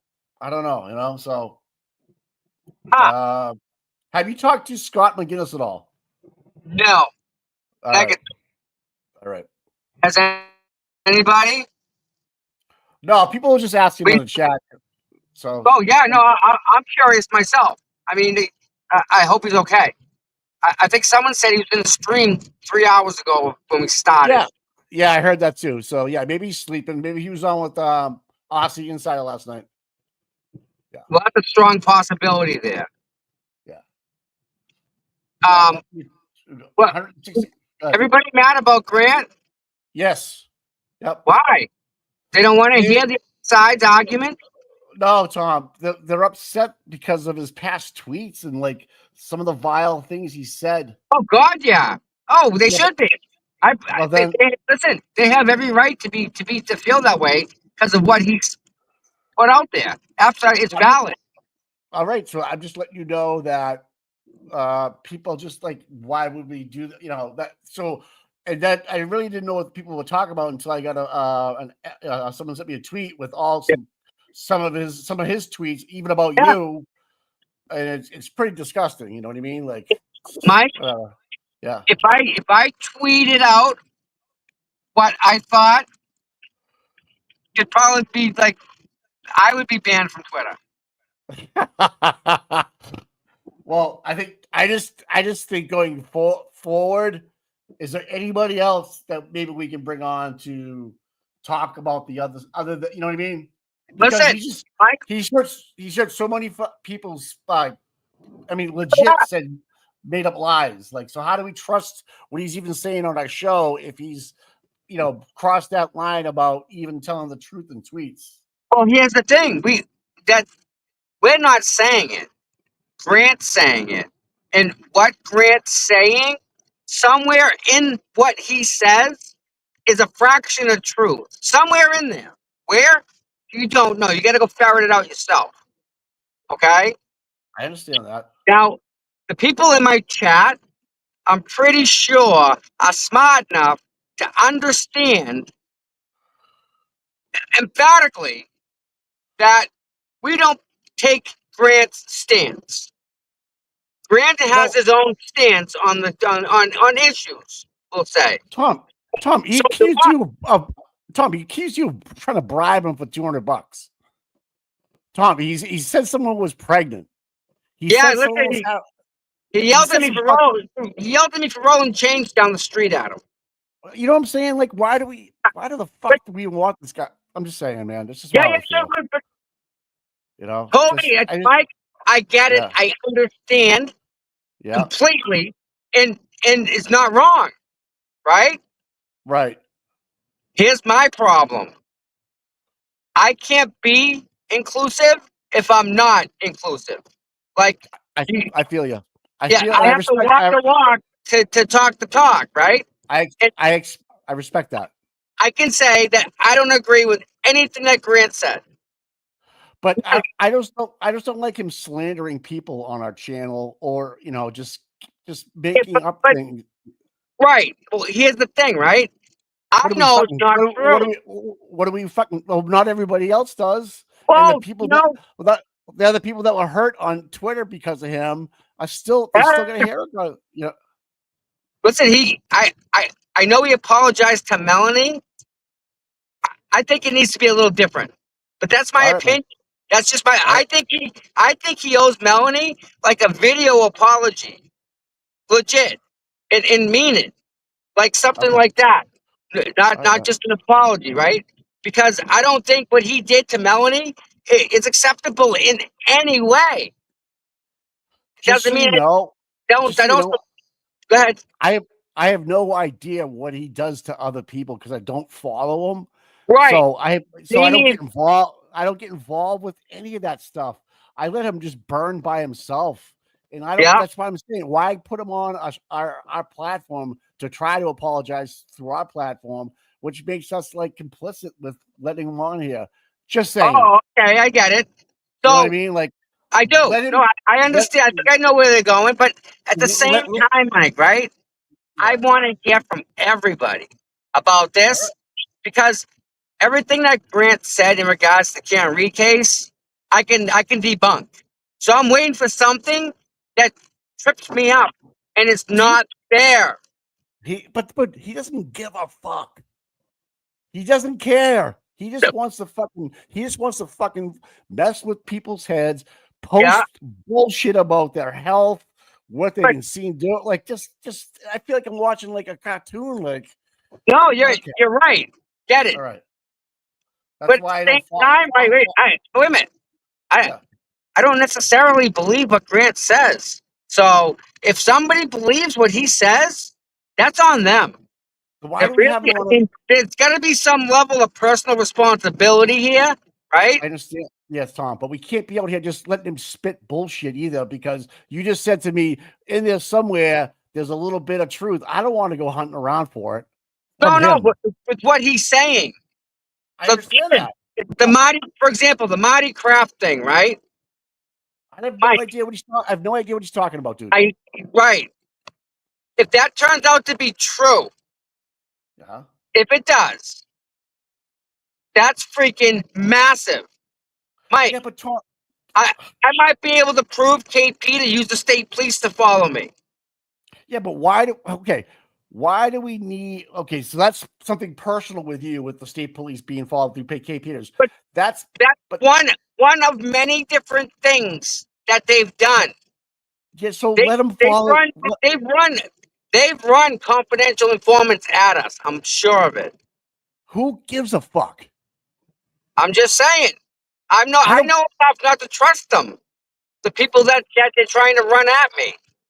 I just feel we're compromising our integrity as a channel with having people on with no credibility, none. Okay, and I mean I understand that now. I get that now. But is that what they think? Like I thought they wanted to hear the other side. No, ridiculous, Mike. It's ridiculous. No one even wants to hear from him. No one even wants to put him on. No one even wants him on our station. I mean, I'm just getting blown up. So, I feel, and then someone sent me all his posts, like 5 of them, and they were just complete fucking bullshit, dude. Like, like you would, but I just don't want us to get caught in a loop of bullshit. And we start losing viewers or friends or any of that shit because of fucking Grant. Right? I feel like there's got to be somebody better that we can talk to that knows what's going on over there. We had Esty on this morning. She was dynamite. Dude, she blew off that channel as soon as she started talking with Grant. Trust me, she got a text from somebody that said, "Get the fuck off that channel." I'm telling you, it happened. Yeah. Okay. Yes, that happened. I personally don't think she can be swayed that easy, but I could be wrong. I doubt it. But you have to, like, I sent you what he actually posted about you, that you elbowed him and you fucking tried to bribe him. And all that bullshit. He says it with confidence. He is poison. And when his job comes in here in the morning, smoking a blunt at 8 o'clock in the morning. Okay. I mean, that just kind of like puts us in his Mike, level. No, I agree with you, Mike. 100%. I don't agree with anything that you've said or the chat. I just don't disagree with it. I don't buy Grant's bullshit. So that's like a personal thing between you and him. People that watch us what? No, it's not, Mike. It's an adult thing. I understand, but the consensus is they'd rather not have him. Okay, then fine. That's how it is. right? He's So some of the Blue Eyes is saying that it's like Tom extended the olive branch to Grant to use the time wisely, but I don't think he really did. He's never going to be on the FKR side. That's just the way he is. no, And Mike, did you believe what he listen? Do you believe what he said this morning? I did not listen to anything he had to say because I Okay. know in my heart and in my own mind, it just noise to me, and I was tweeting the whole time. But Okay.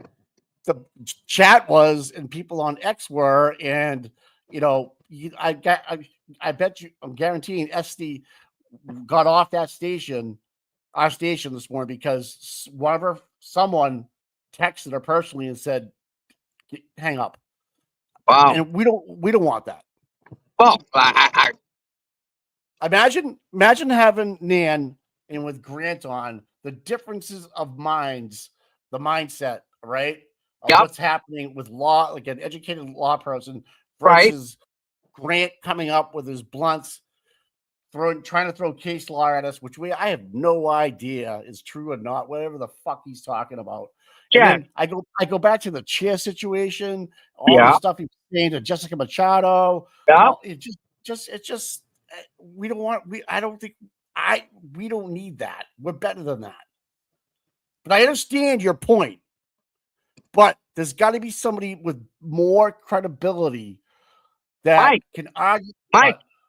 Sorry, dude. That's the best you're gonna get from the other side, buddy. Sorry. Really? Like, All right. Hey, the you court's got it all, man. You got I everything. know. All right. We'll talk about it later, but I just wanted to voice Yeah. a lot of people's opinions because I love you. I just wanted it out there. Hey, the court's back on right now. We're gonna get live. Yep. All right, I'll talk to you in a bit. All right, bud. All right, man.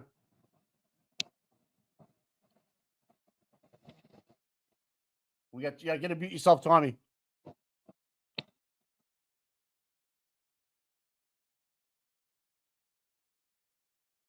We just need volume mods if you guys got it.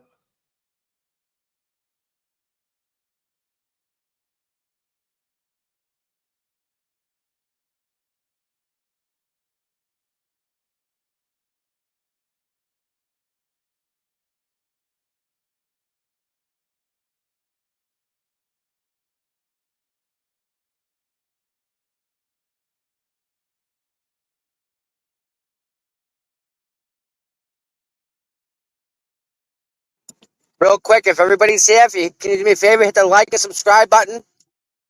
Thank you much.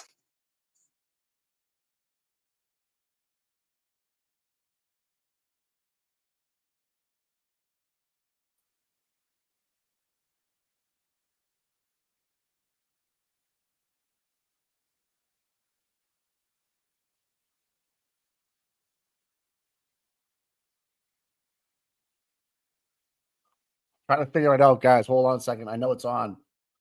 I bet your Aunt Bev is sidebar telling Elise, just don't beat him up too bad. They're at a sidebar. Yep. I'm watching another station right now, so it's up. And so I think we're good. If there's a sidebar, they have the same light on. Okay.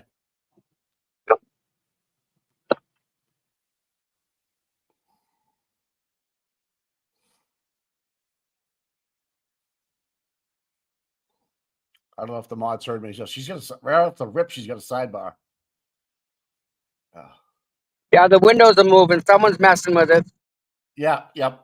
So, but again, I mean, I didn't mean to offend anybody this morning. So if I did, I apologize.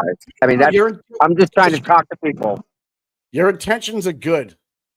You're right. You're in good, but I think you're like me. We forget about the pain that they've caused to other people personally. Yeah. You know what I mean? And it's like, even though you can handle it, Tom, and I can handle it, and I'm not saying anybody else can handle it, but it's just fucking rude. Like, you would never write some of the stuff he posted. No, I wouldn't. Right. I wouldn't either. And those are the people I want to hang around with. So, yeah, exactly what you're saying. Right. Okay. But all right. I'll talk to you later. Okay. Brennan, I will hear you on this motion. Thank you.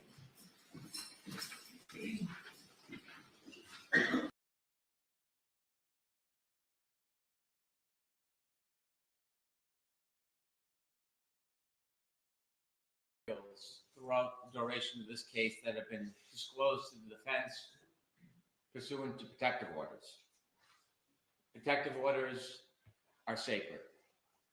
If there was no need for protective order, there wouldn't be a need for court intervention to protect the material. When an attorney violates Mass Rule of Criminal Procedure 48, the court can impose sanctions. In this instance, that was the genesis for this motion, there was recently provided materials that the court ordered the defense not to disclose to the public. Those materials, which is some of very important materials. In the reciprocal discovery motion, the defense put the materials into the public domain despite the court's protective order. Now, it's important for the court to determine the nature of that violation because the ability of the court to sanction is broad and wide. There have been other violations, but at this point, a month before trial, given the history of this case, it is important to make sure that these type of violations don't happen again. What stands out to me in the reciprocal discovery motion that the defense used as a vehicle to disseminate this information to the public is that they create an argument suggesting why it is important to include this information. In the memorandum, page 9, what they suggest to the court is because the trooper did not want to watch the closing, it implied that he had been following the entire trial.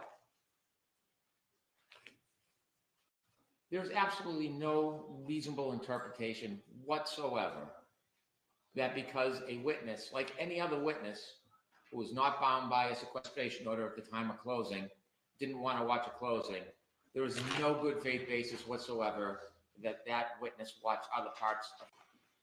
There have been other violations, but at this point, a month before trial, given the history of this case, it is important to make sure that these type of violations don't happen again. What stands out to me in the reciprocal discovery motion that the defense used as a vehicle to disseminate this information to the public is that they create an argument suggesting why it is important to include this information. In the memorandum, page 9, what they suggest to the court is because the trooper did not want to watch the closing, it implied that he had been following the entire trial. There's absolutely no reasonable interpretation whatsoever that because a witness, like any other witness who was not bound by a sequestration order at the time of closing, didn't want to watch a closing, there is no good faith basis whatsoever that that witness watched other parts of trial. It is an empty shell to make that suggestion, which then gives them the tunnel to put this information into the public. And when you look at the nature of the information, it's obvious why the defense wants this information to the public. It's part of the consistent public relations campaign they have sought. It is a month before trial, and rather than discuss the facts and litigate the facts in front of a jury, it is a deliberate, ongoing, strategic investment to reach the potential jury pool. And it doesn't matter if it's attacking the trial court, the state police, the prosecutor, the prosecutor's office, witnesses. It is saturating the public with sometimes disinformation, parts of information that inevitably is going to make a juror's job much more harder. It is unfair to the court. It's unfair to the people of the Commonwealth. It's unfair to the Commonwealth. It's unfair to the prospective jurors. And so not only is there really not a logical or a reasonable basis to put this information in, but when we look at the nature of the information, it becomes clear. And so we turned over this information 3 times. We did turn it over as a text message, and notice of discovery 51, a protective order was issued, number docket 416. We produced it, notice of discovery 57. And again, there was a protective order. And then finally, notice of discovery 58 with a protective order. This is just some of the materials. It is beyond dispute that the defense violated that protective order. So in considering sanctions, I ask Your Honor to consider the history of efforts by the defense in this case to disseminate information or to make statements that should not reach a prospective juror before this jury trial starts in less than a month. Now, after they disseminated this information, it wasn't within 24 hours. It was within 24 hours. This was in the local news, the national news, newspapers, online, and it seems that was the very purpose it was spit out into the community. And so the Commonwealth's position is there needs to be a sanction to stop violations of protective orders and violations of the rules of trying to convince the public before trial about a certain side's position. We've had a history in this case that predated me, docket 111, docket 262, where there have been efforts by the Commonwealth to stop, prevent extrajudicial statements. And despite that, it has not happened. There's never been a sanction by the court imposing an obligation for the defense to stop. Rule 3.6 is clear.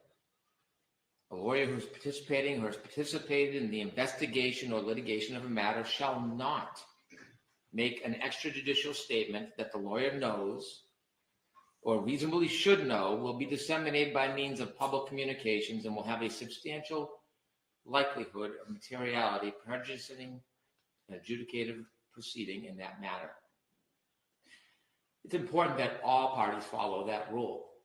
And there is no retort. The Commonwealth cannot fight fire with fire. I receive inquiries and calls, which I ignore and don't answer all the time because my obligation is a little bit different. It's to ensure a fair trial. Nevertheless, when these type of violations occur, there really is nothing to undo the taint. The history of these violations date back early on in the case, and they continue to this day. Fox 25, defense is quoted, certainly the Massachusetts State Police is involved. There are people that were in that house that are involved. Brian Albert is involved. Jennifer McCabe is involved. The rest of the folks that were in that house, there's some level of involvement by every one of them. Specifically, 3.6 is particularly concerned about disparaging witnesses, about giving a one-side opinion that may not be based in fact and truth about a witness. It is specifically concerned about the credibility of witnesses. There's been an ongoing promotion to talk about ARCA and federal witnesses and what the opinions are, which aren't in line with reality, the reports, or the testimony. It is a campaign. In addition to this recent protective order violation that got attention that money couldn't buy for a party, other information that was provided in our case, then provided in a collateral case, was again sent out to the public domain. The defense has not only trampled over 3.6, they've alluded continually about matters that have no basis in fact. January 18, 2024, District Attorney Morrissey is well aware he's a target of a federal investigation.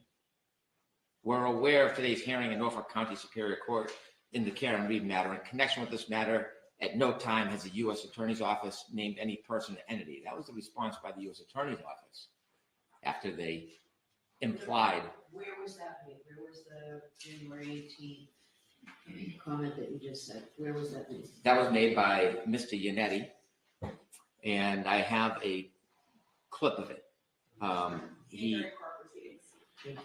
He also appeared on Court TV with Miss Reed. The Commonwealth is moving for a protective order for these letters after revealing part of what they contain. The Commonwealth wants to keep the remainder of the letters hidden because the letters contain information that will embarrass District Attorney Morrissey and his office. The letters demonstrate that he's a target of a federal investigation for what his office has done to Karen Reed. This is. When was that court TV again? I can get the date for your honor.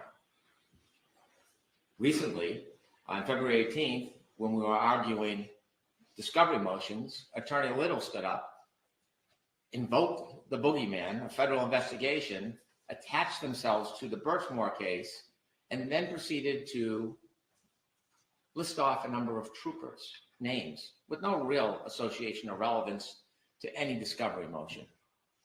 And this was a tactic to besmirch these hardworking, dedicated public servants simply by attaching them to a federal investigation for which there is no boundaries. Well, within 24 hours of those arguments, the Norfolk County District Attorney's Office was contacted by the United States Attorney's Office.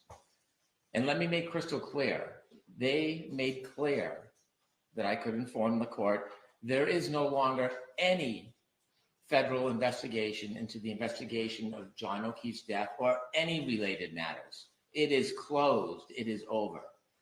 So all those implications and innuendos that erode at the objectivity of our potential jury pool, well, they become more egregious when you see that they're not based on reality or fact.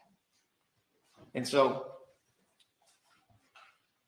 I submit that the ongoing, deliberate, purposeful poisoning of the potential jury pool is not only wrong and unfair, it needs to be stopped. And this last incident of taking a private email under a protective order and putting it in a pleading for the world to see is just yet another example. It's one small step in the marathon. Now, they've made their campaign clear why they're doing it and how they're going to do that. If there's any doubt whatsoever about the intentions of these tactics, I've submitted audio clips to you under seal, and I won't repeat what's in them. But that makes abundantly crystal clear why this is happening. And so, inevitably, the court has the ability to sanction. And as an aside, although an accused stands in a different or sits in a different position than the attorneys, grand jury minutes cannot be disseminated either. Not just the paper, in substance, they can't be. Doesn't matter who you are. And so the Commonwealth asks the court to consider sanctions so that we can have a fair trial, so that it doesn't limit the parties. It's not retaliatory. We will abide by the same rules. What I suggest is that from now until trial, all pleadings submitted by the defense should be under seal so the court and the Commonwealth can review them and make any objections if there's any material that's private, so that there's no oversights or mistakes or dissemination of protected material. And then if the court and the Commonwealth does not have any objections, then those materials can be provided publicly on the docket. Also, the Commonwealth suggests that the court impose a sanction that the defense must follow Rule 3.6 as the Commonwealth does. No more symposiums on the courthouse stairs. No more interviews with national media. No more statements to press privately behind the scenes over a coffee, putting out information, oftentimes inaccurate, to sell the story before the trial starts so that we can have a trial on fact. There should be a gag order on all of these attorneys, every single one of them. And the Commonwealth will not speak either. Ms. Reed, I'm not asking for a gag order for. And so in light of the history of these repeated violations, in light of the inability for the defense to restrain themselves, in light of their purposeful, intentional, and obvious efforts, in order to best try to maintain a fair jury in this case, is to impose those sanctions. And that's what I'm asking for. Thank you. Mr. Nitty, you're arguing this, you said? Yes, Your Honor. May we approach this? Okay.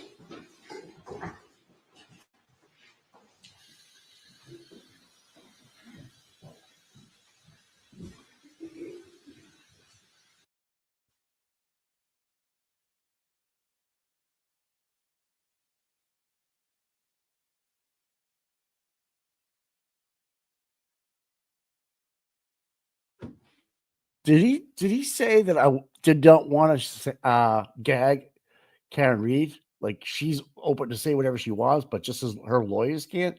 Did I hear that correctly? That's just want to make sure I heard that correctly. I'm like, okay, so you want to gag the defense, Yannetti, Jackson, Bob Balboa, Liza, and probably Bettero. Okay, I did hear that. Okay. Yeah. So that's weird. So that means Karen could talk to anybody, say. Right? Okay. Just want to make sure I heard that. Because that's kind of fucked up. Because why would you let your client do whatever she wants to do, i.e. interviews, maybe talk to an award-winning journalist, things like that, which she has been doing, but not with, I don't think with the award-winning journalist. But interesting. That seems like a little fishy to me, doesn't it?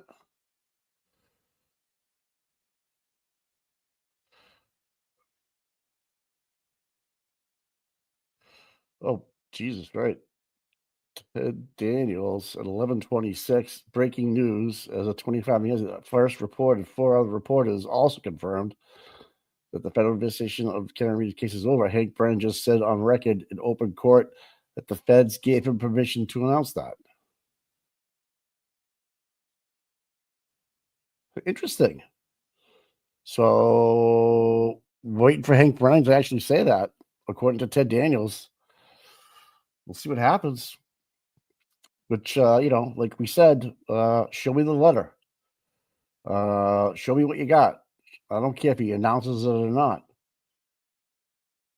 You just don't get a phone call. Right. Breaking news. This is from Karen Reed Updates. Breaking. Hank Brennan just said in court that he has permission from the U.S. Attorney's Office. The U.S. Attorney's Office. There's no longer any federal investigation into the investigation of John O'Keefe's death or any related matter. It's closed. It's over. Okay. Again, breaking. Hank Brennan just said in court that he has permission from the U.S. Attorney's Office to say, not the federal. There's no longer any federal investigation into the there's any federal investigation into the investigation of John O'Keefe's death or any related matters. It's closed. So basically, is what the federal government told the state attorney general that it's over, and the attorney general for the state told Hank Brennan. So if you want to buy that, you can.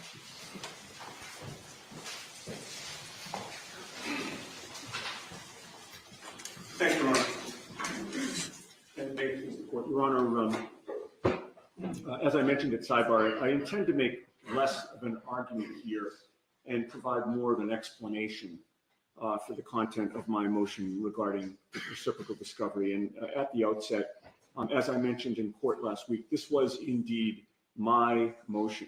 Mr. Jackson's name is listed first only because I used a template for the signature block, and that's why I'm addressing this today. And regarding the motion itself, I do acknowledge that I did not file a motion for impoundment when it was filed. And to the extent that that lack of impoundment is not congruous with the protective order, it was neither intentional nor willful. It was an oversight, not an attempt to flout any rules of this court. And while I do ask the court to take my word for that, I do also submit that there is evidence to back up that word. Specifically, I would note that one of the examples I cited in the motion deals with the testimony of a juvenile. And when discussing that testimony in the motion, I made sure to use initials, not full names, so as to protect the juvenile's identity and to comply with the court's protective order. That's evidence that I did not intend to violate the protective order and that I was mindful of it in that instance. Regarding the communications involving Mr. Proctor, I frankly and simply did not connect that topic to the protective order when I was drafting it. It just did not register with me. It got by me. When I read Mr. Brennan's motion, I went back, looked at the protective order, and then it sure did connect with me. So I immediately called him and I was transparent with him about what had happened. And so we get to the issue of whether sanctions are appropriate. And I recognize the court's discretion in this regard. With regard to this issue, I believe it is worth underscoring Mr. Brennan's reasons for seeking the protective order in the first place. He listed 3 reasons for the protective order when he filed the motion. And I quote his reasoning here. This order is necessary to effectuate the well-established privacy and safety interests of witnesses and to protect the integrity of ongoing investigations. So the Commonwealth sought to have this court issue the protective order to protect, number 1, privacy interests, number 2, safety interests, and number 3, preserving the integrity of other investigations. And I submit, Your Honor, those interests are all laudable. And I respectfully submit that my disclosure here did not undercut those interests. Regarding any privacy interests, Michael Proctor's opinions about Karen Reed and her attorneys have been well established and was well-known public knowledge as a result of the first trial. His opinions about my client and me were publicly aired at trial when his other text messages had come to light, inadvertently revealing that he feels the same way about Mr. Jackson that the public already knows that he feels about Ms. Reed and me is a disclosure, mistakenly, that should be considered in light of the circumstances that already existed in the public domain, I would submit. And while the protective order covers this communication, I will note that it was certainly not an instance where I, flagrantly revealed or even inadvertently revealed social security numbers, addresses, dates of birth, private information to that effect. As for safety interests, which was the second reason for the motion for the protective order, revealing that Mr. Proctor has opinions about Mr. Jackson does not jeopardize or otherwise implicate his safety, I would submit. At all times during this investigation, and to the best of our knowledge, Michael Proctor is still a Massachusetts state trooper, and he's already on record with his well-publicized opinions as a result of the first trial, again, about Karen Reed's attorneys. So further information coming to light in this motion that he feels the same way about Mr. Jackson that he does about me does not move the needle, I would suggest, toward jeopardizing his safety at all. And finally, with regard to the third reason for the protective order, I revealed no information about any other pending investigation. In this message, Mr. Proctor was strictly discussing Mr. Jackson. Mr. Jackson does not represent any other individual that Mr. Proctor or the Norfolk DA's office is investigating. He represents Ms. Reed. And so that message from Mr. Proctor was strictly about this investigation and no other. So, in conclusion, Your Honor, I told the court I'd be brief. Protective orders serve important and laudable purposes, and attorneys, including me, need to be diligent in abiding by them. I exercise diligence in abiding by the protective order that this communication got by me. The court will obviously determine the matter, and in making that determination, I simply ask that the court consider the interests of the protective order that were laid out by the Commonwealth and discussed by me here, and as well as whether there is a degree of prejudice that would warrant a sanction. Thank you. Do you want to address the disclosure of grand jury minutes? I am prepared to do that.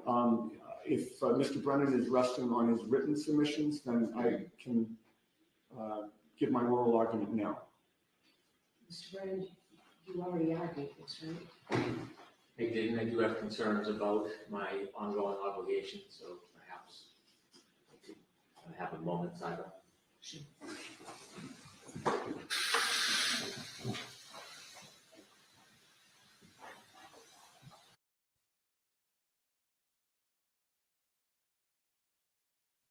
Yeah, good point, Gail, that Hank Brennan is no friend of the feds, and he's publicly stated that he does not like the feds.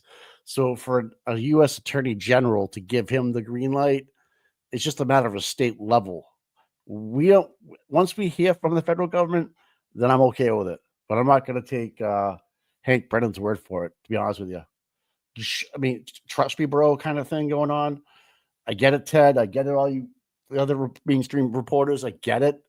That was probably the leak last week. If I had to guess now, that Hank Brennan probably reached out to you guys and got the okay from the U.S. Attorney General. I mean, excuse me, the state Attorney General, not the federal Attorney General. Okay.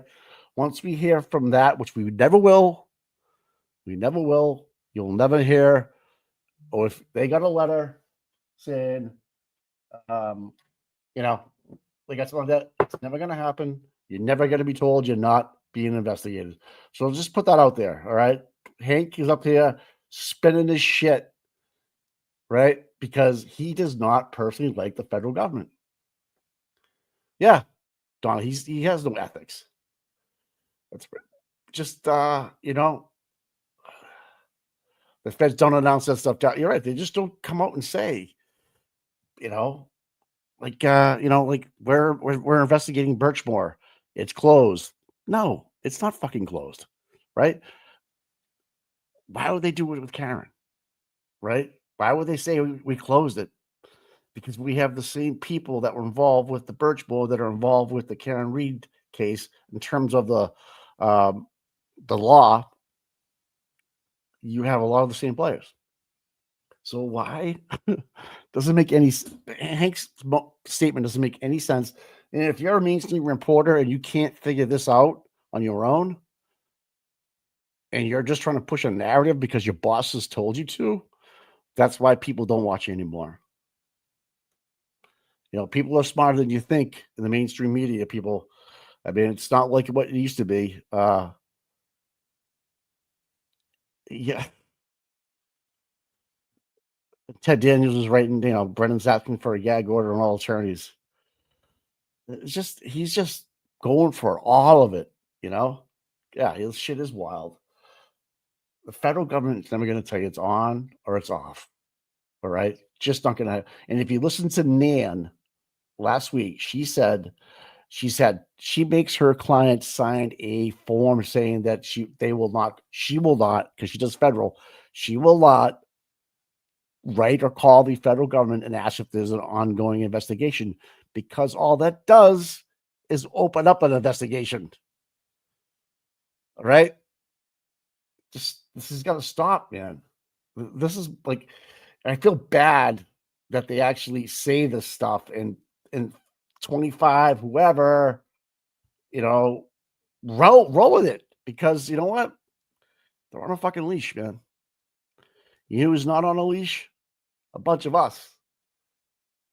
Aiden, Brian, Crawford, Glara, Tommy, I don't know, Melanie, the lawyer, this is like, and the lawyer knows dad is a federal guy.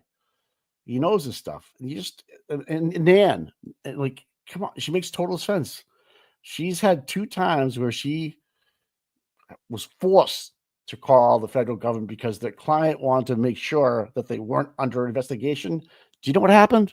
They opened up an investigation, or they kept one going. You know, and truth to this, she's like, you just don't fuck around and find out what those people. But well stated was that the U.S. excuse me the Massachusetts State Attorney General gave him the green light. Give a fuck about that.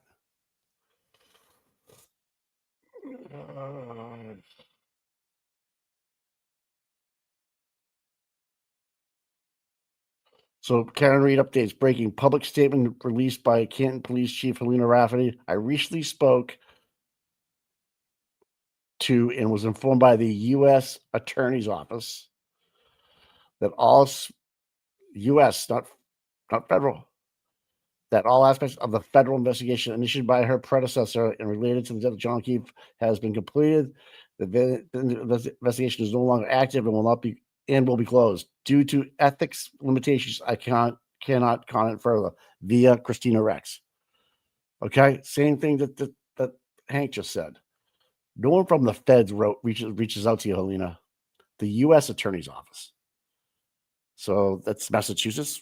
Is that what I'm talking? Was that what I'm hearing?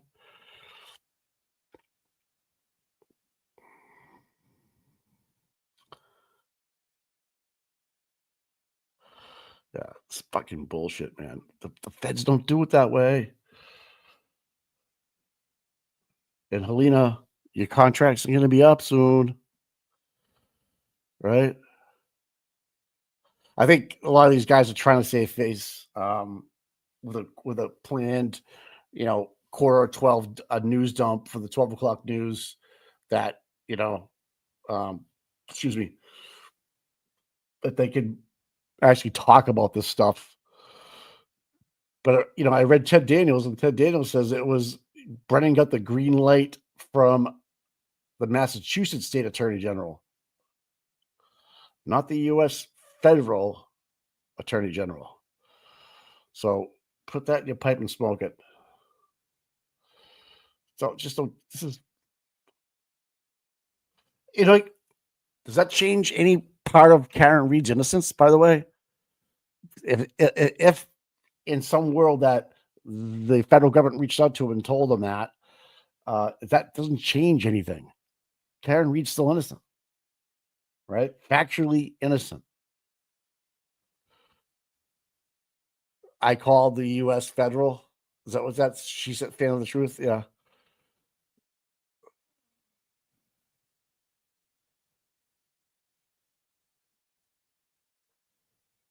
Thanks, Colleen. Yeah, yeah, we're getting around. We're coming.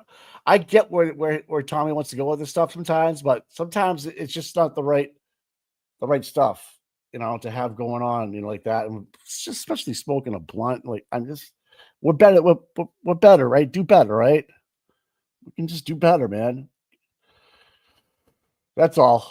I'm not gonna knock my partner down.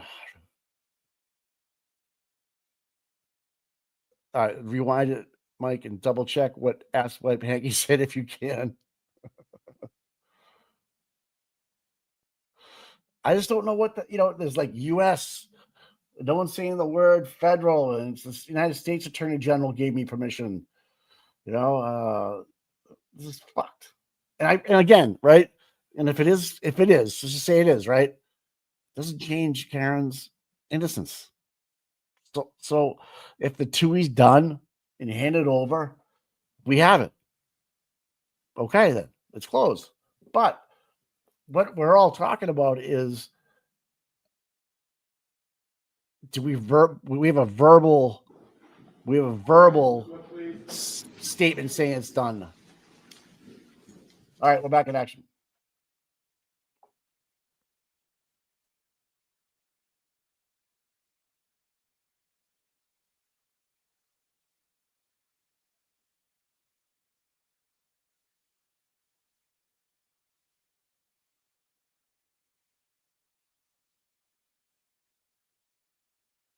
Still, hold on. What happened? Still on break? Okay. Oh.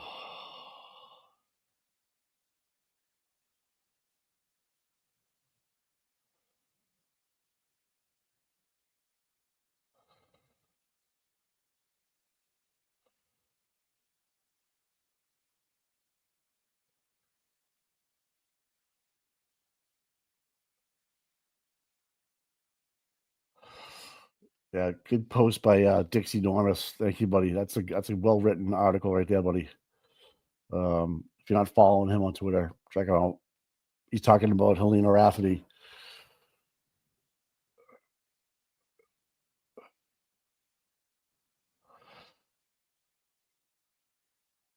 Here's the actual release from the Canton PD. It says, I was recently spoke to and was informed by the U.S.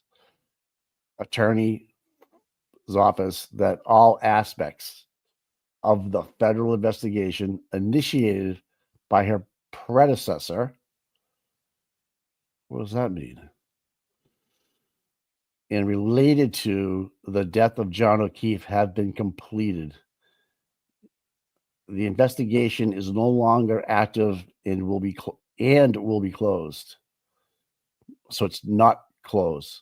The investigation is no longer active and will be closed due to ethical limitations. I cannot comment further. Crashity. So I don't, there's word salad in there, people. I mean, I need a lawyer to break that down. Turtle Boy too. I was informed. Like, how were you informed then? I spoke to and was informed. Okay. You got to trust me, bro, that all aspects. It's fucked up. And it was initiated by her predecessor. Kicking the can, right? Has been completed, and the investigation is no longer active and will be closed. So it's not closed, it's no longer active.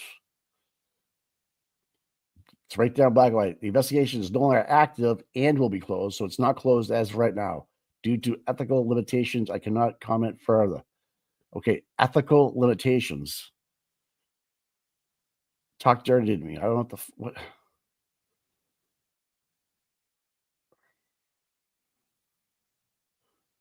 Like, who did you talk to at the U.S. Attorney's Office? The receptionist? You talked to the office, the U.S. Attorney's Office. You didn't talk to, who'd you talk to, Alina? Right?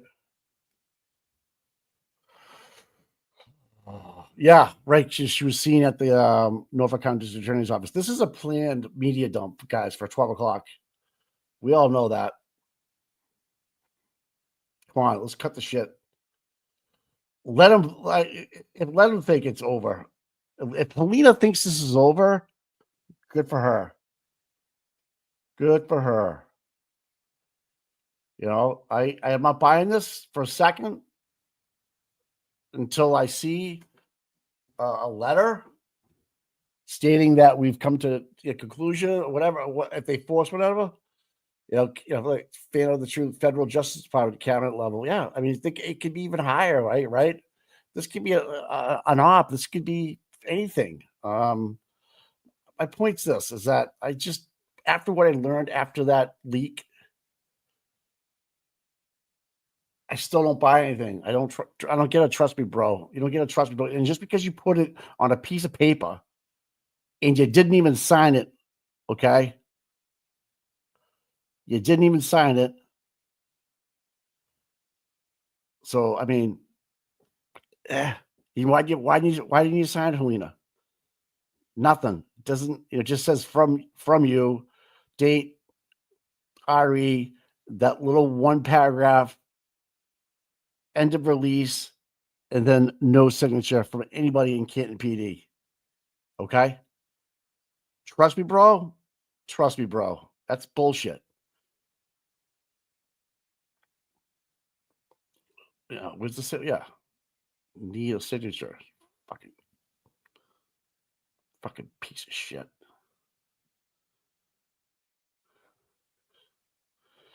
Right? And what's Hank's, man, right?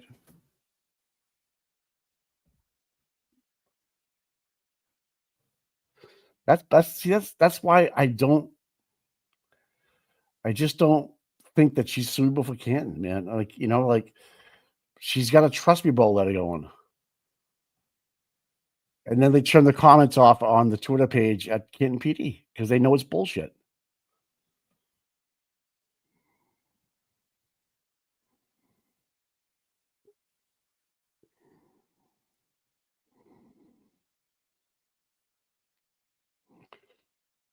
Like that just fucking wrong. Fucking wrong. If you're gonna say it, Helena, you gotta fucking sign it, man. You show up to court in your big bad uniform and trying to stare down people and intimidate people, and you put this out. Bullshit, man. Okay.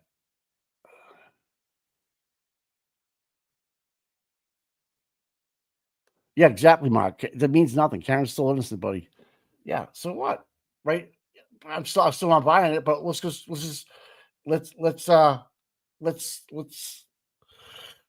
say, it is true. I'm wrong. Doesn't change the facts of the case, right? We still have everything the defense needs. The prosecution has everything they need. This is a little distraction, trust me, bro, kind of thing. And I just, like I told you, it's a news dump. Everybody, it's a letterhead with no signature. Yeah. At Chief Rafferty, right? At Zach Canton. Yeah, you can. She's on Twitter. Yep. But I just don't. I put pen to paper, right? Put pen to paper. So does that make it official because she didn't sign it? Right? No, I never signed that. That was a oopsie. That got by me. I didn't see that one. Yeah. RVA. Yeah. Has anybody in the chat been investigated by the feds? Exactly. I don't know. Maybe I could have. Who knows? They didn't tell me. Right? You don't, especially on a murder case. God. Yeah, and that's the first time I've seen that with the Kit PD because I tagged them in a lot of stuff. They knew this was going to happen. So people, I'm telling you, there's no signature on that piece of paper. Okay, someone better tell Hanky Spanky. Yeah, everybody's talking about it, but no one's signing off on it. Karen is actually, literally innocent. Agreed. Even though we're seeing this shit on a news dump at 12 o'clock, just to say, told you so, I was right about my sources because they lost a lot of the mainstream media. I mean, I saw a report today from Elon, way down in trust, way down, and rightfully so. Because look what we're watching. Look what we're seeing right now. Look what we're seeing.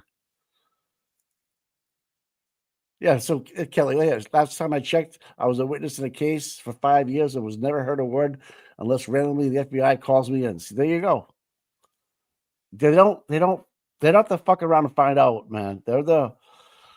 You just find out, right? They're not like gonna say, we're gonna see if we can we're gonna shake the wire, trip the wire, see what happens. That's a state thing. That's what the state guys do. When they got wiretaps going, the feds are already listening in on everything. If they're going after you, just ask Farwell. Do you think the Farwell investigation is over? Do you think they told him, hey, you know what? You're good. It's all good from here. Nothing to worry about. Just gonna get your get your time. And even if whatever happens with him, it's still gonna be ongoing because he did not do it alone. You feel me? And if you have the same players that were involved in the Birchmore case, you have a guy in jail that's going to face the death penalty because of what he did in Stoughton, Mass. And the same CPAC unit was involved from the Norfolk County District Attorney's Office. And they're just going to tell you, yeah, you guys are good. Don't worry about nope. But the Birchmore case isn't closed. And you notice how Liza wanted to get the Birchmore case involved by reading off her motion last week. Get 225 dark blue. Gonna miss the red one, but that exchange. Yeah, they drive. Yeah, the Corollas. It's funny. You peeps in Canton and surrounding areas have something so big going on. You would never. RVA, dude.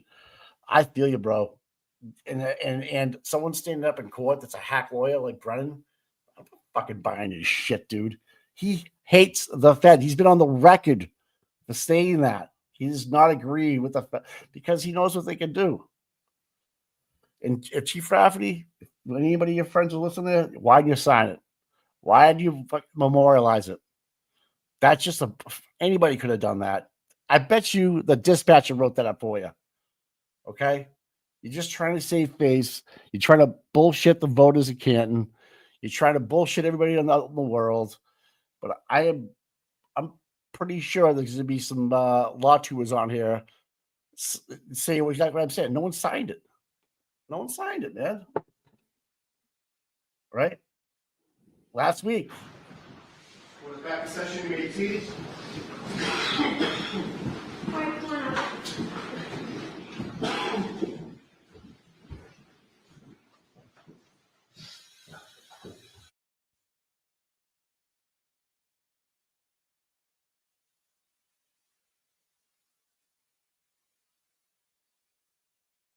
Another sidebar, yeah.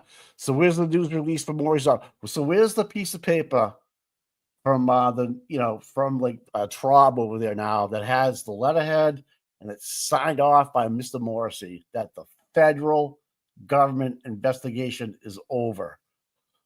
I don't care about the state. I don't care what the U.S.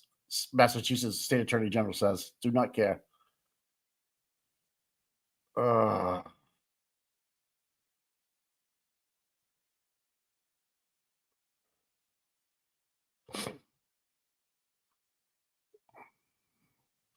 Judge Bev's missing Valium stash. Yes. No. Yeah. Dixie, I agree. It's official.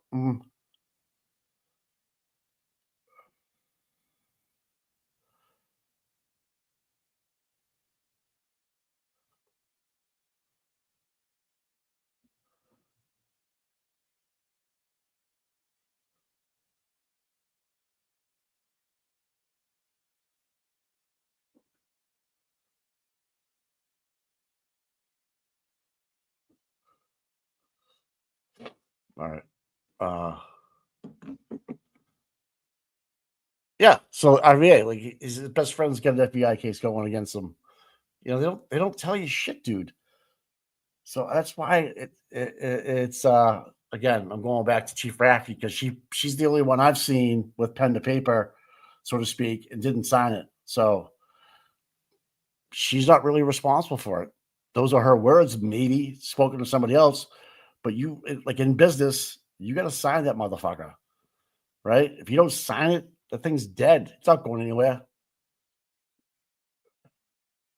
And these guys from the mainstream media just jumping all over it, man. Oh, God, I'd hate to be a mainstream media guy and not be able to, disseminate some of these things.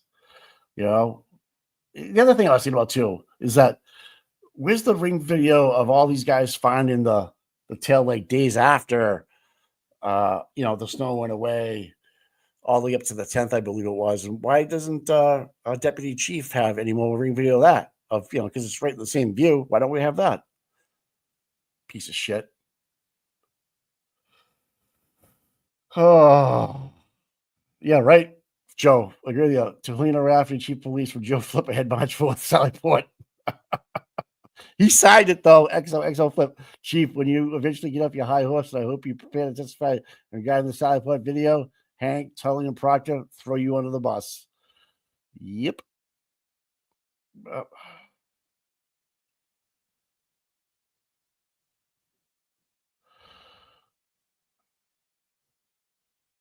Girl power. Oh God. Yeah, you know what? Maybe it's in retaliation for her going out and doing her thing, but you know what? Karen's fucking standing tall, man. Karen's standing tall, man. So, Helena, what are you doing? Yeah, so like now you get Steve Cooper, who just has the actual body of the letter with no headline on it. I mean, no Canton paper on it. I mean, do they think well that's stupid? That have we seen somebody else sign off on it? Have we ever seen anything like that before? Everybody that I'm talking to in the chat saying, "Yeah, well, so and so fed," no, man. So let's look at it like human trafficking. So they catch some people that are human trafficking that are on the ground, moving people around. Do you think the federal investigation is over once they make an arrest with those people, or do they keep on trying to climb the ladder? Right, exactly. They keep trying to keep going. They'll never stop because they know they got the low-level fruit, i.e. Farwell, right? So just you got to kind of like step back and like let the serotonin come out of your head a little bit, so to speak. Yeah, Amy. Yep, I agree with that. Yep. I don't know. I'm just a dude in an office talking to you on YouTube. So there's a lot more smarter people out there than me, obviously. But I'm not buying it, man. Not buying it. I'm not going to buy it because the Farwell is in jail under the federal protection, right? With Birchmore. Same people with Birchmore are involved in Canton and the Norfolk County District Attorney's Office, right? So how can it be over if they're still looking into the Farwell prosecution? Just don't know, man. Just don't know how it goes. As I sit here and I drink my coffee, sit back and watch the world go by.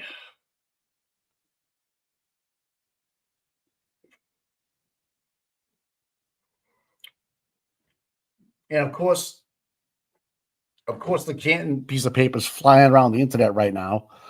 I think in the back of my head, I also think that had a lot to do with Paul getting exposed.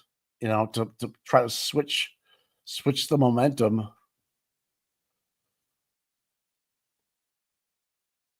Oh yeah, Darcy. The feds will arrest third-party culprits, Fairview, into the near future. So like read the words. The investigation is no longer active on the John O'Keefe. Okay.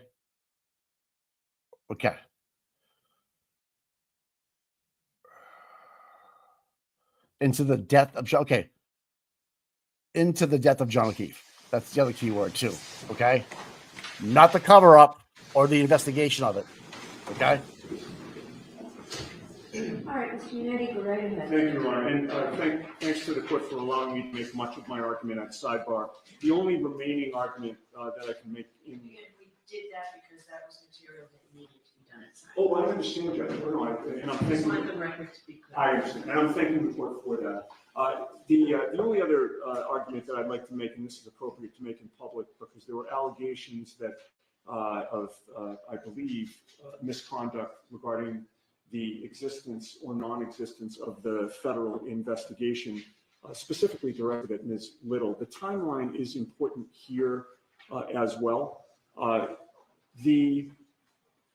Mr. Brennan himself was provided and sent a letter on January 30th of 2025. The letter was directed to him specifically. We obviously received a copy of it. And in that letter on January 30th of 2025, the first assistant U.S. Attorney Mary Moraine informed Mr. Brennan that the federal investigation was ongoing. Those are her words. Mr. Brennan knew that. It was after that letter, I think within about 3 weeks, we were in this courtroom, and Ms. Little had mentioned the ongoing nature of the federal investigation.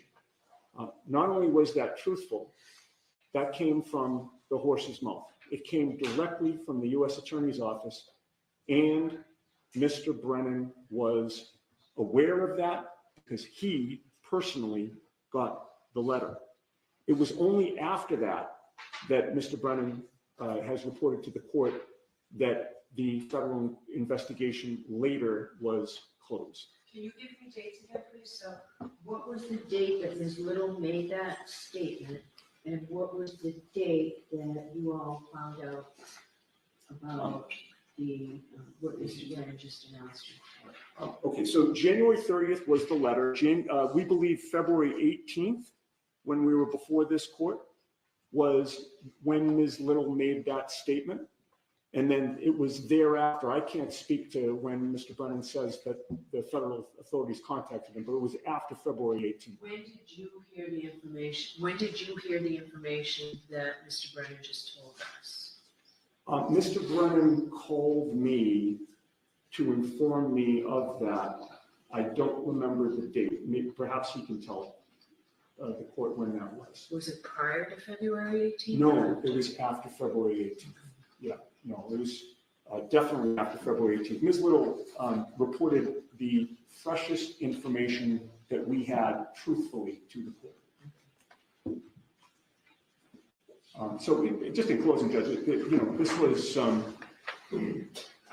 not a boogeyman. The federal investigation existed. It was confirmed to have existed multiple times as late as January 30th, and it's right there in black and white.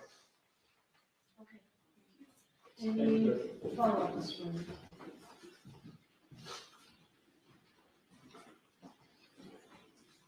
Ms. Little made her argument on February 18th. The Norfolk County District Attorney's Office was contacted about 24 hours later on February 19th. I gave written notice and called Attorney Yannetti on February 26th. The import of the argument is not that the defense was aware it was closed and continued to persist. It is insinuating and suggesting for years of this amorphous impropriety. It is trying to bootstrap their arguments, claiming, yes, that there's a boogeyman, that something is happening in the federal court, but they can't talk about it when the reality is now that that case is closed.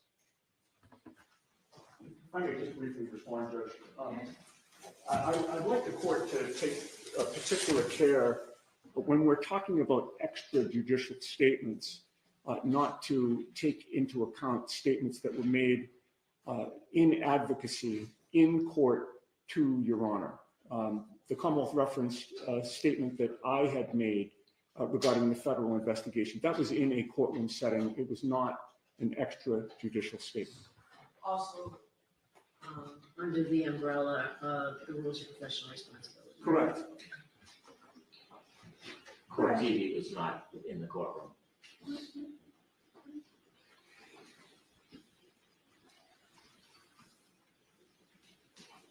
Okay. Thank you. So what I'd like to do now, there are new motions that were really just filed. And what I'd like to do, I have one that has a response. So it's the motion to amend the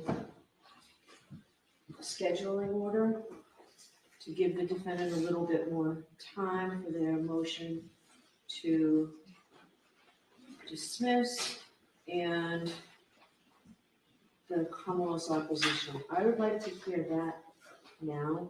I need to give them a minute. The parties have any problem hearing that motion now? It is a No, Your Honor, I think it's very great. All right, so I need 1 minute to suggest. Of course. Jimmy, I have to The ones from this morning, the new ones.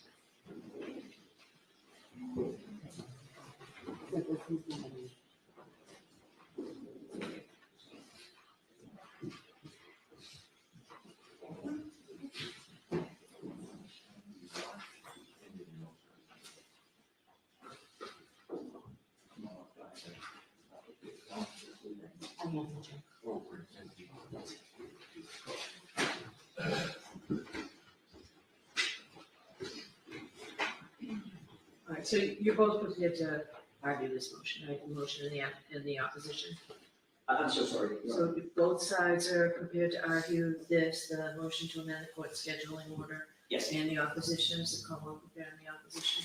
Your Honor, we filed an opposition and just informed defense counsel if they're looking for a date this week if the court's available. I just don't want this to linger. So I'm happy to do that. The 17th is out. It's way too far away. But I will hear you. I know what I think is a reasonable date, but I will hear you to see if you need more time than what I think is reasonable. I'll agree if they need a few more days without opposition. Given that, may I speak with counsel?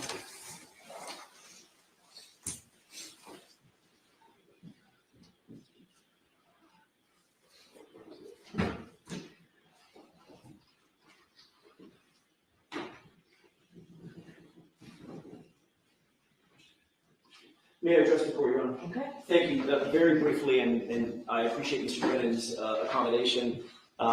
We received on Friday about 400 pages of new discovery, including most of it is probably not attendant to the motion to dismiss, but there are several reports, I think about 4 reports from Trooper Buchanan, Officer D. Jim Petro, D.I. capital G-I-A-M, P-I-E-T-R-O, and 2 reports from Lieutenant Tully that are specifically attendant to the issues involved in the motion to dismiss. And then last night we got additional videos, video evidence, both 9 videos of the download process of Sallyport videos, and then about another 15 actual videos. I basically... What's the quality of those videos? Are they poor quality? I wish I could tell you. One of them came in, one of the batches came in after I was already asleep last night. I think it came in probably 10 or 11 last night, and I didn't see it until this morning. I've not looked at any of them. Has anyone on the defense team looked at them? I know Ms. Little was... Yeah, I briefly looked at them. It took about an hour last night at 9:30 p.m. to download everything. I cannot represent to the court that I've gone through it in detail. I saw what was there. I'm generally aware there are about 8 videos that were produced of them filming themselves dragging files that cut in and out. There's about, don't quote me on the exact number, I believe approximately 9 videos from the Sallyport garage, maybe 12. I have not watched them in detail. But have you noticed the quality?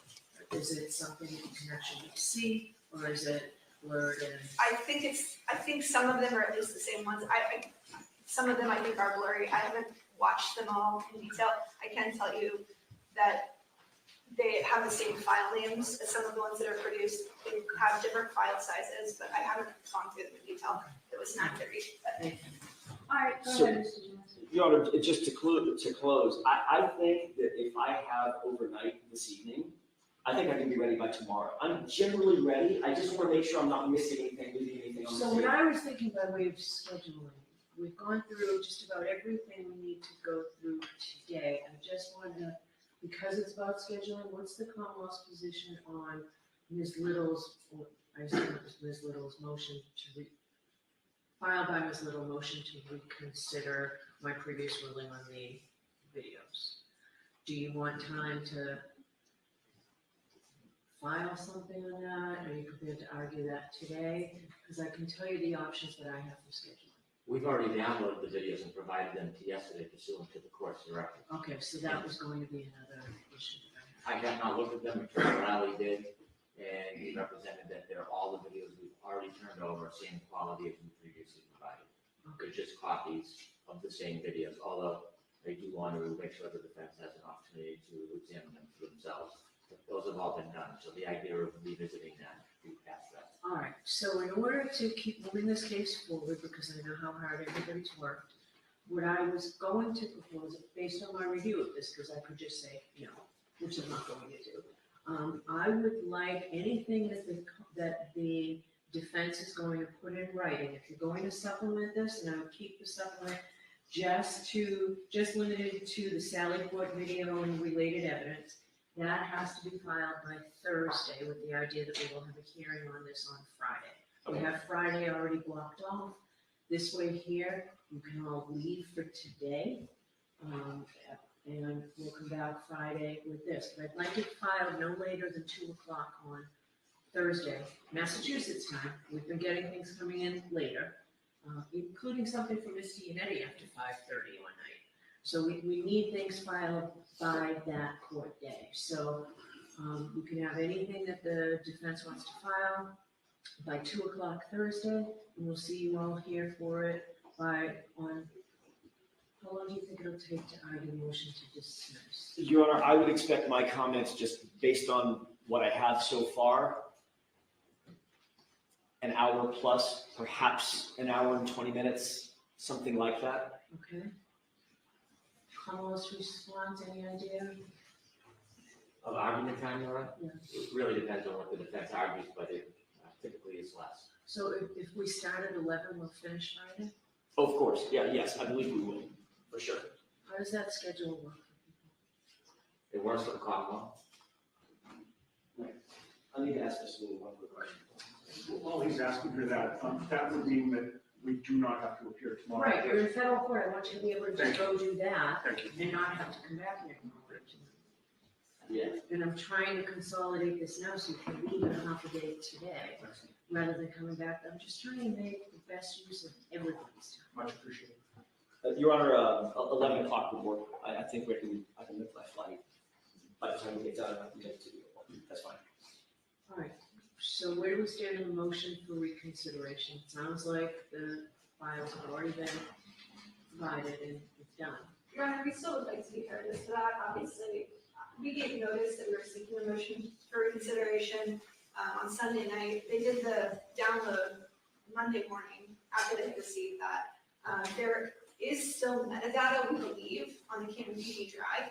I think we're entitled to that. I think the law is clear. I would like to be heard on that issue. Obviously, we can't take back what they did. They have moved the files, and by doing that, it does alter the metadata, as our expert put in his affidavit. It may be lost, but we'd still like to have as much information as we can as it relates to those files. So how long does the Commonwealth need, I know this motion is just filed, how long does the Commonwealth need to be prepared for this motion regarding the metadata specifically? I think we'll file a written response. Okay. We're gonna be a couple of days. If we have motions on maybe Friday.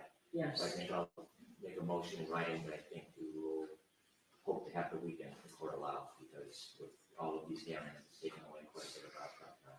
Right. Can you argue it on Friday and file a supplemental afterward? I can do that. That way they would have everybody here Friday, and I don't need to bring everybody back Monday. We can do that. Your Honor, I would ask for the same courtesy for the defense. We have all of our reciprocal discovery due on Thursday. We have all of our motions when we meet on Friday. I know the court would like us to have, the brief as to the motion to dismiss on Thursday, and I would love to be able to get the court that. But I would appreciate a little bit additional time as well. So I need to know how this affects the motion to dismiss them, right? You've had this since, so you've got these recent ones, but I need to know how that, are you going to argue that in the motion to dismiss? Well, I don't know, because we got it last night at 9:30, so I wish I could answer that for the court, but I'm in a bit of a catch-22. It might be irrelevant, it might not change anything at all. I won't know until I have a chance to actually go through it. But I need something, right, I need to know them Thursday. It doesn't have to be a complete report, an outline even, would the Commonwealth be satisfied with an outline? You know what the points are? An outline of what you are. Of what Ms. Little says, how this disclosure of, this late disclosure of videos. Sure, we'll deal with it. All right, so if you just so that I know the points that you're raising for the motion to dismiss, and then I'll want to supplement it very quickly thereafter. I have to decide this and put something right. So I need it to be done as quickly as possible. We've got a team of lawyers. I know the lion's share of the writing appears to be on you, Ms. Little, but there's everybody here that can help. May I have 1 minute, please?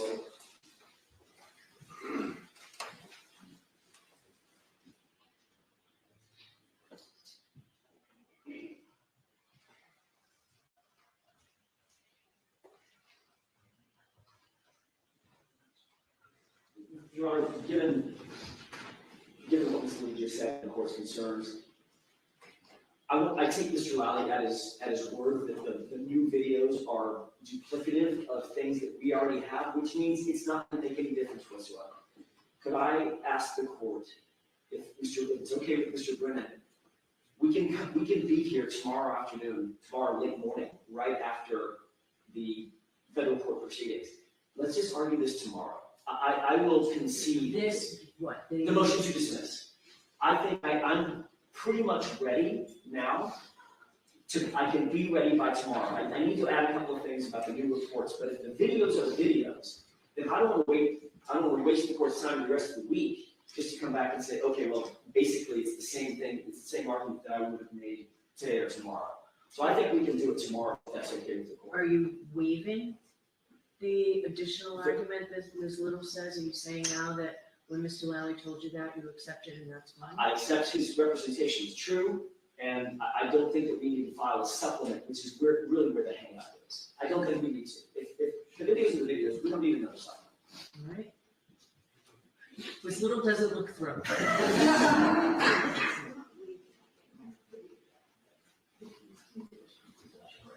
Right.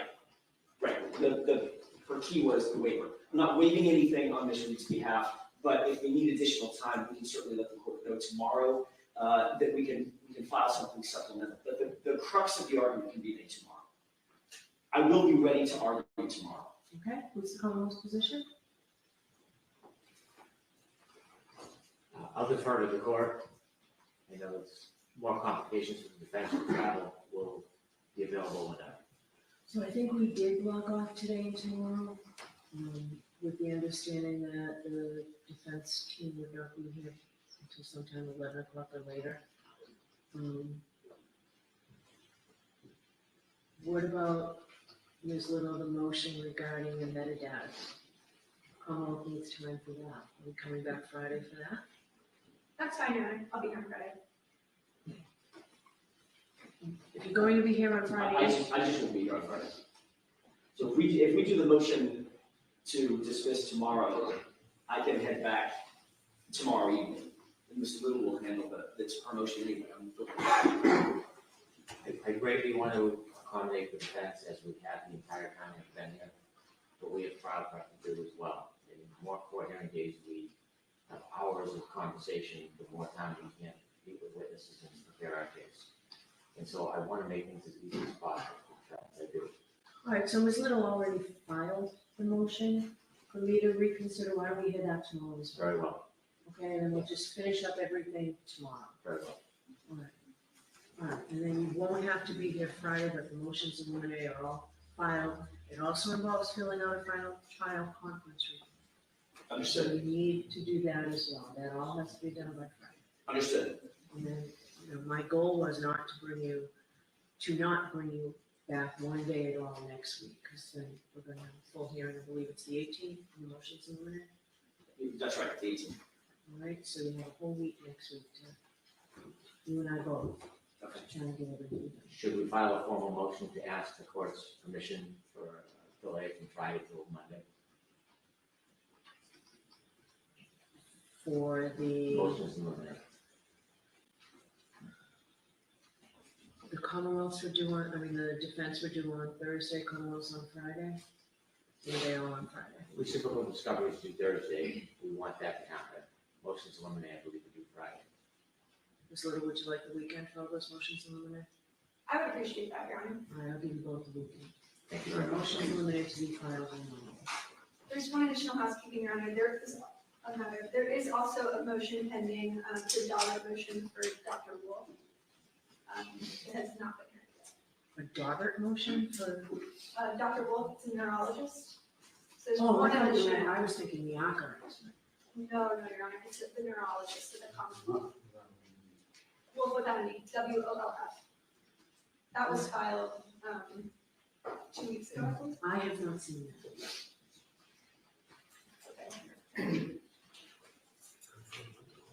I'll make sure that the court gets a copy, but I know that was filed several weeks ago. I'll confer with Mr. The Commonwealth must have received it. We did. We have a wolf as well, and I received their landing in motion, and we'll be prepared anytime to argue that. Do you want to argue it tomorrow? I'm comfortable arguing tomorrow. We're prepared. All right, so we've got an awful lot to fit in tomorrow.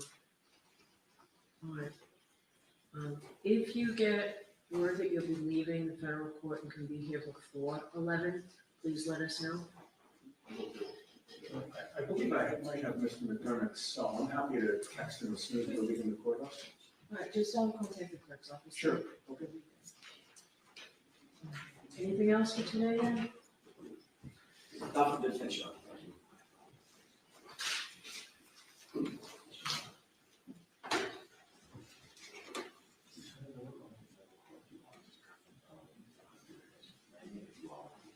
So I'm gonna give you all why don't you clear up all the signs on the application? What's the court call, Ryan, please?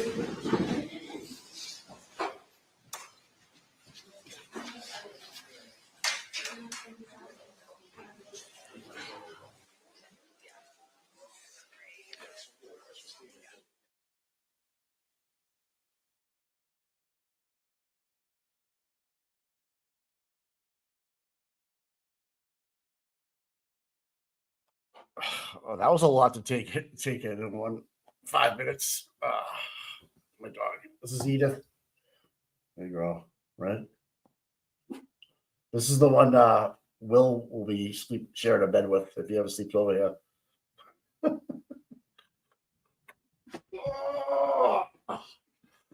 All right. Well, Tom's at his doctor's appointment, so we're not going to have an outside camera for the rest of the day. But it sounds like we're back here tomorrow after the federal court. So I think we're scheduled. No, I don't want to fuck up the mods, but hold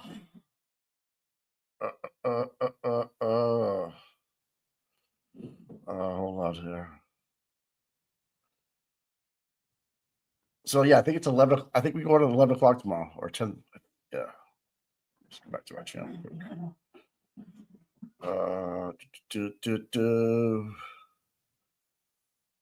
Tomorrow is scheduled for 1:30 p.m. That's for Turtle Boy, right? And then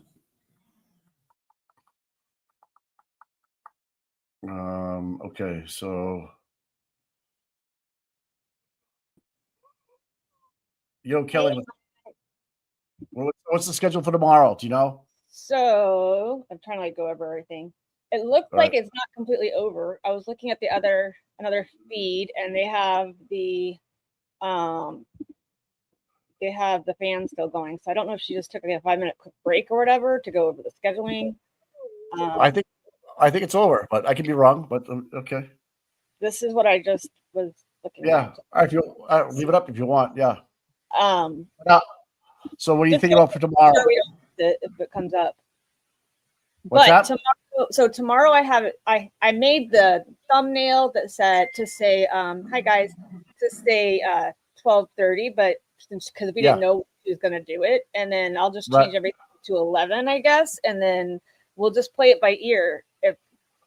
Because they might get over they might get over there earlier, right? Is that what we're saying? Right. Yeah. All right. Okay. So, all right. So between 10 and 11 we'll be going on tomorrow, I guess, right? Because we don't know what time the federal court's going to get over, and then What's up? Nothing. All of a sudden, I had Julie Grant in my ear, and I was like, ah. Oh. So. All right. So I think this is over, guys. Is it today's session is over, right? Yeah. I think it is. Tommy said it's over. So. All right. So is Tom still at the doctor's? Yeah. But yeah, so tomorrow we'll have. I'll just watch it. I mean, it's not going to start at 9, so that's good because I can get the kids to school. Auntie Bev needs to follow my schedule at least That's 5 right. minutes That's because right. That's right. That's right. I can't drop Declan off till 8:30 for his school at Right. 8:45, and then I can't drop Liam off till 8:50 for his school at 9. So I have to drop Jesus. Declan off at 8:35, 8:40, so I can get Liam to school on time so that I can come home and not be waiting everywhere. So this works out for you then. So yeah, so 11 o'clock is fine for me. Anything, I'm usually home by like 9:10 anyway, at the latest, depending on traffic. But like this morning, me and Sammy just did it together. Like she set it up and then we switched it over when I got home. So this Karen Reed's updates is saying federal court tomorrow at 9:30 and then motion to dismiss at 11. So I'm sure Tommy, we're not going to federal court and we can't watch or hear it. So we'd probably be going on like around 10:30, I would imagine. But I'm sure you guys will figure it out. You know? Yeah, we'll get it going. It won't be hard. I'll update the thumbnails and Yeah. redo the thumbnail and then set the live up again so that we have the right time. And then you have Turtle Boy tomorrow at 2. Yeah, actually, I don't know if you saw. I actually, this is what I'm looking right now. I have the thumbnail set up. I made the thumbnail for Turtle Boy and all right, cool. Karen. So all right, I don't. So we gotta play it. We'll probably only be able to play Karen's, but we'll be able to listen. Yes, that's the other. Yeah, that's the other thing I wanted to tell you that. So in the Glamasu's profile, you'll see a doc dump, and it has the code to get in for Turtle Boy's hearing. Do you have that? I can get it. Yeah, I mean that's not a problem. I'm in her. Yeah, if you look at what her X channel, her X. Yeah. And then go into her just profile, and you'll see a dump, and then scroll all the way to the right on the Google page, and it has the code and the phone number, I believe, for Turtle Boy. Okay. All right. I can do that. I mean, we'll be playing Karen's probably because that's the main one. Yep. But if you guys want to be, I don't know how you guys want to do it. You got to tell me. Yeah, I would imagine we're going to stay with Karen, but yeah, let's stay with Karen. But let's just keep people noticed that if it ends early and we can get over to Turtle Boy, then fine. But it sounds like she's got a full day plan for these guys tomorrow. But it looks like I don't know if Tommy's trying to come on or not. He might not. Tommy might be trying to come on here shortly. All right. At least that's what it looks like. I don't know. I'm in the dark. Let me ask him. Well, so we don't it's okay. So yeah, what do you guys think about today so far? I thought feel like I need a shower after Hank. What's talks. That? I always feel like I need a shower after Hank talks. Oh man. Oh. He's so slimy. He's just the way he's a weasel. I don't like him either. It's just the way, because he's already said it before when he was defending Whitey Bulger. He hated the feds, because the feds were fucking with him, I guess. Yeah. So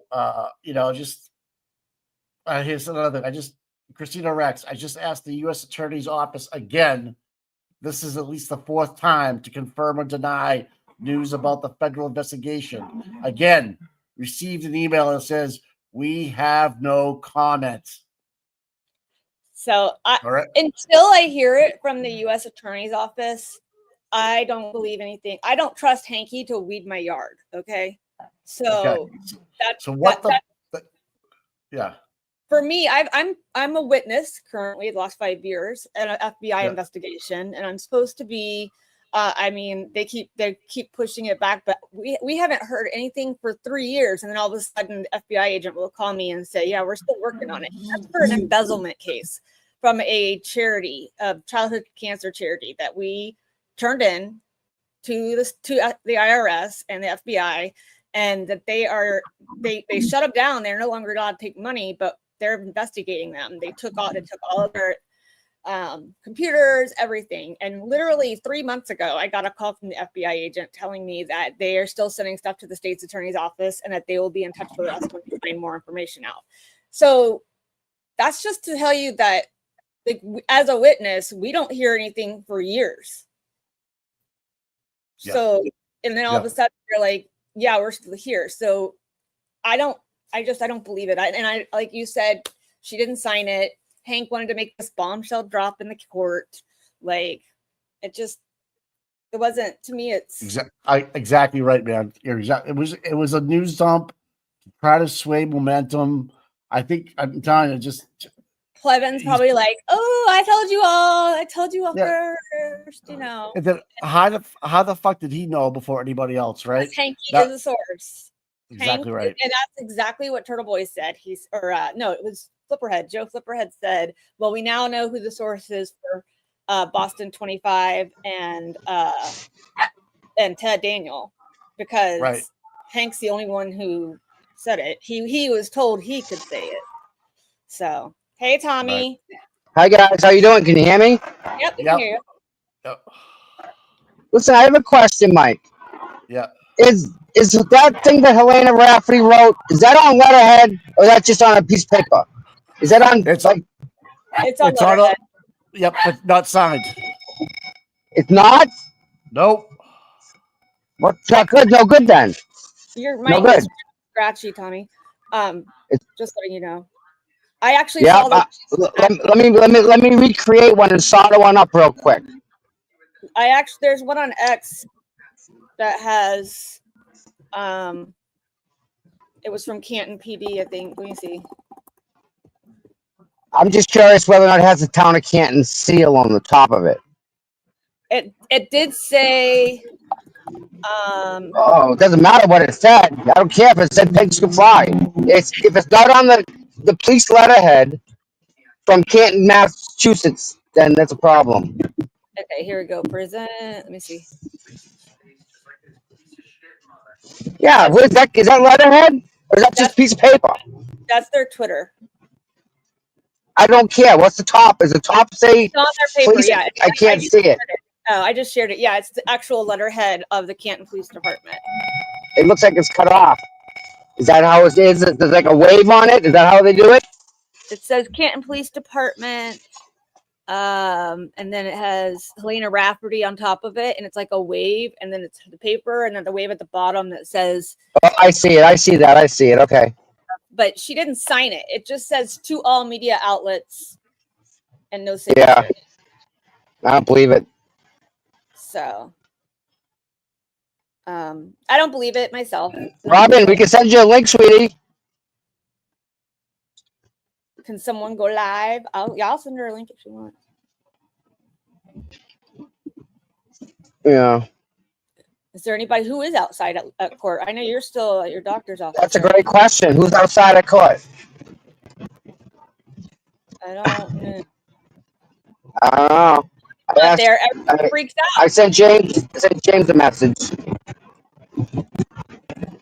So Let me see if I can.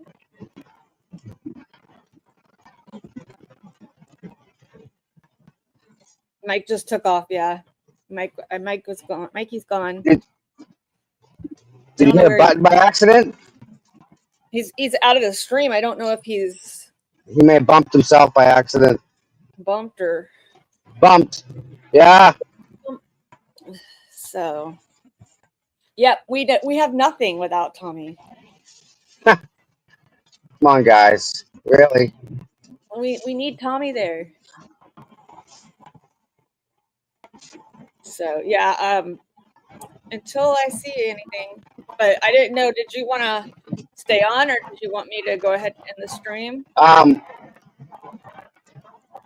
Well, I'm not there, so and she's gonna get in the car and go, and that's it. So I don't know what we can really do here. No problem. I just want to make sure I'm doing. I'm sorry, everybody. I thought I could go to the doctors and get back before lunch, which I thought I could handle. But obviously not. She cuts it early. I thought it was gonna be myself. I thought it was gonna be. So we'll see. All right. Great. Well, you be safe, Tommy. All right, guys. Yeah. See you all later. You want me to let you stay on, or you can go ahead and Yeah, I'll take it. I'll take it down. Okay. All right, guys. Thank you, Kelly. You're welcome. Bye. So yeah, so this is today. I don't understand why Bev stopped the trial just like that. But we're gonna find out. Um,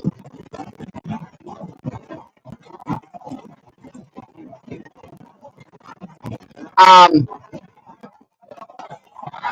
thank you, Mary. So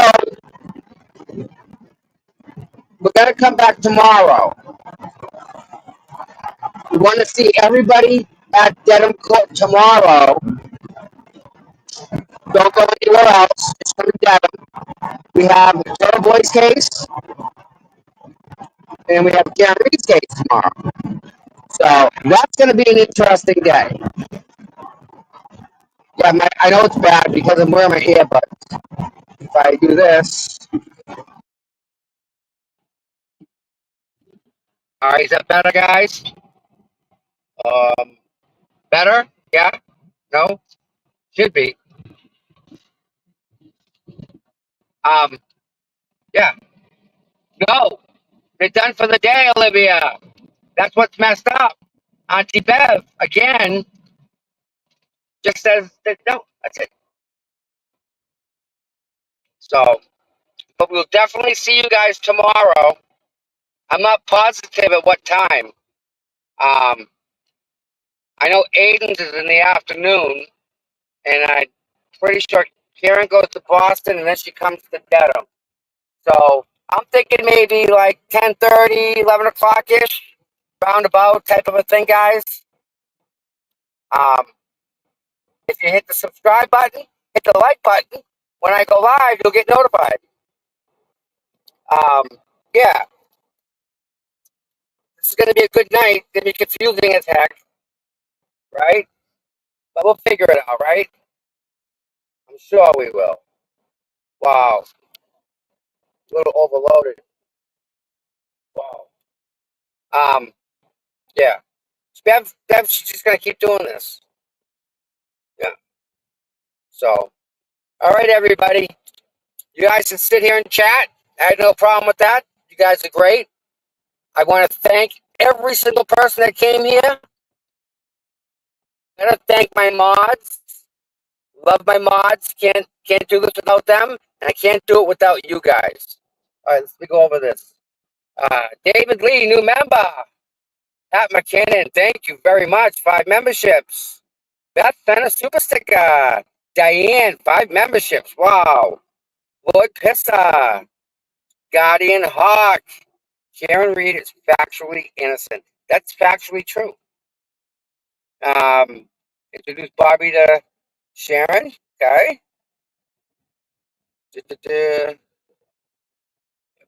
Boyfriend's in town, buzzing for the truth. Mike, I think the term you're looking for is belly of the beast. Yeah. Pretty for the Mike, flip ahead. Yeah. Traffic is bad. FKI. You guys are awesome. And Miss Amy. All right, guys. With that said, I love you all. And we will all, hopefully, God willing, wake up in the morning and go back to court. Fun. So, you all have an absolutely wonderful day. Sun's out. And I want you all to know that I'm in getting some rest, and see you tomorrow. Thank you, everybody. Love you all. See you in the morning.